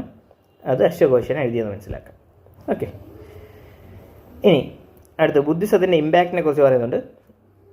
ഇവിടെ ഒരു ഡിസ്റ്റിങ്ഷൻ ഇല്ല. ഇവിടെ ബ്രാഹ്മണിക്കൽ റിലീജിയൻ വരുമ്പോൾ സ്ത്രീകൾക്ക് സ്ഥാനം കുറവാണ്, ശൂദ്രർക്ക് സ്ഥാനം കുറവാണ്, അങ്ങനെയൊന്നുമില്ല. ഇവിടെ എല്ലാവർക്കും ഒരുപോലെ പ്രാധാന്യം കൊടുക്കുന്നുണ്ട്. നിർവ്വാണ അല്ലെങ്കിൽ നിബ്ബാണയൊക്കെ വുമണ്ണും പോസിബിളാണ്. ശൂദ്രന്മാർക്കെല്ലാം ഓപ്പൺ ഡോറാണ്. അങ്ങനെയുള്ള കാസ്റ്റ് റെസ്ട്രിക്ഷൻസ് അല്ല, കാസ്റ്റ് നമുക്ക് പറയാൻ പറ്റില്ല, വർണ്ണ റെസ്ട്രിക്ഷൻസ് അവിടെ ഇല്ല. ഓക്കെ, പിന്നെ എക്കണോമിക് ലൈഫിലുള്ള ഇമ്പാക്റ്റ്. എക്കണോമിക് ലൈഫിൽ എന്താണ്, എക്കണോമിക് ഈവൽസിനെ ഇറാഡിക്കേറ്റ് ചെയ്യുക. എന്താണ്, ഫാർമേഴ്സിന് അത്രയും ഫാർമേഴ്സിന് ഗ്രെയിന് കൊടുക്കണമെന്നും അവർക്ക് ഫെസിലിറ്റീസ് കൊടുക്കണമെന്നും ട്രേഡേഴ്സിന് ഇപ്പോൾ അവർക്ക് ട്രേഡ് ചെയ്യാനുള്ള സാധനങ്ങളും അവർക്ക് അതിൽ ഫെസിലിറ്റി ഒരുക്കി കൊടുക്കണമെന്നൊക്കെ ഇതിൽ ബേസിക്കായിട്ട് പറയുന്നുണ്ട്. അങ്ങനെ നമുക്ക് പോവർട്ടി ഇറാഡിക്കേറ്റ് ചെയ്യാന്നൊരു കാര്യം ബുദ്ധിസ്റ്റ് മതത്തിൽ പറയുന്നുണ്ട്. അപ്പോൾ നിങ്ങളൊരു കാര്യം മനസ്സിലാക്കുക, ഇപ്പോൾ ഒരു രാജാവ് വരെയാണ്, ആ രാജാവ് ബുദ്ധിസ്റ്റ് മതം സ്വീകരിക്കുകയാണ്. അപ്പം ബുദ്ധിസ്റ്റ് മതം സ്വീകരിക്കുന്ന രാജാവ് ഓബിയസ്ലി ഇതെല്ലാം ചെയ്യും. ഓക്കെ, അപ്പോൾ അവിടെയുള്ള ഫാർമേഴ്സിനും ട്രേഡേഴ്സിനും ഒക്കെ നന്നായിട്ടുള്ള പൈസയും കാര്യങ്ങളൊക്കെ അവരുണ്ടാവും. അങ്ങനെ അവരുടെ ഒരു പ്രോസ്പെറസ് സിറ്റുവേഷൻ അവിടെ നടക്കും എന്നുള്ളൊരു കാര്യം കൂടെ നിങ്ങൾ അവിടെ ഓർത്ത് വെച്ചിരിക്കുക. ഓക്കെ, അടുത്ത് പഠിക്കേണ്ടതെന്ന് പറഞ്ഞാൽ ലിറ്ററേച്ചറും ലേണിങ്ങിനെ കുറിച്ചാണ്. നാളന്ദ, വിക്രംശില പോലത്തെ യൂണിവേഴ്സിറ്റീസ് ബീഹാറിലുണ്ട്, വല്ലഭി ഗുജറാത്തിലുണ്ട്, നാഗാർജുനകൊണ്ട സൗത്തിലുണ്ട്. അങ്ങനെയൊക്കെ എന്ത് ചെയ്തു, അവിടെ സൊസൈറ്റിയിലും ബുദ്ധിസം ഭയങ്കരമായിട്ട് ഒരു ഇമ്പോർട്ടൻ്റ് റോൾ പ്ലേ ചെയ്തു എന്നുള്ളതാണ്. പിന്നെ തെരിഗാഥ എന്ന് പറയുന്ന ഇത് ലിറ്ററേച്ചറാണ്, ബുദ്ധിസ്റ്റ് ലിറ്ററേച്ചറാണ് തെരിഗാഥ. അത് ബുദ്ധിസ്റ്റ് മോങ്കുകളും നണ്ണുകളും പാടിയ പാട്ടുകളാണ് പറയുന്നത് തെരിഗാഥ എന്ന് പറയുന്നത്. ഓക്കെ, അപ്പോൾ അതിനെക്കുറിച്ച് പറയുന്നുണ്ട്. പിന്നെ അതുപോലെ ഇത് സുത്തപിതാകര പാർട്ടായിട്ടാണ് ഉള്ളത്. ഇതൊക്കെ ക്വസ്റ്റ്യനിൽ വന്നിട്ടുണ്ട്. തെരിഗാഥ പ്രീവിയസ് ഒരു ക്വസ്റ്റ്യനാണ്, അതാണ് ആ ഒരു പോയിന്റ് എടുത്ത് പറയുന്നത്. നിങ്ങൾ ആ ഒരു പോയിന്റ് വായിച്ചു വയ്ക്കുക. PYQ നമുക്കിന്ന് ചെയ്യാം, അപ്പോൾ നമുക്ക് കറക്റ്റായിട്ട് മനസ്സിലാവും. പിന്നെ ആർട്ട് ആൻഡ് കൾച്ചർ, ഞാൻ നേരത്തെ ജെയിൻ ലിറ്ററേച്ചറിൽ ആർട്ട് ആൻഡ് കൾച്ചറിൽ ഞാൻ പറഞ്ഞു, ദിൽവാര ടെമ്പിൾസിൻ്റെ കാര്യം പറഞ്ഞു. പിന്നെ അതുപോലെ തന്നെ ഖാരവേല ആർക്കിടെക്ചർ, റോക്കറ്റ് ആർക്കിടെക്ചറിനെ പറഞ്ഞ പോലെ തന്നെ ഇവിടെയുള്ള ആർക്കിടെക്ചർ അല്ലെങ്കിൽ ബുദ്ധിസ്റ്റ് ആർക്കിടെക്ചറിൽ ഇമ്പോർട്ടൻ്റ് ആയിട്ടുള്ള ബാരബാര ഹിൽസ്, ഗയയിലുള്ള നാസിക്കിലുള്ള ബാരബാര ഹിൽസ് ഉണ്ട്. പിന്നെ അതുപോലെ തന്നെ ഹ്യൂമൻ സ്കൾപ്ചേഴ്സ്, സ്റ്റാച്യൂസ് ഒക്കെ ഇഷ്ടംപോലെ നിർമ്മിച്ചിട്ടുണ്ട്. കാരണം എന്താണ്, ഞാൻ പറഞ്ഞു മഹായാന ബുദ്ധിസത്തിൽ ഇഷ്ടംപോലെ ഐഡൽ വർഷിപ്പിനെ കുറിച്ച് പറയുന്നുണ്ട്. ഐഡൽ വർഷിപ്പ്, ഈ ഐഡൽ വർഷിപ്പാണ് പിന്നീട് അങ്ങനെ പല സ്റ്റാച്യു മേക്കിംഗ് സ്റ്റൈലായിട്ടുള്ള ഗാന്ധാര സ്റ്റൈല്, മധുര സ്റ്റൈൽ എന്നൊക്കെ പറഞ്ഞാൽ ആർട്ട് ആൻഡ് കൾച്ചറിൽ നമ്മൾ പഠിക്കും. പല ഈ ഒരു ആർട്ട് ആൻഡ് കൾച്ചർ സ്റ്റൈലായിട്ട് അല്ലെങ്കിൽ ഒരു സ്കൾപ്ചർ സ്റ്റൈൽ വന്നത് ഈ ഒരു സ്കൾപ്ചേഴ്സിൽ നിന്നാണ്. ഓക്കെ, അത് പഠിക്കാനുണ്ട്. പിന്നെ അതുപോലെ തന്നെ എന്താണ് ബീഹാറിൽ ബോധ്ഗയയിലുള്ള പാനൽ, സാഞ്ചി, ബഹ്റൂത്ത് മധ്യപ്രദേശ്, ഇവിടെയൊക്കെയുള്ള ആർട്ടിസ്റ്റിക് വർക്കുകളൊക്കെ ഇഷ്ടംപോലെയുണ്ട്. പിന്നെ അതുപോലെ തന്നെ അവിടെ ഇഷ്ടംപോലെ ഇമ്പോർട്ടൻ്റ് ആയിട്ടുള്ള പെയിൻറ്റിങ്ങൾ നടക്കാറുണ്ട്. ഓക്കെ, അതിപ്പോൾ മൗര്യൻ്റെ സമയം കഴിഞ്ഞിട്ടായാലും കുറേ പെയിൻറ്റിങ്ങൾ, ബുദ്ധിസ്റ്റ് പെയിൻറ്റിങ്ങൾ നടക്കാറുണ്ട്. അതിനെ ഫ്രസ്കോസ് എന്ന് വിളിക്കാറുണ്ട്. ഫ്രസ്കോസ്, അതായത് വാൾ പെയിൻറ്റിങ്സിനാണ് ഫ്രസ്കോസ് എന്ന് പറയുന്നത്. നമ്മൾ ഇപ്പോൾ ഗ്രാഫിറ്റി, ഇപ്പോൾ വാളിലൊക്കെ ഇങ്ങനെ പെയിൻറ്റിങ്സ് കാണത്തുമല്ലോ, അപ്പോൾ അതുപോലെ ഉള്ള ആ സമയത്തുണ്ടായ വാൾ പെയിൻറ്റിങ്സിനെ വിളിക്കുന്ന പേരാണ് ഫ്രസ്കോ. അപ്പോൾ അതേപോലത്തെ fresco paintings Ajanta cave, Ellora കേവിലുണ്ടായിരുന്നു, മധ്യപ്രദേശിലുള്ള ബാഗ് കേവിലുണ്ടായിരുന്നു, അഫ്ഗാനിസ്ഥാനിലുള്ള ബാമിയാൻ കേവ്സിലുണ്ടായിരുന്നു.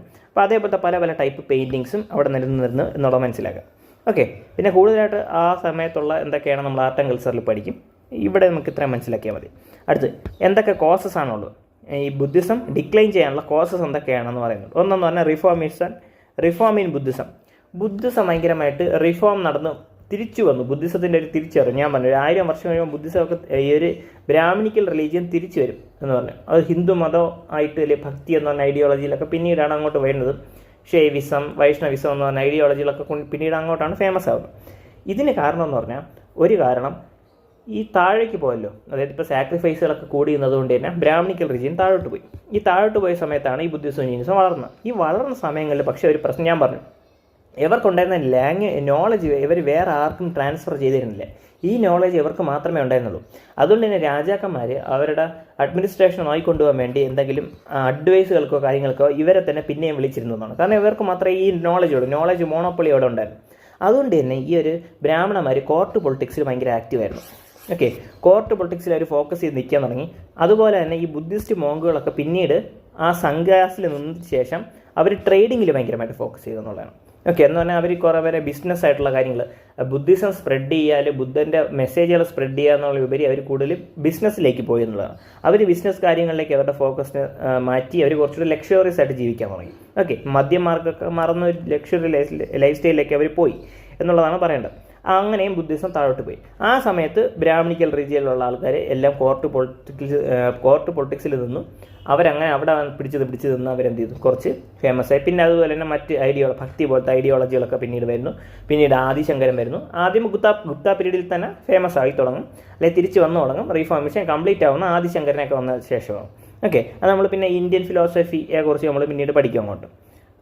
ഓക്കെ, അദ്വൈത എന്നൊക്കെ പറഞ്ഞ കുറേ ഫിലോസഫീസ് ഉണ്ട്, അതിനെക്കുറിച്ച് നമുക്ക് അങ്ങോട്ട് പഠിക്കാം. അപ്പോൾ ഇവിടെ ബേസിക്കായിട്ട് മനസ്സിലാക്കേണ്ട ഇങ്ങനെയുള്ള കാരണങ്ങൾ കാരണം എന്ത് ചെയ്യും, ബുദ്ധിസം താഴേക്ക് വരും. പിന്നെ സംസ്കൃതം പോലത്തെ ഭാഷയുടെ ഉപയോഗം ഞാൻ പറഞ്ഞു. ബുദ്ധിസവും ജീനിസവും വരാനുള്ള കാരണം തന്നെ വളരെ സിമ്പിളായിട്ടുള്ള ഭാഷ ഉപയോഗം. പാലി, പ്രാകൃതം പോലത്തെ ഭാഷ ഉപയോഗിക്കുന്നു എന്നുള്ളതാണ്. പക്ഷേ അവർ സംസ്കൃതം പോലത്തെ വളരെ കടിക്കട്ടിയായിട്ടുള്ള ഭാഷകൾ പിന്നെയും തിരിച്ചു കൊണ്ടുവരാൻ ശ്രമിക്കും. അത് ഞാൻ പറയുന്നത്, അശ്വഘോഷ എന്ന് പറഞ്ഞാൽ ഫസ്റ്റ് ബുദ്ധചരിത എന്ന് പറഞ്ഞാൽ ഓട്ടോബയോഗ്രഫി എഴുതിയെന്നുള്ളതാണ്.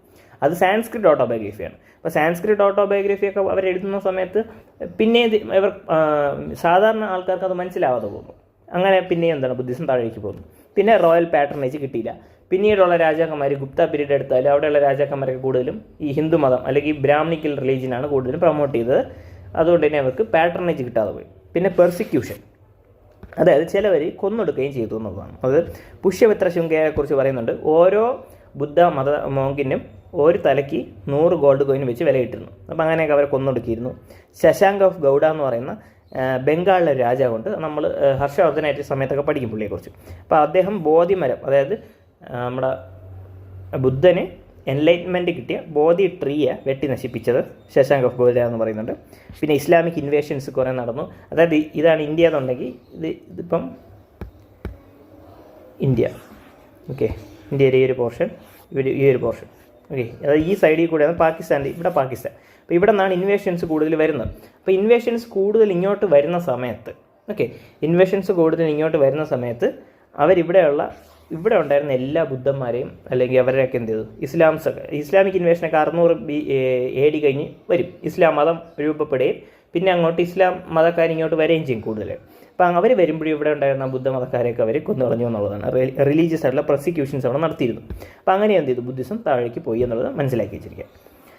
ഓക്കെ, ഈ 2 മതങ്ങളല്ല, വേറെ ഇഷ്ടംപോലെ മതങ്ങൾ ആ സമയത്ത് രൂപീകരിച്ചു ബ്രാഹ്മണിക്കൽ റിലീജിയനെതിരെ. അതിൽ വേറെ ഒരെണ്ണമാണ് അജീവിക എന്ന് പറയുന്നത്. അജീവിക കൊണ്ടുവന്നതായിരുന്നു വെച്ചാൽ ഗൊസാല മഖാലി ബുദ്ധ എന്ന് പറഞ്ഞ ഒരാളാണ് ഇത് കൊണ്ടുവന്നത്. ഈ അജീവികയുടെ ബേസിക് ഫിലോസഫി എന്ന് പറഞ്ഞാൽ നിയതി അല്ലെങ്കിൽ ഫെയ്ത്താണ്. അജീവികാസ് പറയുന്നതെന്ന് പറഞ്ഞാൽ നമ്മൾ എന്ത് ചെയ്തിട്ടും കാര്യമില്ല. ഇപ്പം നല്ലത് ചെയ്തിട്ടൊന്നും കാര്യമില്ല, ചീത്ത ചെയ്തിട്ടും കാര്യമില്ല, നടക്കേണ്ട എന്തായാലും നടക്കും, വിധിയാണ്. നമുക്ക് അതുകൊണ്ട് തന്നെ നമുക്കങ്ങനെ ഇന്ന് ചെയ്യണം അങ്ങനെയൊന്നുമില്ല. നിങ്ങൾ എന്തെങ്കിലും ചെയ്യാം.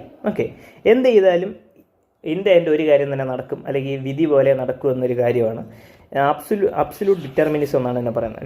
എന്ന് പറഞ്ഞാൽ നടക്കേണ്ടതേ നടക്കില്ല, നമ്മൾ എന്ത് ചെയ്തിട്ടും നമുക്ക് വലിയ ഇൻഫ്ലുവൻസ് ഒന്നും ഇതിലില്ല എന്ന് പറയുന്ന ഫിലോസഫിയാണ് അജീവിക ഫിലോസഫി. അവർ കർമ്മത്തിലൊന്നും വിശ്വസിച്ചിരുന്നത്, എന്ത് കർമ്മമാണ് നിങ്ങൾ ചെയ്തോ അങ്ങനെയൊന്നും വിശ്വസിച്ചിരുന്നില്ല. കർമ്മത്തിൽ അർത്ഥമില്ലെന്നാണ് അവർ പറഞ്ഞിരുന്നത്. പിന്നെ അവർ പക്ഷേ ഒരു സിമ്പിൾ ലൈഫ് സ്റ്റൈലാണ് സാധാരണ അവർ ജീവിച്ചിരുന്നത്. ക്ലോത്തിങ് അവർ കാര്യങ്ങളൊന്നും അവർ ഉപയോഗിച്ചിരുന്നില്ല. അവർ ബുദ്ധിസവും ജൈനിസവും പോലെ തന്നെ അവർ വേദാസിനെ ക്രിട്ടിസൈസ് ചെയ്തിരുന്നു. ബിന്ദുസാര, അതായത് അശോകൻ്റെ പിതാവ്, ഇത് ഫോളോ ചെയ്തിരുന്നൊരു വ്യക്തിയായിരുന്നു അജീവിക. ഓക്കെ, പിന്നെ അതുപോലെ തന്നെ അജീവികയെക്കുറിച്ച് അശോകൻ്റെ പില്ലർ അഡിക്റ്റുകൾ നമ്മൾ പഠിക്കും. അങ്ങോട്ട് പോകും മൗര്യൻ കിങ്ഡം നമ്മൾ പറയാൻ പഠിക്കും, പില്ലർ അഡിക്റ്റുകളെ കുറിച്ച് പഠിക്കും. അതിലും എന്ത് ചെയ്തു, അജീവികാസിൻ്റെ മെൻഷൻ ഉണ്ടായിരുന്നു എന്നുള്ള ഓർത്ത് വെച്ചിരിക്കുക. പിന്നെ അതുപോലെ ഉത്തർപ്രദേശിലെ ഏരിയയിലൊക്കെ അവർ സ്പ്രെഡ് ചെയ്തിരുന്നു. ഇപ്പോഴവരുടെ ടെക്സ്റ്റുകളൊന്നും ഇപ്പോൾ നമുക്കില്ല. മോഡേൺ എറയിൽ അതിൻ്റെ ഒരു പണ്ടത്തെ ഒരു കാര്യങ്ങളൊക്കെ പോയി. ഇപ്പോൾ അത് ഫേമസ് ആയിട്ടുള്ള റിലീജിയനൊന്നും അല്ല. എന്നാലും ഇങ്ങനെ ഒരു മതം ഉണ്ടായിരുന്നു എന്ന് മനസ്സിലാക്കാം. അജീവിക പോലെ വേറൊരു മതമായിരുന്നു ചാർവക ഫിലോസഫിയുടെ അടിസ്ഥാനം എന്ന് പറഞ്ഞാൽ ഇത് നേരെ തിരിച്ച് ഇതിൽ പറയുന്നതെന്ന് പറഞ്ഞാൽ ഇതിലും ഇവിടെ ഒരു കാര്യം പറയുന്നുള്ളൂ, നിങ്ങൾക്ക് ഒരു ജീവിതമേ ഉള്ളൂ. അല്ല നിങ്ങൾ മരിച്ചു കഴിഞ്ഞിട്ട് നിങ്ങൾ നിർവ്വാണം മോക്ഷം കിട്ടി മുകളിലോട്ട് പോയി വേറെ ജന്മമായിട്ട് അങ്ങനെയൊന്നുമില്ല. ട്രാൻസ്മൈഗ്രേഷൻ സോളിലൊന്നും അവർ വിശ്വസിക്കുന്നില്ല. ഒരു ജീവിതമേ ഉള്ളൂ, അത് ഏറ്റവും നന്നായിട്ട് ജീവിച്ച് തീർക്കുക. നല്ലത് ചെയ്യണമെങ്കിൽ നല്ലത് ചെയ്യുക, ചീത്ത ചെയ്യണമെങ്കിൽ ഇപ്പം നിങ്ങൾക്ക് മോഷ്ടിക്കാൻ തന്നാണ് പോയി മോഷ്ടിക്കുക, ആരെങ്കിലും കൊല്ലാമെന്നാണ് പോയി കൊല്ലുക. അതിലൊന്നും ഒരു കാര്യമില്ല. അവസാനം നിങ്ങൾക്ക് സന്തോഷം കിട്ടണം, മാക്സിമം സന്തോഷം എപ്പോഴും കിട്ടണം, അതിന് വേണ്ടി എന്ത് വേണം നിങ്ങൾ ചെയ്യാമെന്ന് പറയുന്ന ഫിലോസഫിയാണ് ചാർവക ഫിലോസഫി. ഓക്കെ, അത് ബൃഹസ്പതിയാണ് ഇത് പറഞ്ഞത്. അതിൽ വേദാസിൽ പറയുന്നുണ്ട്. പിന്നെ ഗൃഹധരണ്യ ഉപനിഷത്തിലും ഈ ഒരു ഐഡിയയെക്കുറിച്ചുള്ള ഫിലോസഫിയുടെ ഐഡിയ പറയുന്നുണ്ട്. ഓക്കെ, ഇത് മെറ്റീരിയലിസ്റ്റിക് ആയിട്ടുള്ളൊരു അപ്രോച്ചാണ്. നമുക്ക് ഇഷ്ടമുള്ള ചെയ്യാം. മെറ്റീരിയലിസ്റ്റിക് ബെനിഫിറ്റ്, കാറ് വേണം, കാറിന് ആഗ്രഹിക്കാൻ കാറ് നേടുക. അവിടെ ഒരു മോക്ഷം അല്ലെങ്കിൽ ഡിവൈനിസ്റ്റിക് ആയിട്ടുള്ള ഒരു അപ്രോച്ച് അവിടെ ഇല്ല എന്ന് നിങ്ങൾ മനസ്സിലാക്കാം. ഓക്കെ, ഇതിന് ലോകായതാണ് വിളിച്ചിരുന്നു. പിന്നെ അതുപോലെ തന്നെ സൂപ്പർ നാച്ചുറൽ എലിമെൻറ്റും സാൽവേഷനും ഒക്കെ അൺനെസസറിയാണ് എന്ന് പറഞ്ഞൊരു ഫിലോസഫി ഉണ്ട്. അപ്പോൾ ഇത്രയും കാര്യങ്ങൾ നിങ്ങൾ കണ്ടൻറ്റിനായിട്ട് നിങ്ങൾ മനസ്സിലാക്കി വെച്ചിരിക്കുക. ഇത്രയേ ഉള്ളൂ ഇതിൽ ബുദ്ധിസവും ജൈനിസവും. നമുക്ക് അടുത്ത വീഡിയോയിൽ നോക്കാം. ഇനി നമുക്ക് കുറച്ച് പ്രീവിയസ് ഇയർ ക്വസ്റ്റ്യൻസ് ബുദ്ധിസവും ജൈനിസത്തിൽ നോക്കാം. ഓക്കെ, ഫസ്റ്റ് ക്വസ്റ്റ്യൻ 1980 ക്വസ്റ്റ്യാണ്. Which of the following is the most important characteristics of Kanishka's rule? കനിഷ്കൻ്റെ റൂളിൻ്റെ ഏറ്റവും ഇമ്പോർട്ടൻ്റ് ആയിട്ടുള്ള ക്യാരക്ടറാണ് ചോദിച്ചാൽ നമുക്ക് മനസ്സിലാക്കാം. ഞാൻ പറഞ്ഞതാണ് 4th ബുദ്ധിസ്റ്റ് കൗൺസിലിൻ്റെ കാര്യം പറഞ്ഞതാണ്. അത് കനിഷ്കൻ്റെ സമയത്താണ് നടന്നതെന്ന് പറഞ്ഞു. ഡൗട്ട് ഉണ്ടെന്ന് പറഞ്ഞെങ്കിൽ നിങ്ങൾ അത് ഓർമ്മിച്ച് വെച്ചിരിക്കുക, അത് കനിഷ്കൻ്റെ സമയത്താണ് നടന്നത്. അതാണ് സത്യം പറഞ്ഞാൽ കനിഷ്കൻ്റെ റൂളിൽ ഏറ്റവും ഇമ്പോർട്ടൻ്റ് ആയിട്ടുള്ള കാര്യം. 4th ബുദ്ധിസ്റ്റ് കൗൺസിൽ കുണ്ടലവനയിലാണ് നടന്നതെന്ന് പറയുന്നുണ്ട്, ജമ്മുവിലാണ് നടന്നതെന്ന് ഉറപ്പാണ്. അതുപോലെ തന്നെ ഇവിടെ ശ്രീനഗർ എന്ന് പറയുന്നുണ്ട്, അത് ശരിയാണ്, ആ സ്റ്റേറ്റ്മെൻറ്റാണ് ശരി. ഓക്കെ, 4th ബുദ്ധിസ്റ്റ് കൗൺസിലാണ് ഏറ്റവും ഇമ്പോർട്ടൻ്റ് ആയിട്ട് കനിഷ്കൻ്റെ റൂളിൽ നടന്ന കാര്യം. ഇപ്പം നിങ്ങൾക്ക് പറയാം ഗാന്ധാര സ്കൂൾ ഓഫ് ആർട്ട് എന്ന് പറഞ്ഞൊരു വലിയ ഇമ്പോർട്ടൻ്റ് ആർട്ട് സ്കൂൾ അദ്ദേഹത്തിൻ്റെ സമയത്താണ് ഉണ്ടായത്. അത് ഇമ്പോർട്ടൻ്റ് ആയിക്കൂടെ? ആവാം, അതും ചിലപ്പോൾ ഇമ്പോർട്ടൻ്റ് ആവും. പക്ഷേ നമ്മൾ UPSCയുടെ ആൻസർ കീ വെച്ച് ഏറ്റവും ഇമ്പോർട്ടൻ്റ് ആയിട്ട് ക്യാരക്ടറായിട്ട് പുള്ളി കണ്ടതേതാണ്, ഇവർ കണ്ടതാണ് ഇത്. അപ്പോൾ നമ്മൾ ഇവിടെ പ്രീവിയസ് ഇയർ ക്വസ്റ്റ്യൻ നമ്മൾ ഐഡിയ അതാണ്. ചിലപ്പോൾ ചില ആൻസർ നമുക്ക് കോൺട്രഡിക്റ്റിംഗ് ആയിട്ട് തോന്നാം, അത് വന്നുകൂടെ, ചിലപ്പോൾ വരാം. ഓക്കെ, പക്ഷേ UPSC ഏതാണ് ചൂസ് ചെയ്യുന്ന ആ രീതിയിലാണ് നമ്മൾ ആൻസർ പോകേണ്ടത്. നമ്മളെ മൈൻഡ് സെറ്റ് അങ്ങനെ നമ്മളെ മൈൻഡ് സെറ്റിനെ ഡെവലപ്പ് ചെയ്തെടുക്കാൻ ശ്രമിക്കുക. ഓക്കെ, അടുത്ത് എവിടെയാണ് ഗൗതമ ബുദ്ധ ആദ്യത്തെ പ്രസംഗം നടത്തിയത്? നമുക്കറിയാം എവിടെയാണ്, സാരനാഥ്. UP സാരനാഥ്, ബനാറസ് എന്ന് പറഞ്ഞൊരു സിറ്റിയിലാണ് നമുക്കറിയാം. ബോധ്ഗയയിൽ എന്താണ് കിട്ടിയ? അദ്ദേഹത്തിന് എൻലൈറ്റ്മെൻറ്റ് കിട്ടിയാണ്. ലുംബിനിയിൽ എന്താണ്? ലുംബിനിയിൽ അദ്ദേഹം ജനിച്ച സ്ഥലമാണ്. ഓക്കെ, വൈശാലി വേറൊരു ഇമ്പോർട്ടൻ്റ് ആയിട്ടുള്ള സ്ഥലമാണ് അതിൻ്റെ അടുത്തുള്ള. അവിടെയാണ് വൈശാലിയിലുള്ള ആൾക്കാരാണ് ഞാൻ പറഞ്ഞു വിനയപിതാക്ക് കറക്റ്റായിട്ട് ഫോളോ ചെയ്യാൻ പറ്റൂല എന്നൊക്കെ 2nd ബുദ്ധിസ്റ്റ് കൗൺസിലൊക്കെ വൈശാലിയിലുള്ള ആൾക്കാരാണ് പറഞ്ഞത്. ഓക്കെ, അതൊക്കെ നമുക്കറിയാം. ജസ്റ്റ് ഒന്ന് റിവൈസ് ചെയ്യാം. അതൊക്കെ ആ ടോപ്പിക്കുകളൊക്കെ ഒന്ന് നമ്മൾ പഠിച്ച സാധനം എന്തൊക്കെയാണെന്ന് റിവൈസ് ചെയ്യാം. നളന്ദ യൂണിവേഴ്സിറ്റി ബുദ്ധിസ്റ്റ് സ്റ്റഡി സെൻ്ററാണെന്ന് നമുക്കറിയാം. ഇതിൽ കറക്റ്റ് അല്ലാത്ത എന്താണെന്ന് ചോദിച്ചിരിക്കുന്നത്. അതൊരു ആൻഷ്യൻ്റ് ബുദ്ധിസ്റ്റ് ലേണിംഗ് സെൻ്ററാണ്, ശരിയാണ്. ഹുവാങ് സാങ് എന്ന് പറഞ്ഞൊരു ട്രാവലർ അവിടെ, ചൈനീസ് ട്രാവലർ അവിടെ വന്നിട്ടുണ്ട് എന്ന് പറയുന്നുണ്ട്, അതും ശരിയാണ്. We came to know about it only through the writings of Chinese പിൽഗ്രിംസിൻ്റെ എഴുത്തുകൾ മാത്രം കൊണ്ടാണ് നമ്മൾ ഇതിനെക്കുറിച്ച് മനസ്സിലാക്കിയെന്ന് പറഞ്ഞാൽ തെറ്റാണ്. അല്ലാതെ നമുക്ക് കുറേ കാര്യങ്ങൾ വെച്ച് നമുക്കറിയാം, നളന്ദ യൂണിവേഴ്സിറ്റിയെ കുറിച്ച് അറിയായിരുന്നു. അതുകൊണ്ട് 3ാമത്തെ സ്റ്റേറ്റ്മെൻറ്റാണ് തെറ്റ്. 4ാമത്തെ സ്റ്റേറ്റ്മെൻറ്റ് എന്താണ്? നളന്ദ യൂണിവേഴ്സിറ്റി കാരണം ബുദ്ധിസം പല രാജ്യങ്ങളിലേക്ക് സ്പ്രെഡ് ആയി. അത് ശരിയാണ്. നളന്ദ യൂണിവേഴ്സിറ്റി കാരണം പല രാജ്യങ്ങളിലേക്ക് സ്പ്രെഡ് ആയതുകൊണ്ടാണ് മറ്റ് രാജ്യങ്ങളിലെ ആൾക്കാർ ഇവിടേക്ക് പഠിക്കാൻ വേണ്ടി വന്നത്. ഓക്കെ, അടുത്ത് അനുവ്രത ഞാൻ പറഞ്ഞതാണ്. എന്തൊക്കെയാണ് അനുവ്രതയിലുള്ള 5 വോസ് എന്തൊക്കെയാണെന്ന് നിങ്ങൾ ഓർത്തു വെക്കുക. അതിൽ ഏതൊക്കെ വോസാണ് പാർശ്വനാഥ് കൊണ്ടുവന്നത്, ഏതൊക്കെയാണ് വർത്തമാൻ മഹാവീർ കൊണ്ടുവന്നത് എന്നൊക്കെ ഓർത്തു വെക്കുക. അത് ജൈനിസം ഫിലോസഫിയാണ്. ഓക്കെ, അടുത്ത് ഇതൊക്കെ നിങ്ങൾ ക്വസ്റ്റ്യൻ ചെയ്യുമ്പോൾ നിങ്ങൾ ആദ്യം പോസ് ചെയ്ത് നിങ്ങൾ സ്വന്തമായിട്ട് ചെയ്ത് നോക്കുക, എന്നിട്ട് എൻ്റെ ആൻസർ നോക്കുക. എന്നാലേ അതിനൊരു നമ്മൾ പഠിച്ചതെന്ന് ഒരു ഇമ്പോർട്ടൻസ് കിട്ടുകയുള്ളൂ, അല്ലെങ്കിൽ പഠിച്ചതെന്നുള്ള എന്തെങ്കിലും കിട്ടിയെന്ന് നമുക്ക് മനസ്സിലാവുള്ളൂ. ഓക്കെ, ഇതിലേതാണ് ഏർലി ജെയിൻസ് ലിറ്ററേച്ചറിൻ്റെ പാർട്ട് അല്ലാത്തതെന്ന് പറഞ്ഞു. അത് ഞാൻ നേരത്തെ നിങ്ങൾക്ക് എടുത്ത് പറഞ്ഞിട്ട് തെറികഥയെക്കുറിച്ച് ഞാൻ പറഞ്ഞതാണ്. തെറികഥ ഇതിൻ്റെ പാർട്ടല്ല. ഓക്കെ, പിന്നെ ബാക്കിയുള്ള ഓപ്ഷൻസും കൂടെ ബേസിക് ഒരു PYQ റിസർച്ച് നടത്തുക. അതിൽ കുറച്ച് സാധനങ്ങൾ ഞാൻ ഓൾറെഡി റിസർച്ച് ചെയ്തിട്ടുണ്ട്. ഓക്കെ, അത് ഞാൻ നിങ്ങൾക്ക് നോട്ടായിട്ട് തന്നെ ഉണ്ട്. അത് ഞാൻ PDF ടെലഗ്രാം ചാനലിൽ അപ്ലോഡ് ചെയ്തിരിക്കാം. നിങ്ങളത് നോക്കി ഒന്നേ പഠിക്കുക. ജെയിൻ ലിറ്ററേച്ചർ 12 അംഗങ്ങളും 12 ഉപംഗങ്ങളുമായിട്ട് കൊടുത്തിട്ടുണ്ട്. അതിൽ അക്കാരക സൂത്രയും സൂത്രകൃതാംഗയൊക്കെ അംഗത്തിൽ വരുന്നതാണ്. കൽപ്പസൂത്ര എപ്പോഴും ജെയിനായിരിക്കും. അത് ബയോഗ്രഫീസിനെയാണ് പറഞ്ഞത്. ബൃഹത് കൽപ്പസൂത്ര എന്ന് പറയുന്നത് ഒരു ഓട്ടോബയോഗ്രഫിയാണ്. തെറിഗാഥ എന്ന് പറയുന്നത് വുമൺ എഴുതിയ പൊയംസിൻ്റെ കളക്ഷനും തെരഗാഥ എന്ന് പറയുന്ന മെന്നിൻ്റെ കളക്ഷനുമാണ്. ഇത് ബുദ്ധിസ്റ്റാണ്. ഓക്കെ, ഇത്രയും കാര്യങ്ങൾ നിങ്ങൾ ആ ഒരു ക്വസ്റ്റ്യൻ ബേസ് ചെയ്തിട്ടുള്ള PYQ നോട്ടിൽ നിങ്ങൾ ഇതിൽ ആഡ് ചെയ്തിരിക്കുക. പിന്നെ ഞാൻ പറയല്ലോ, വേണമെങ്കിൽ ഈ ഒരു ലിറ്ററേച്ചറിൻ്റെ പാർട്ട് വരണം. ബുദ്ധിസ്റ്റ് ജെയിൻ ലിറ്ററേച്ചർ നോക്കാൻ വേണ്ടി, അല്ലെങ്കിൽ ഇവിടുത്തെ ആരൊക്കെ മോങ്കുകളാണ് ഉള്ളതെന്നൊക്കെ നോക്കാൻ വേണ്ടി ലൂസ് ആൻഡ് ജസ്റ്റ് ഒന്ന് റെഫർ ചെയ്ത് നിങ്ങൾ അതിൻ്റെ PDF ഞാൻ നിങ്ങൾക്ക് ടെലഗ്രാം ചാനലിൽ കൊടുത്തിരിക്കാം. ഓക്കെ, അടുത്ത് ബാക്കി നോക്കാം. 6ാമത്തെ ക്വസ്റ്റ്യൻ, ബുദ്ധിസത്തിലും ജെയിനിസത്തിലും കോമൺ ആയിട്ടുള്ള ഏതാണ്? Avoidance of extreme penances and enjoyment. അത് ഏതിലുള്ളതാണ്? ബുദ്ധിസത്തിലുള്ളതാണ്. ബുദ്ധിസത്തിലാണ്. ഇപ്പോൾ എക്സ്ട്രീം പിനൻസ് ഒക്കെ ഏതിലാണ് പറയുന്നത്? അത് ജെയിനിസത്തിലാണ് എക്സ്ട്രീം പിനൻസിനെ കുറിച്ച് പറയുന്നത്. അപ്പോൾ അതിനെ അവോയ്ഡ് ചെയ്യാൻ പറയുന്നത് ഏതാണ്? ബുദ്ധിസമാണ്. ബുദ്ധിസത്തിലാണ് മിഡിൽ പാത്ത് അഥവാ മധ്യം മാർഗം പറയുന്നത്. ഇത് രണ്ടും കോമൺ ആയിട്ടുള്ള പോയിൻ്റ് അല്ല, അതുകൊണ്ട്. പിന്നെ ബുദ്ധിസത്തിലും ജെയിനിസത്തിലും രണ്ടുപേരും വേദങ്ങൾ അവോയ്ഡ് ചെയ്തിട്ടുണ്ട്. അവരുടെ അതോറിറ്റിയെ അവരെന്ത് ചെയ്തിട്ടുണ്ട്? തെറ്റാണെന്ന് പറഞ്ഞിട്ടുണ്ട്, അതിനെതിരെ നിന്നിട്ടുണ്ട്. അത് ശരിയാണ്. അടുത്ത് ഡിനയൽ ഓഫ് എഫിഷ്യൻസി ഓഫ് റിച്വൽസിന് ഒരു എഫിഷ്യൻസി ഇല്ലെന്ന് രണ്ടുപേരും പറഞ്ഞിട്ടുണ്ട്. അത് ശരിയാണ്. പിന്നെ അനിമൽ ലൈഫിന് ഇഞ്ചുറി ചെയ്യില്ലെന്നും അവർ രണ്ടുപേരും പറഞ്ഞിട്ടുണ്ട്. അത് നമുക്ക് ഇതാണ് ആൻസറായിട്ട് ഇതിന് എടുക്കാം, B. ഓക്കെ, ഇപ്പോൾ ഇതാണ് ഇതിൻ്റെ ആൻസർ. പിന്നെ അതുപോലെ തന്നെ മഹായാന ബുദ്ധിസത്തിൽ ബോധിസത്വ അവലോകനേശ്വര ആരാണ് എന്ന് പറയുന്നുണ്ട്. ഞാൻ നിങ്ങൾക്ക് പറഞ്ഞാണ് മഹായാന ബുദ്ധിസത്തിൽ ഇമ്പോർട്ടൻ്റ് ആയിട്ടൊരു കോൺസെപ്റ്റാണ് ബോധിസത്വം എന്ന് പറയുന്ന പ്രീവിയസ് ലൈഫ്സ് ഓഫ് ബുദ്ധൻ്റെ മറ്റ് ജീവിതങ്ങളെക്കുറിച്ച് പറയുന്നു. അതിൽ തന്നെ മറ്റ് ദൈവങ്ങളെക്കുറിച്ച് പറയുന്നുണ്ട്. അതെന്താണ് നമുക്ക് ബേസിക് ആയിട്ട് നോക്കാം. നിങ്ങൾ ഈ ബേസിക് സെപ്പറേഷൻ, അല്ലെങ്കിൽ ഹീനയാന ബുദ്ധിസം മഹായാന ബുദ്ധിസം എന്ന് പറഞ്ഞ സെപ്പറേഷൻ വരുന്നത് 4ാമത്തെ ബുദ്ധിസ്റ്റ് കൗൺസിലാണ്. ഞാൻ നിങ്ങൾക്ക് പറഞ്ഞതാണ്. ഓക്കെ, അതിൽ തന്നെ 4ാമത്തെ ബുദ്ധിസ്റ്റ് കൗൺസിൽ മഹായാന ബുദ്ധിസവും ഹീനയാന ബുദ്ധിസവും സ്പ്ലിറ്റ് ആകുമ്പോൾ മഹായാന ബുദ്ധിസത്തിന് ബുദ്ധനെ ദൈവമായിട്ടും ഹീനയാന ബുദ്ധിസത്തിന് ബുദ്ധനെ വെറും മനുഷ്യനായിട്ടുമാണ് കാണുന്നത്. ഓക്കെ, അപ്പോൾ ഈ ബുദ്ധനെ ദൈവമായിട്ട് കാണുമ്പോഴാണ് അവിടെ ബോധിസത്വം എന്നൊരു കോൺസെപ്റ്റ് വരുന്നത്. പ്രീവിയസ് ലൈഫിലാണ് പറയുന്നത്. ഇഷ്ടംപോലെ ദൈവങ്ങളുണ്ടായിരുന്നു. അതിൽ ഒരു ദൈവമാണ് വജ്രപാണി ഗോഡ് ഓഫ് കമ്പാഷൻ്റെ ദൈവമാണ് വജ്രപാണി. അടുത്ത മഞ്ജുശ്രീ ഗോഡ് ഓഫ് വിസ്ഡം. അടുത്ത മൈത്രേയ ഫ്യൂച്ചർ ഗോഡ് അഥവാ ഫ്യൂച്ചർ ബുദ്ധയാണ് നമ്മൾ മൈത്രേയ എന്ന് പറയുന്ന. അത് ലോകത്തിനെ രക്ഷിക്കുക ഇനി വരാൻ പോകുന്ന ദൈവമായിട്ടാണ് അതിനെ കണക്കാക്കുന്നത്. ഓക്കെ, അടുത്തുള്ള ഇമ്പോർട്ടൻ്റ് ആണ് ഞാൻ ഇപ്പം പറയാൻ പോകുന്ന ബോധിസത്വ അവലോകനേശ്വര എന്ന് പറയുന്നത്. ഇതിനെ പത്മപാണി എന്നാണ് പറയുന്നത്. പത്മപാണി ഗൈഡ് ഫോർ സാൽവേഷൻ, മോക്ഷത്തിലേക്കുള്ള വഴികാട്ടി എന്നൊരു ഇതാണ് ഇതിൽ പറയുന്നത്. അവലോകനേശ്വര ലോകേശ്വര എന്നൊക്കെ ഇതിന് നമ്മൾ മറ്റ് പേരുകളിൽ പറയാറുണ്ട്. അപ്പോൾ അത് നിങ്ങൾ ഓർത്ത് വെച്ചിരിക്കുക ഇതിനെക്കുറിച്ച്. ഓക്കെ, അപ്പോൾ ഇത്രയാണ് അതിൻ്റെ ഒരു തിയറി. അപ്പോൾ ആ ദൈവങ്ങളുടെ പേരൊക്കെ ഒന്ന് ഓർത്ത് വെച്ചിരിക്കുക മഹായാന ബുദ്ധിസമായിട്ട് ബന്ധപ്പെടുത്തി.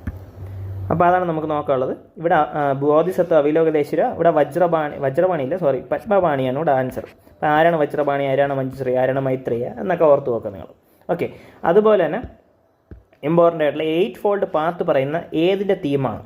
8 ഫോൾഡ് പാത്ത് എന്ന് പറയുന്നത് നമ്മുടെ ബുദ്ധൻ്റെ ആദ്യത്തെ സെർമോൺ അല്ലെങ്കിൽ ആദ്യത്തെ പ്രഭാഷണം എവിടെയാണ് നടന്നത്? അത് നമുക്കറിയാം, ബനാറസിലാണ് നടന്നത്, സാർനാഥിൽ വെച്ചാണ് നടന്നത്. അപ്പോൾ അവിടുത്തെ തീമാണ് നമ്മൾ എടുക്കേണ്ടത്. ഏതാണ്? ധർമ്മ ചക്ര പ്രവർത്തന സുത്ത. ഓക്കെ, അതാണ് എൻ്റെ ഇമ്പോർട്ടൻ്റ് ആയിട്ടുള്ള ആൻസർ. അപ്പോൾ ബാക്കിയുള്ള 3 പോയിന്റുകൾ ഓർക്കുക. അതിൽ മഹാപരിനിബ്ബാൺ ഞാൻ പറഞ്ഞാണ് ഡെത്ത് ഓഫ് ബുദ്ധൻ്റെ മരണത്തിലാണ് മഹാപരിനിബ്ബാൺ എന്ന് പറയുന്നത്. പിന്നെ ദിവവംശം എന്താണ്, ദിവ്യവന്ദനം എന്താണെന്ന് നിങ്ങൾ നോക്കാം. ദിവവംശം എന്ന് പറഞ്ഞാൽ ശ്രീലങ്കയുടെ ചരിത്രമാണ് പറയുന്നത്. ശ്രീലങ്കയുടെ ഹിസ്റ്ററിക്കൽ റെക്കോർഡിനെയാണ് ദിവവംശം എന്ന് പറഞ്ഞാൽ ക്രോണിക്കിൾ ഓഫ് ഐലൻഡ് എന്നാണ് ഇതിനെ പറയുന്നത്. അതിൽ ദിവ്യവന്ദന എന്ന് പറയുന്നത് ഡിവൈൻ എന്നാണ് ഇതിൻ്റെ അർത്ഥം. മൗര്യൻ ഡൈനാസ്റ്റിയെക്കുറിച്ചും ശുംഗ ഡൈനാസ്റ്റിയെക്കുറിച്ചുള്ള 38 കഥകളാണ് ദിവ്യവന്ദനയിൽ പറയുന്നത്. ഇത് രണ്ടും എന്താണ്? ബുദ്ധിസ്റ്റ് ലിറ്ററേച്ചർ തന്നെയാണ്. ഓക്കെ, അത് നിങ്ങളൊന്ന് ഓർത്ത് വയ്ക്കുക. അടുത്ത് അസർഷൻ റീസൺ ടൈപ്പ് ക്വസ്റ്റ്യനാണ്. ഇത് 2023 വന്ന ടൈപ്പ് ക്വസ്റ്റ്യനാണ്. ഇത് 2000 ഉണ്ടായിരുന്നു എന്നുള്ള കാര്യം മനസ്സിലാക്കി. ഇത് ആദ്യമായിട്ട് വന്നതല്ല, ഇത് റിപ്പീറ്റഡ് ആണ്. ഇത് പണ്ടുള്ള ഒരു പാറ്റേൺ പിന്നെ തിരിച്ച് വന്നതാണ്. ഓക്കെ, അപ്പോൾ ഇതിലുള്ള അസർഷൻ എന്ന് പറയുന്നത് എന്താണ്? Emphasis of Jainism on non violence prevented agriculture from embracing Jainism. അത് ശരിയാണ്. കാരണം ജെയിനിസത്തിലുള്ള നോൺ വയലൻസ് എന്ന് പറഞ്ഞാൽ ഭയങ്കര എക്സ്ട്രീമാണ്. ഒരു ചെറിയ കളകളെ പോലും തൊടരുത്, ഇൻസെക്റ്റിനെ പോലും തൊടരുത്, അങ്ങനെ എടുക്കാൻ പറ്റാത്തതുകൊണ്ടാണ് അഗ്രികൾച്ചറിൽ ആൾക്കാർ ജൈനിസത്തിൽ നിന്ന് മാറി ബുദ്ധിസത്തിലേക്ക് കൂടുതൽ പോയത്. കാരണം എന്താണ്? കൾട്ടിവേഷൻ ഇൻവോൾവ് കില്ലിംഗ് ഓഫ് ഇൻസെക്റ്റും പെസ്റ്റിനെ കൊല്ലുന്നത് കൊണ്ടാണ് എന്ത് ചെയ്തത്, അതിൻ്റെ കാരണമായിട്ടുകൊണ്ടാണ് അഗ്രികൾച്ചർക്ക് ഈ ജൈനിസത്തിൽ നിന്ന് മാറിപ്പോയത്. അതുകൊണ്ട് അസേർഷന് ശരിയാണ്, റീസണും ശരിയാണ്. അസേർഷൻ്റെ റീസണും കറക്റ്റ് എക്സ്പ്ലനേഷനാണ് കൊടുക്കുന്നത്. റീസൺ എന്താണ്? കറക്റ്റ് എക്സ്പ്ലനേഷനാണ് അസേർഷൻ്റെ. ഓക്കെ, അതുകൊണ്ട് എ ആണ് ഇതിൻ്റെ ആൻസർ. ഓക്കെ, ഈ അസേർഷൻ റീസൺ ടൈപ്പ് ക്വസ്റ്റൻ നമ്മൾ സോൾവ് ചെയ്യണം. ശ്രദ്ധിക്കാനുള്ള ഒരു പോയിന്റ് എന്ന് പറഞ്ഞാൽ ആദ്യം റീസൺ വായിച്ച് നോക്കാം. ഓക്കെ, ഈ റീസൺ ഈ അസേർഷനെ സാറ്റിസ്ഫൈ രണ്ട് ശരിയാണെന്ന് ഉറപ്പാണെങ്കിൽ റീസൺ വായിച്ച് നോക്കിയിട്ട് റീസൺ അസേർഷനെ സാറ്റിസ്ഫൈ ചെയ്യുന്നുണ്ടോ നോക്കാം. അത് കാരണമാണോ ഇതുണ്ടായത് എന്ന് പറഞ്ഞു നോക്കാം. അങ്ങനെ പറഞ്ഞു നോക്കുമ്പോൾ ശരിയായിട്ടാണ് കിട്ടുന്നതെങ്കിൽ അത് കറക്റ്റാണ്. കാരണം ഈ കൾട്ടിവേഷനിൽ ഇൻസെക്റ്റിനെ പെസ്റ്റിനെ കൊല്ലുന്നത് കൊണ്ടല്ലേ അഗ്രികൾച്ചർ അതിലുള്ള ആൾക്കാർക്ക് ഇവിടെ നിൽക്കാൻ പറ്റാത്തത്, ശരിയല്ലേ? അതുകൊണ്ടാണ് നിൽക്കാൻ പറ്റാത്തത്. അതുകൊണ്ട് തന്നെയാണ് ഓപ്ഷൻ എ വന്നത്. അല്ലാതെ വേറെ രണ്ട് ശരിയാണ്, പക്ഷേ അവിടെ മാച്ച് ചെയ്യുന്നില്ലെങ്കിൽ ആൻസർ ബി വരും. പിന്നെ ഏതെങ്കിലും സ്റ്റേറ്റ്മെൻറ്റ് തെറ്റാണെന്നുണ്ടെങ്കിൽ സി അല്ലെ ഡി വരും. ഓക്കെ, അങ്ങനെയാണ് ഈ ഒരു ടൈപ്പ് ക്വസ്റ്റ്യൻസിനെ അപ്രോച്ച് ചെയ്യാറ്. അടുത്ത്, ആൻഷ്യൻറ്റ് ഇന്ത്യൻ ബുദ്ധിസ്റ്റ് മൊണാസ്ട്രിയിൽ പവാരണ എന്ന് പറഞ്ഞൊരു സെറിമണി നടക്കുന്നു. അതെന്താണെന്ന് ചോദിക്കുന്നുണ്ട്. അപ്പോൾ ഇതൊക്കെ പഠിച്ച് വയ്ക്കുക. ഇതൊക്കെ ആദ്യമായിട്ട് ചോദിച്ചാൽ നമുക്ക് അറിഞ്ഞുകൂടായിരിക്കും. പക്ഷേ ഇപ്പോൾ നമുക്ക് ഇനി ഈ ക്വസ്റ്റ്യൻ, ഈ ഒരു ടേം ഇനി റിപ്പീറ്റ് ചെയ്താൽ നിങ്ങൾ ഒരിക്കലും തെറ്റിക്കരുത്. ഓക്കെ, പവാരണ എന്ന് പറഞ്ഞാൽ നമ്മൾ തെറ്റ് ചെയ്തിട്ട് അതിനെ ഇപ്പോൾ കുമ്പസാരിക്കും പോലെ ഒരു പരിപാടിയാണ്. Okay, confession of by monks. Monk അവരുടെ തെറ്റുകൾ കൺഫസ് ചെയ്യുന്നതാണ്. അവർ ചെയ്ത തെറ്റുകളെക്കുറിച്ച് കൺഫസ് ചെയ്യുന്നതാണ് മൊണാസ്ട്രീസിൽ. അത് റെയിനി സീസണിലാണ് അവർ കൺഫെഷൻ നടത്തുന്നത്. ഇതിനെയാണ് പവാരണ എന്ന് പറയുന്നത്. ആ പോയിന്റ് നിങ്ങൾ കറക്റ്റായിട്ട് പഠിച്ചു വെച്ചിരിക്കുക. ഓക്കെ, അടുത്ത 3 സ്റ്റേറ്റ്മെൻറ്റ് പറയുന്നുണ്ട്. Vardhaman Mahavir mother was the daughter of Lichchhavi chief. Chetaka എന്ന് പറഞ്ഞ ലിച്ചവി ചീഫിൻ്റെ മകളാണ് വർത്തമാൻ മഹാവീരയുടെ അമ്മ എന്ന് പറയുന്നത്. അടുത്ത്, ഗൗതമ ബുദ്ധയുടെ അമ്മ എന്ന് പറഞ്ഞാൽ പ്രിൻസസ് ആണ്. കൊശാല ഡൈനസ്റ്റിയിൽ പ്രിൻസസ് ആണെന്ന് പറയുന്നുണ്ട്. അതുപോലെ തന്നെ പാർശ്വനാഥ് 23rd തീർത്ഥങ്കര ബനാറസിലുള്ളതാണെന്ന് പറയുന്നത്. ഇത് ഞാൻ പറഞ്ഞതാണ്. ഇത് നമ്മൾ ഡയറക്റ്റ്ലി നമ്മുടെ നോട്ടിലുള്ളതാണ്. പിന്നെ ഈ 2 സ്റ്റേറ്റ്മെൻറ്റും കൂടെ ഓർത്ത് വയ്ക്കുക. ഇത് 2 ശരിയാണ്. ഓക്കെ, വർത്തമാൻ മഹാവീർ എന്ന് പറഞ്ഞാൽ ലിച്ചവി ചീഫ് ചേതകയുടെ മകളാണ് വർത്തമാൻ മഹാവീര അമ്മ എന്ന് പറഞ്ഞാൽ. ബുദ്ധൻ്റെ അമ്മ എന്ന് പറഞ്ഞാൽ കൊശാലയിലുള്ള ഒരു പ്രിൻസസ്സാണ്, കൊശാല ദേവി എന്നൊക്കെ വിളിക്കുന്നത്. പിന്നെ പാർശ്വനാഥ് 23rd തീർത്ഥങ്കരയാണ്, ബനാറസിലുള്ളതാണ്, നമ്മൾ ഓൾറെഡി പഠിച്ചതാണ്. അപ്പോൾ ഈ 3 സ്റ്റേറ്റ്മെൻറ്റ് ശരിയാണ്. ഈ 3 സ്റ്റേറ്റ്മെൻറ്റും ഓർത്ത് വെച്ചിരിക്കുക. അപ്പോൾ ഇനി ഒരു സ്റ്റേറ്റ്മെൻറ്റ് ഇങ്ങനെ ഇതുപോലത്തെ ഒരു സ്റ്റേറ്റ്മെൻറ്റ് വന്നാൽ നമുക്ക് ഓർമ്മിക്കണം. നമ്മൾ നോക്കിയതാണ്, ഇത് ശരിയാണ്. അങ്ങനെയാണ് നമ്മൾ PYQ അനാലിസിസ് ചെയ്യേണ്ട കറക്റ്റായിട്ട്. ഓക്കെ, അടുത്ത്, ആൻഷ്യൻ്റ് ജൈനിസവുമായിട്ട് ബന്ധപ്പെടുത്തി കുറച്ച് സ്റ്റേറ്റ്മെൻറ്റ് തരുന്നുണ്ട്. ജൈനിസം സൗത്ത് ഇന്ത്യയിൽ സ്പ്രെഡ് ചെയ്തത് സ്ഥൂലബാഹുവിൻ്റെ ലീഡർഷിപ്പിലാണോ? എന്നാലോചിച്ച് നോക്ക്. ഞാൻ പറഞ്ഞതാണ്, ഭദ്രബാഹുവാണ് സൗത്ത് ഇന്ത്യയിലേക്ക് വന്നത്. ഭദ്രബാഹുവും ചന്ദ്രഗുപ്ത മൗര്യനാണ് വന്നത്, സ്ഥൂലബാഹു അല്ല. അടുത്ത്, Jaina who remained in the leadership of Bhadrabahu are called Shvetambara after the council held at Patliputra. Shvetambara എന്ന് വിളിച്ചത് ആരുടെ കൂടെയാണ്? സ്ഥൂലബാഹുവിൻ്റെ അവിടെ നിന്നാണ്, ഭദ്രബാഹുവിൻ്റെ അവിടെ നിന്നല്ല. അപ്പോൾ ഈ 2 സ്റ്റേറ്റ്മെൻറ്റ് എന്താണ്? അങ്ങോട്ടും ഇങ്ങോട്ടും തിരിച്ചാണ് UPSC വെച്ചത്. അത് മനസ്സിലാക്കാൻ പറ്റണം നമുക്ക്. ഓക്കെ, അങ്ങോട്ടും ഇങ്ങോട്ടും തലകുത്തരാണ് വെച്ചത്. പേര് 2 അങ്ങോട്ടും ഇങ്ങോട്ടും മാറിയിരുന്നേ കറക്റ്റായിരുന്നു. അടുത്ത്, Jainism enjoyed the patronage of the Kalinga king Kharavela. Kharavela എന്ന് പറഞ്ഞ രാജാവ് 1st സെഞ്ചുറി BC ഇഷ്ടം പോലെ പാട്രണേജ് കൊടുത്തു എന്നാണ്, അത് ശരിയാണ്. ഓക്കെ, പിന്നെ അതുപോലെ തന്നെ initial stage of Jainism worshipped image worship നടത്തിയില്ല. അങ്ങനെ ഒരു വർഷിപ്പ് നടത്തിയിട്ടില്ല. ബുദ്ധിസത്തിലാണ്, മഹായാന ബുദ്ധിസത്തിൽ ബുദ്ധനെ ദൈവമായിട്ട് കണക്കാക്കിക്കൊണ്ട് അവർ ഇമേജ് വർഷിപ്പും ഐഡൽ വർഷിപ്പൊക്കെ നടത്തിയത്. അതുകൊണ്ട് ആൻസർ ഇതില്ല, സി ആണ്. ഓക്കെ, അത് നിങ്ങൾ ഓർത്ത് വയ്ക്കുക. അടുത്ത്, why did Buddhism start declining in India in the early medieval ടൈംസിൽ ബുദ്ധിസം ഡിക്ലൈൻ ചെയ്യാൻ കാരണം എന്താണ്? കാരണം ബുദ്ധൻ ആ സമയത്ത് വിഷ്ണുവിൻ്റെ അവതാരമായിട്ട് കണക്കാക്കപ്പെട്ടിരുന്നു എന്ന് പറയുന്നു. അത് ശരിയാണ്. ഓക്കെ, പിന്നീട് ഈ ഒരു നമ്മുടെ ആരാണ്? ബുദ്ധമതമല്ല, ഹിന്ദുമതം, അതായത് ഈ ബ്രാഹ്മണിക്കൽ റിലീജിയൻ തിരിച്ചു വന്ന സമയത്ത് എന്ത് ചെയ്തു? ഇവർ കുറേ കാര്യം ചെയ്തു ഈ വളരാൻ വേണ്ടി. അവർ പറഞ്ഞതെന്ന് പറഞ്ഞാൽ ബുദ്ധമതമൊക്കെ എന്ന് പറഞ്ഞാൽ എല്ലാം നമ്മുടെ ഇതിൻ്റെ അകത്തുള്ളത് തന്നെയാണ്. ഇതൊക്കെ ഒരു വിഷ്ണുവിൻ്റെ ഓരോ അവതാരങ്ങൾ തന്നെയാണ്. ബുദ്ധിസമൊക്കെ അതിൻ്റെ പാർട്ടായിട്ട് വരുമെന്നൊക്കെ അവർ പറഞ്ഞ് എന്ത് ചെയ്തു? അങ്ങനെ അതിൻ്റെ പാർട്ടാക്കി. അപ്പോൾ അങ്ങനെ ഒരു വിശ്വാസം അവിടെ പടർന്നു. അതുകൊണ്ട് തന്നെ എന്താണ്, ബുദ്ധിസം അങ്ങനെയും താഴ്ന്നു തുടങ്ങി. പിന്നെ അവരും അതിൻ്റെ ഒരു പാർട്ടാണെങ്കിൽ ആ പാർട്ട് റിലീജിയനിൽ തരുന്നത് മെയിൻ റിലീജിയനിൽ ചേരുക എന്ന് പറഞ്ഞ് ബ്രാഹ്മണിക്കൻ റിലീജിയനിൽ പിന്നെയും ഹിന്ദു മതത്തിലേക്കൊക്കെ ആൾക്കാർ വന്നു തുടങ്ങി. അങ്ങനെ വൈഷ്ണവിസം കുറച്ചുകൂടെ ഫേമസ് ആയ ആ സമയത്ത്. അത് ശരിയാണ്. ഓക്കെ, പിന്നെ അതുപോലെ തന്നെ ഇൻവൈഡിങ് tribes from central Asia till the time of last Gupta king adopted Hinduism and persecuted Buddhist. ഇപ്പം നമുക്കറിയാം മൗര്യൻ പീരീഡിന് ശേഷം ഇഷ്ടം പോലെ ആൾക്കാർ ഫോറിൻ ഇൻവേഡേഴ്സ് ഇഷ്ടം പോലെ ഇങ്ങോട്ട് വരും. ഓക്കെ, അവരൊക്കെ വന്ന് ഇവിടെ റൂൾ ചെയ്തിട്ടുണ്ട്. നമ്മളത് പഠിക്കും. ആരൊക്കെയാണ്? കുഷാനാസ് ആയാലും പിന്നെ ശാക്കാസ് ആയാലും അതുപോലെ തന്നെ ശാത്വാഹാനാസ് ആയാലും അങ്ങനെ കുറേ റൂളേഴ്സ് വന്നിട്ടുണ്ട്. അപ്പോൾ അവരെല്ലാവരും എന്താണ് ഈ ബുദ്ധിസ്റ്റുകാരെ പേഴ്സിക്യൂട്ട് ചെയ്തു എന്നാണ് പറയുന്നത്. തെറ്റാണ്, അത് എക്സ്ട്രീം സ്റ്റേറ്റ്മെൻറ്റാണ്, തെറ്റാണ്. കാരണം കനിഷ്കയൊക്കെ വന്നതിന് ശേഷം എന്താണ് അവിടെ ബുദ്ധിസമൊക്കെ വളരാൻ വേണ്ടി സഹായിച്ചു. 4th ബുദ്ധിസ്റ്റ് കൗൺസിലിലെ ചെയർമാൻ അദ്ദേഹം എന്നാണ് പറയപ്പെടുന്നത്. ചെയർമാൻ അല്ല, പാട്രണേജ് കൊടുത്തുള്ള അദ്ദേഹം എന്നാണ് പറയപ്പെടുന്നത്. അതുകൊണ്ട് തന്നെ ഗുപ്ത ഡൈനാസ്റ്റിയിലെ രാജാക്കന്മാർ സ്ട്രോങ്ലി ബുദ്ധിസത്തിനെ ഒപ്പോസ് ചെയ്തു എന്ന് പറയാം. അതും തെറ്റാണ്. ഒപ്പോസ് ഒന്നും അവർ ചെയ്തിട്ടില്ല. പക്ഷേ അവരെന്താണ്, അവർ ഫണ്ട് ചെയ്തിട്ടില്ല, അത് ശരി തന്നെയാണ്. പക്ഷേ ഒപ്പോസ് ഒന്നും ചെയ്തിട്ടില്ല. അതുകൊണ്ട് തന്നെ സ്റ്റേറ്റ്മെൻറ്റ് ഒരു ഫസ്റ്റ് സ്റ്റേറ്റ്മെൻറ്റ് മാത്രമാണ് ട്രൂ, ബാക്കി രണ്ടും തെറ്റാണ്. ഓക്കെ, 14 പിന്നെ റിപ്പീറ്റ് ചെയ്തു. PYQ റിപ്പീറ്റേഷൻ വന്നു. കണ്ട avoidance of extremities and penance and enjoyment. ഇതിലും എന്താണ് കോമൺ ആയിട്ട് ബുദ്ധിസത്തിലും ജൈനിസത്തിലും കോമൺ എന്താണെന്നാണ് ചോദിച്ചത്. ഇത് കോമൺ അല്ല, ഇത് ബുദ്ധിസത്തിലുള്ള ഫീച്ചറാണ്, ജൈനിസത്തിലുള്ള അല്ല. വേദാസിന് ഇൻഡിഫറൻസ് കൊടുക്കുന്ന അത് രണ്ടിടത്തുള്ള ഫീച്ചറാണ്, അതുകൊണ്ട് അത് ശരിയാണ്. പിന്നെ അതുപോലെ ഡിനയൽ എഫിഷ്യൻസി ഓഫ് റിച്വൽസ് അത് രണ്ടിടത്തുള്ളതാണ്. അത് 2, 3 ശരി, ബി ആണ് ഇതിൻ്റെ ആൻസർ. ഓക്കെ, പിന്നെ അനികാന്തവത ഫിലോസഫി ഏതിൻ്റെ ഫിലോസഫിയാണെന്ന് ചോദിക്കുന്നുണ്ട്. അത് ജൈനിസത്തിൻ്റെ ഫിലോസഫിയാണെന്ന് നമുക്കറിയാം.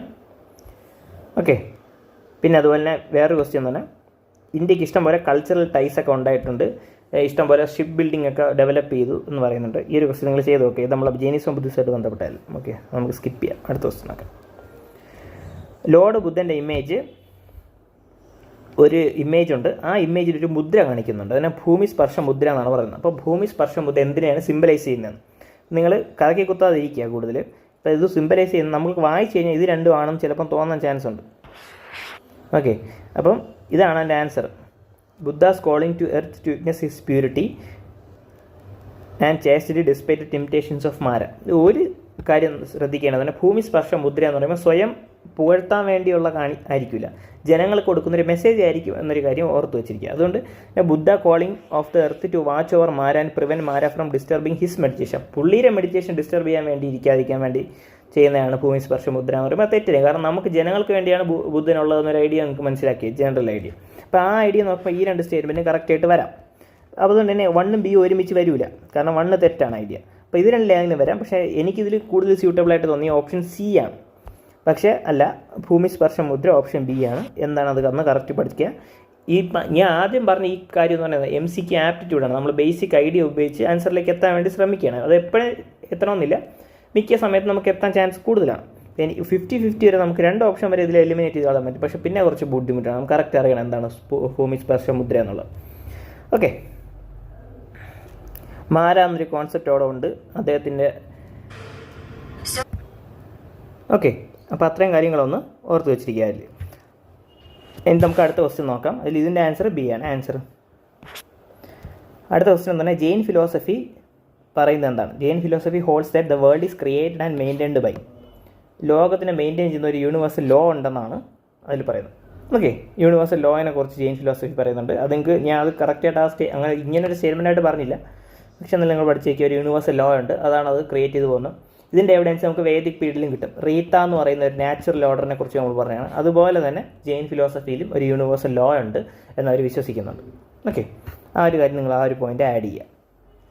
അടുത്ത്, എങ്ങനെയാണ് നമുക്ക് നിർവ്വാണ എന്ന് പറഞ്ഞ കോൺസെപ്റ്റിനെ ബുദ്ധിസത്തിൽ ഏറ്റവും നന്നായിട്ട് എക്സ്പ്ലെയിൻ ചെയ്യാൻ പറ്റുന്നത്? ബുദ്ധിസത്തിലെ നിർവ്വാണ എന്ന് പറയുമ്പോൾ ബുദ്ധിസത്തിലെ ഏറ്റവും വലിയ പ്രശ്നം ഡിസയറാണ്. ഡിസയറിനെ നമ്മൾ എപ്പോഴും എലിമിനേറ്റ് ചെയ്ത് കളയണം, അപ്പോഴാണ് നമുക്ക് നിർവ്വാണ കിട്ടുന്നത്. ഓക്കെ, അതുകൊണ്ട് തന്നെ extinction of the flame of desire ആണ് ബുദ്ധിസത്തിൽ നിർവ്വാണയുടെ കോൺസെപ്റ്റ് എന്ന് പറയുന്നത്. ഓക്കെ, അതിപ്പോൾ നമുക്ക് ബ്രാഹ്മണിക്കൽ റിലീജിയൻ്റെ കോൺസെപ്റ്റാണ് ചോദിച്ചതെങ്കിൽ അവിടെ റിച്വൽസും സാക്രിഫൈസും ആണ് നിർവ്വാണയുടെ ബേസിക് എന്ന് പറയുന്നത്. ജെയിൻ ഫിലോസഫിയിലാണെങ്കിൽ എന്താണ്, അവിടെ അനുവ്രത ഫോളോ ചെയ്യുക, അവിടെ KFC ഫോളോ ചെയ്യുക, ത്രരത്ന ഫോളോ ചെയ്യുകയൊക്കെയാണ് അവിടുത്തെ നിർവ്വാണയുടെ അടിസ്ഥാനം എന്ന് പറയുന്നത്.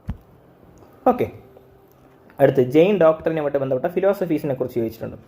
ഷുവറസ്റ്റ് വേ ഓഫ് അനിഹിലേറ്റിംഗ് കർമ്മ ഈസ് ടു പ്രാക്ടീസ് പിനൻസ്. എക്സ്ട്രീം പിനൻസ് നമ്മൾ പ്രാക്ടീസ് ചെയ്യുന്നത് വഴി നമുക്ക് നമ്മുടെ കർമ്മം കറക്റ്റായിട്ട് ചെയ്യാൻ പറ്റും എന്ന് പറയുന്നു. ഓക്കെ, അത് ശരിയാണ്. ഇപ്പോൾ തെറ്റായിട്ട് എന്തെങ്കിലും ചെയ്താൽ തന്നെ അതിനുവേണ്ടി നമ്മൾ അതിൻ്റെ ശിക്ഷ ഏറ്റവും എക്സ്ട്രീമായിട്ട് ശേഖരിക്കുകയാണെങ്കിൽ നമുക്കത് ശരിയായി വരും. അത് ആ സ്റ്റേറ്റ്മെൻറ്റ് ശരി തന്നെയാണ്. അടുത്ത്, എല്ലാ ചെറിയ ഒബ്ജക്റ്റ് ആയപ്പോഴും അതിനൊരു ആത്മാവുണ്ട്, സോൾ ഉണ്ടെന്ന് പറയുന്നത് അത് ശരിയാണ്. പിന്നെ karma is the bane of the soul ആണ് മസ്റ്റ് ബി എൻറ്റഡ്. കർമ്മ നന്നായിട്ട് ചെയ്താൽ മാത്രമേ നമ്മുടെ സോളിന് നമുക്ക് ആവശ്യമായിട്ടുള്ള എല്ലാ കാര്യങ്ങളും കിട്ടും. എന്നാൽ മാത്രമേ നമ്മുടെ ജീവിതം അവിടെ എൻഡ് ആവത്തുള്ളൂ. അല്ലെങ്കിൽ എൻഡ് ആയില്ല എന്നുണ്ടെങ്കിൽ എന്ത് ചെയ്യും, മറ്റൊരു ബോഡി പോയിട്ട് ട്രാൻസ്മൈഗ്രേഷൻ ഓഫ് സോൾ എന്ന് പറഞ്ഞ കാര്യം നടക്കും. മറ്റൊരു ബോഡിയിൽ നമ്മുടെ ബാക്കിയുള്ള കാര്യങ്ങൾ, വേൾഡിലുള്ള കാര്യങ്ങൾ തൃപ്തിപ്പെടുത്താൻ വേണ്ടി വേറൊരു അവിടെ പോകും. അവിടെ പോകുന്ന സമയത്ത് താഴത്തെ ലോവർ വർണ്ണയായിരിക്കും നമുക്ക് കിട്ടുന്നത്. ഇപ്പോൾ നമ്മൾ ബ്രാഹ്മണനായിട്ടാണ് ജീവിച്ചെങ്കിൽ നമുക്ക് ശൂദ്രനോ വൈശ്യനോ അല്ലെങ്കിൽ ക്ഷത്രിയനോ ആയി പോകും. അങ്ങനെ ലോവർ വർണ്ണയിലോട്ട് പോകുമെന്നാണ് ജൈനിസത്തിൽ പറയുന്നത്. അതുകൊണ്ട് അത് ശരിയാണ്. ഇതിൻ്റെ ആൻസർ D ആണ്. ഓക്കെ, ഫസ്റ്റത്തെ കർമ്മയുടെ ഫിലോസഫി പറയുന്നത് കർമ്മ നമുക്ക് എന്ത് ചെയ്യാൻ പറ്റും, അനിഹിലേറ്റ് ചെയ്യണം. കർമ്മം നമുക്ക് ഒഴിവാക്കണം എന്നുണ്ടെങ്കിൽ നമുക്ക് അവിടെ എക്സ്ട്രീം പെനൻസ് നമ്മൾ എടുത്താൽ മാത്രമേ എന്ത് ചെയ്യാൻ പറ്റൂ, കർമ്മ വഴിയുള്ള കാര്യങ്ങൾ നേടാൻ പറ്റൂ. കർമ്മയിലേക്കുള്ള പാത്താണ് പെനൻസ് എന്ന് പറയുന്നത്. എല്ലാം എക്സ്ട്രീമായിട്ട് ചെയ്യുക. ഇപ്പം നമ്മൾ ഫുഡ് കഴിക്കാതിരിക്കുന്ന എക്സ്ട്രീമായിട്ട് ഫുഡ് കഴിക്കാതിരിക്കുക, വസ്ത്രധാരണ ഇല്ലാതിരിക്കുക, അങ്ങനെയുള്ള കാര്യങ്ങൾ എക്സ്ട്രീമായിട്ടുള്ള കാര്യങ്ങൾ. പിന്നെന്താണ്, ആരെ നോവിക്കാതിരിക്കുക, അഹിംസയുടെ എക്സ്ട്രീം പാത്ത്, അങ്ങനെയുള്ള കാര്യങ്ങൾ. പിന്നെ എല്ലാത്തിനും സോളുണ്ടെന്ന് പറയുന്നത് പിന്നെ കർമ്മയുടെ ഒരു ബേസിക് പോയിന്റ്. ഓക്കെ, അടുത്ത് ഈ ഒരു ക്വസ്റ്റ്യൻ നമ്മൾ പഠിച്ചതുമായിട്ട് ബന്ധപ്പെട്ടല്ലോ, കുറച്ച് art and culture specific question ആണ്, അത് നോക്കണ്ട. അടുത്ത് ഈ ഒരു ക്വസ്റ്റ്യൻ ബുദ്ധൻ്റെ ജീവിതവുമായിട്ട് അസോസിയേറ്റ് ചെയ്തത് ഏതാണ് എന്നൊരു ക്വസ്റ്റ്യൻ ചോദിച്ചിട്ടുണ്ട്. ഓക്കെ, അത് വളരെ ഇമ്പോർട്ടൻ്റ് ആണ്, കാരണം അത് 2 വർഷം അടുപ്പിച്ച് റിപ്പീറ്റ് ചെയ്ത ക്വസ്റ്റ്യൻ ആണ്. ഓക്കെ, അത് ഇമ്പോർട്ടൻ്റ് ആയിട്ട്. ഓക്കെ, ഏതൊക്കെ സ്ഥലങ്ങളാണ് ബുദ്ധൻ്റെ ജീവിതവുമായിട്ട് അടുപ്പിച്ച് കിടന്ന സ്ഥലങ്ങൾ?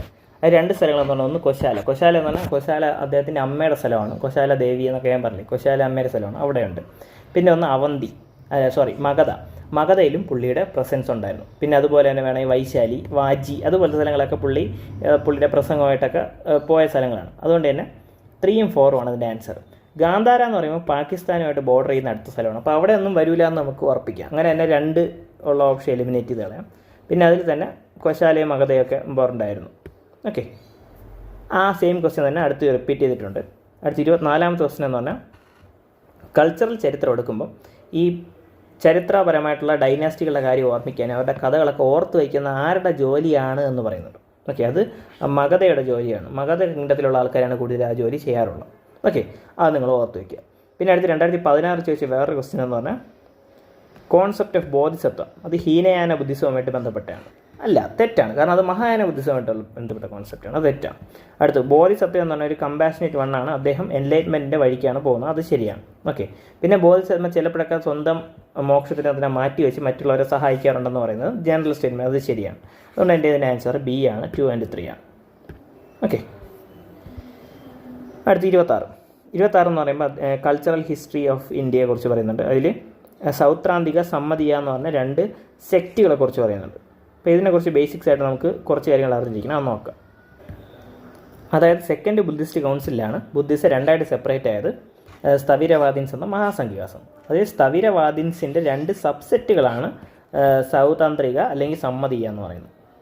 ഓക്കെ, പിന്നെ അതുപോലെ തന്നെ എന്താണ് ഈ സ്ഥവിരവാദിൻസിൽ പറയുന്ന ഒരു ഐഡിയയാണ് എന്തോന്ന്, it held that constants of phenomenon were not wholly but existed for ever in latent form എന്ന് പറയുന്നത്. അതെന്താണെന്ന് ഞാൻ നിങ്ങൾക്ക് പറഞ്ഞുതരാം, ക്വസ്റ്റ്യൻ അയച്ചു പറഞ്ഞത്. ഇപ്പോൾ ഇത്ര മനസ്സിലാക്കുക എന്താണ് ഈ ഒരു സ്ഥവിരവാദിൻ്റെ 2 സബ്സെറ്റുകളാണ് സൗത്രാനികയും സമ്മതിയ എന്ന് പറയുന്നത്. അതിൻ്റെ തന്നെ 2 സെപ്പറേഷനാണ്. ഓക്കെ, അതുകൊണ്ട് തന്നെ ഫസ്റ്റ് സ്റ്റേറ്റ്മെൻറ്റ് എന്ന് പറഞ്ഞാൽ ജൈനിസത്തിൻ്റെ സെക്റ്റിൻ്റെ ഡിഫറൻസ് എന്നാണ്. ജൈനിസം അല്ല, അത് ബുദ്ധിസമാണ്, അതുകൊണ്ട് തന്നെ അത് തെറ്റാണ്. ഓക്കെ, അടുത്ത സ്ഥവിരവാദിൻസ് എന്ന് പറയുന്നത് എന്താണ്, അതിൽ പറയുന്ന ഇമ്പോർട്ടൻ്റ് ആയിട്ടുള്ള ഫിനോമിന എന്ന് പറഞ്ഞാൽ നമുക്കിവിടെ ഉണ്ടായിരുന്ന കാര്യങ്ങളൊക്കെ പണ്ട് മുതലേ ഉണ്ടായിരുന്നു പല രൂപത്തിലായിട്ട്, ഇപ്പോൾ പെട്ടെന്ന് ഉണ്ടായതല്ല എന്ന് പറയുന്നത് അത് ശരിയാണ്. അത് അവിടെ പറയുന്ന സ്റ്റേറ്റ്മെൻറ്റാണ്. അതുകൊണ്ട് 2 ആണ്, 2 ഉള്ളിയാണ് ഇതിൻ്റെ ആൻസർ. ഓക്കെ, പിന്നെ പെയിൻറ്റിങ്ങിനെ കുറിച്ചൊക്കെ പറയുന്നുണ്ട്. പെയിൻറ്റിങ്ങിനെ കുറിച്ചുള്ള ക്വസ്റ്റ്യനൊക്കെ നമുക്ക് പിന്നീട് നോക്കാം, അത് ആർട്ട് ആൻഡ് കൾച്ചറിൽ നോക്കാം. ഓക്കെ, പിന്നെ റിലീജിയസ് പ്രാക്ടീസസ്, സ്ഥാനാവകാശി ഏത് സെക്റ്റിൻ്റെ പാർട്ടാണെന്ന് പറയുന്നുണ്ട്. നമുക്കറിയാം എന്തായാലും വൈഷ്ണവിസം ശൈവിസം വരാൻ ചാൻസ് ഇല്ല, ഒന്ന് ബുദ്ധിസം ജൈനിസം ആയിരിക്കും. അതിൽ ജൈനിസത്തിൻ്റെ സെക്റ്റാണ് സ്ഥാനാവകാശി എന്ന് പറയുന്നത്. പിന്നെ ഫ്യൂച്ചർ ബുദ്ധയെക്കുറിച്ച് പറയുന്നുണ്ട് അടുത്ത ക്വസ്റ്റ്യനിൽ. ഫ്യൂച്ചർ ബുദ്ധ, അത് മൈത്രയാണ് ഫ്യൂച്ചർ ബുദ്ധ. അതിൽ നമ്മൾ പത്മപാണി, അവലോകേശ്വരയുടെ ക്വസ്റ്റ്യൻ, ലോകേശ്വര, അതൊക്കെ എന്താണ് നമ്മൾ നോക്കി. It is a guide to സാൽവേഷൻ്റെ ഗൈഡായിട്ടാണ് അവരെ കണക്കാക്കുന്നത്.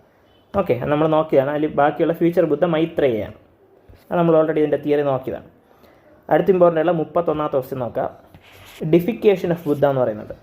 ഡിഫിക്കേഷൻ ഓഫ് ബുദ്ധ എന്ന് പറഞ്ഞാൽ മരിച്ച ബുദ്ധനെ നമ്മൾ വർഷിപ്പ് ചെയ്യുന്നതുമായിട്ട് ബന്ധപ്പെട്ടിയുള്ള കാര്യങ്ങളാണ് പറയുന്നത്. ഓക്കെ, ഇവിടെ കൊടുത്തിട്ടുണ്ട്.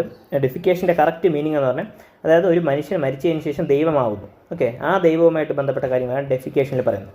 അപ്പോൾ ബുദ്ധൻ്റെ ഡെഫിക്കേഷനിൽ മഹായാന ബുദ്ധിസം വിശ്വസിച്ചിരുന്നു. അതുപോലെ തന്നെ ബോധിസത്വങ്ങളുടെ വഴിയെക്കുറിച്ചും പിന്നെ ഇമേജ് വർഷിപ്പ്, റിച്വൽ വർഷിപ്പിനെ കുറിച്ചൊക്കെ ബോധിസത്വ അല്ല മഹായാന ബുദ്ധിസം വിശ്വസിച്ചിരുന്നു എന്നുള്ള പോയിന്റ് നിങ്ങൾ ഓർത്ത് വെച്ചിരിക്കുക. ഓക്കെ, അതുകൊണ്ട് തന്നെ ഇതിൻ്റെ ആൻസർ എന്ന് പറയുന്നത് 1, 2, 3 3ഉം കറക്റ്റാണ്. അടുത്ത് സ്ഥവിരവാദിൻസ് മഹായാന ബുദ്ധിസവുമായിട്ട് ബന്ധപ്പെട്ടാണെന്ന് പറയുന്നുണ്ട്. നിങ്ങൾ നോക്കുക, മഹാസംഘികയാണ് മഹായാന ബുദ്ധിസം, സ്ഥവിരവാദി ഹീനയാനുമായിട്ട് ബന്ധപ്പെട്ടാണ്, അപ്പോൾ അത് തെറ്റാണ്. അടുത്ത് ലോകോത്തരവാദം സെക്റ്റ് മഹാസംഖ്യയുടെ ഓപ്പോസിറ്റ് ആണെന്ന് പറയുന്നുണ്ട്, അത് ശരിയാണ്. പിന്നെ അതുപോലെ തന്നെ ഡെഫിക്കേഷൻ ബുദ്ധ മഹാസംഖ്യാസിൻ്റെ പാർട്ടാണ്, അത് മഹായാനയുടെ പാർട്ടാണെന്ന് പറഞ്ഞാൽ അത് ശരിയാണ്. അതുകൊണ്ട് ഇതിൻ്റെ ആൻസർ ബി ആണ്. ഓക്കെ, അടുത്ത് ബുദ്ധിസ്റ്റ് സ്കോളർമാരെക്കുറിച്ചും ജെയിനിസ്റ്റ് സ്കോളർമാരെക്കുറിച്ചും ഒരു ക്വസ്റ്റ്യൻ 2022 ചോദിച്ചു. ഓക്കെ, അപ്പോൾ അത് ചെയ്യണമെന്നുണ്ടെങ്കിൽ നമുക്ക് ബേസിക് കുറച്ച് കാര്യം അറിഞ്ഞിരിക്കണം ഇവരെക്കുറിച്ച്. ഫസ്റ്റ് നമുക്ക് ഇവരെക്കുറിച്ച് ഒരു ക്വസ്റ്റ്യൻ തന്നാൽ നമുക്ക് അറിഞ്ഞുകൊണ്ടിരിക്കും, കാരണം ഇങ്ങനെ ഒരു ക്വസ്റ്റ്യൻ ചോദിച്ചിട്ടില്ല ആ സമയത്ത്. നിങ്ങളിതൊന്ന് നോക്കുക. ആര്യദേവയെക്കുറിച്ച് പറയുന്നത്, ആര്യദേവ ഒരു മഹായാന ബുദ്ധിസ്റ്റ് മോങ്കായിരുന്നു. നാഗാർജുനയായിട്ട് ഒരു ഫേമസ് ബുദ്ധിസ്റ്റ് മോങ്കാണ് നാഗാർജുന. ഓക്കെ, അപ്പോൾ നാഗാർജുന, നാഗസേന എന്നൊക്കെ ഒരു പേര് കേൾക്കും നിങ്ങൾ ബുദ്ധിസ്റ്റ് മോങ്കാണെന്ന് ഓർക്കുക. നാഗാർജുന വേറെ, നാഗസേന വേറെ. നാഗാർജുന ഒരു ഫേമസ് ആയിട്ടുള്ള ബുദ്ധിസ്റ്റ് മോങ്കാണ്.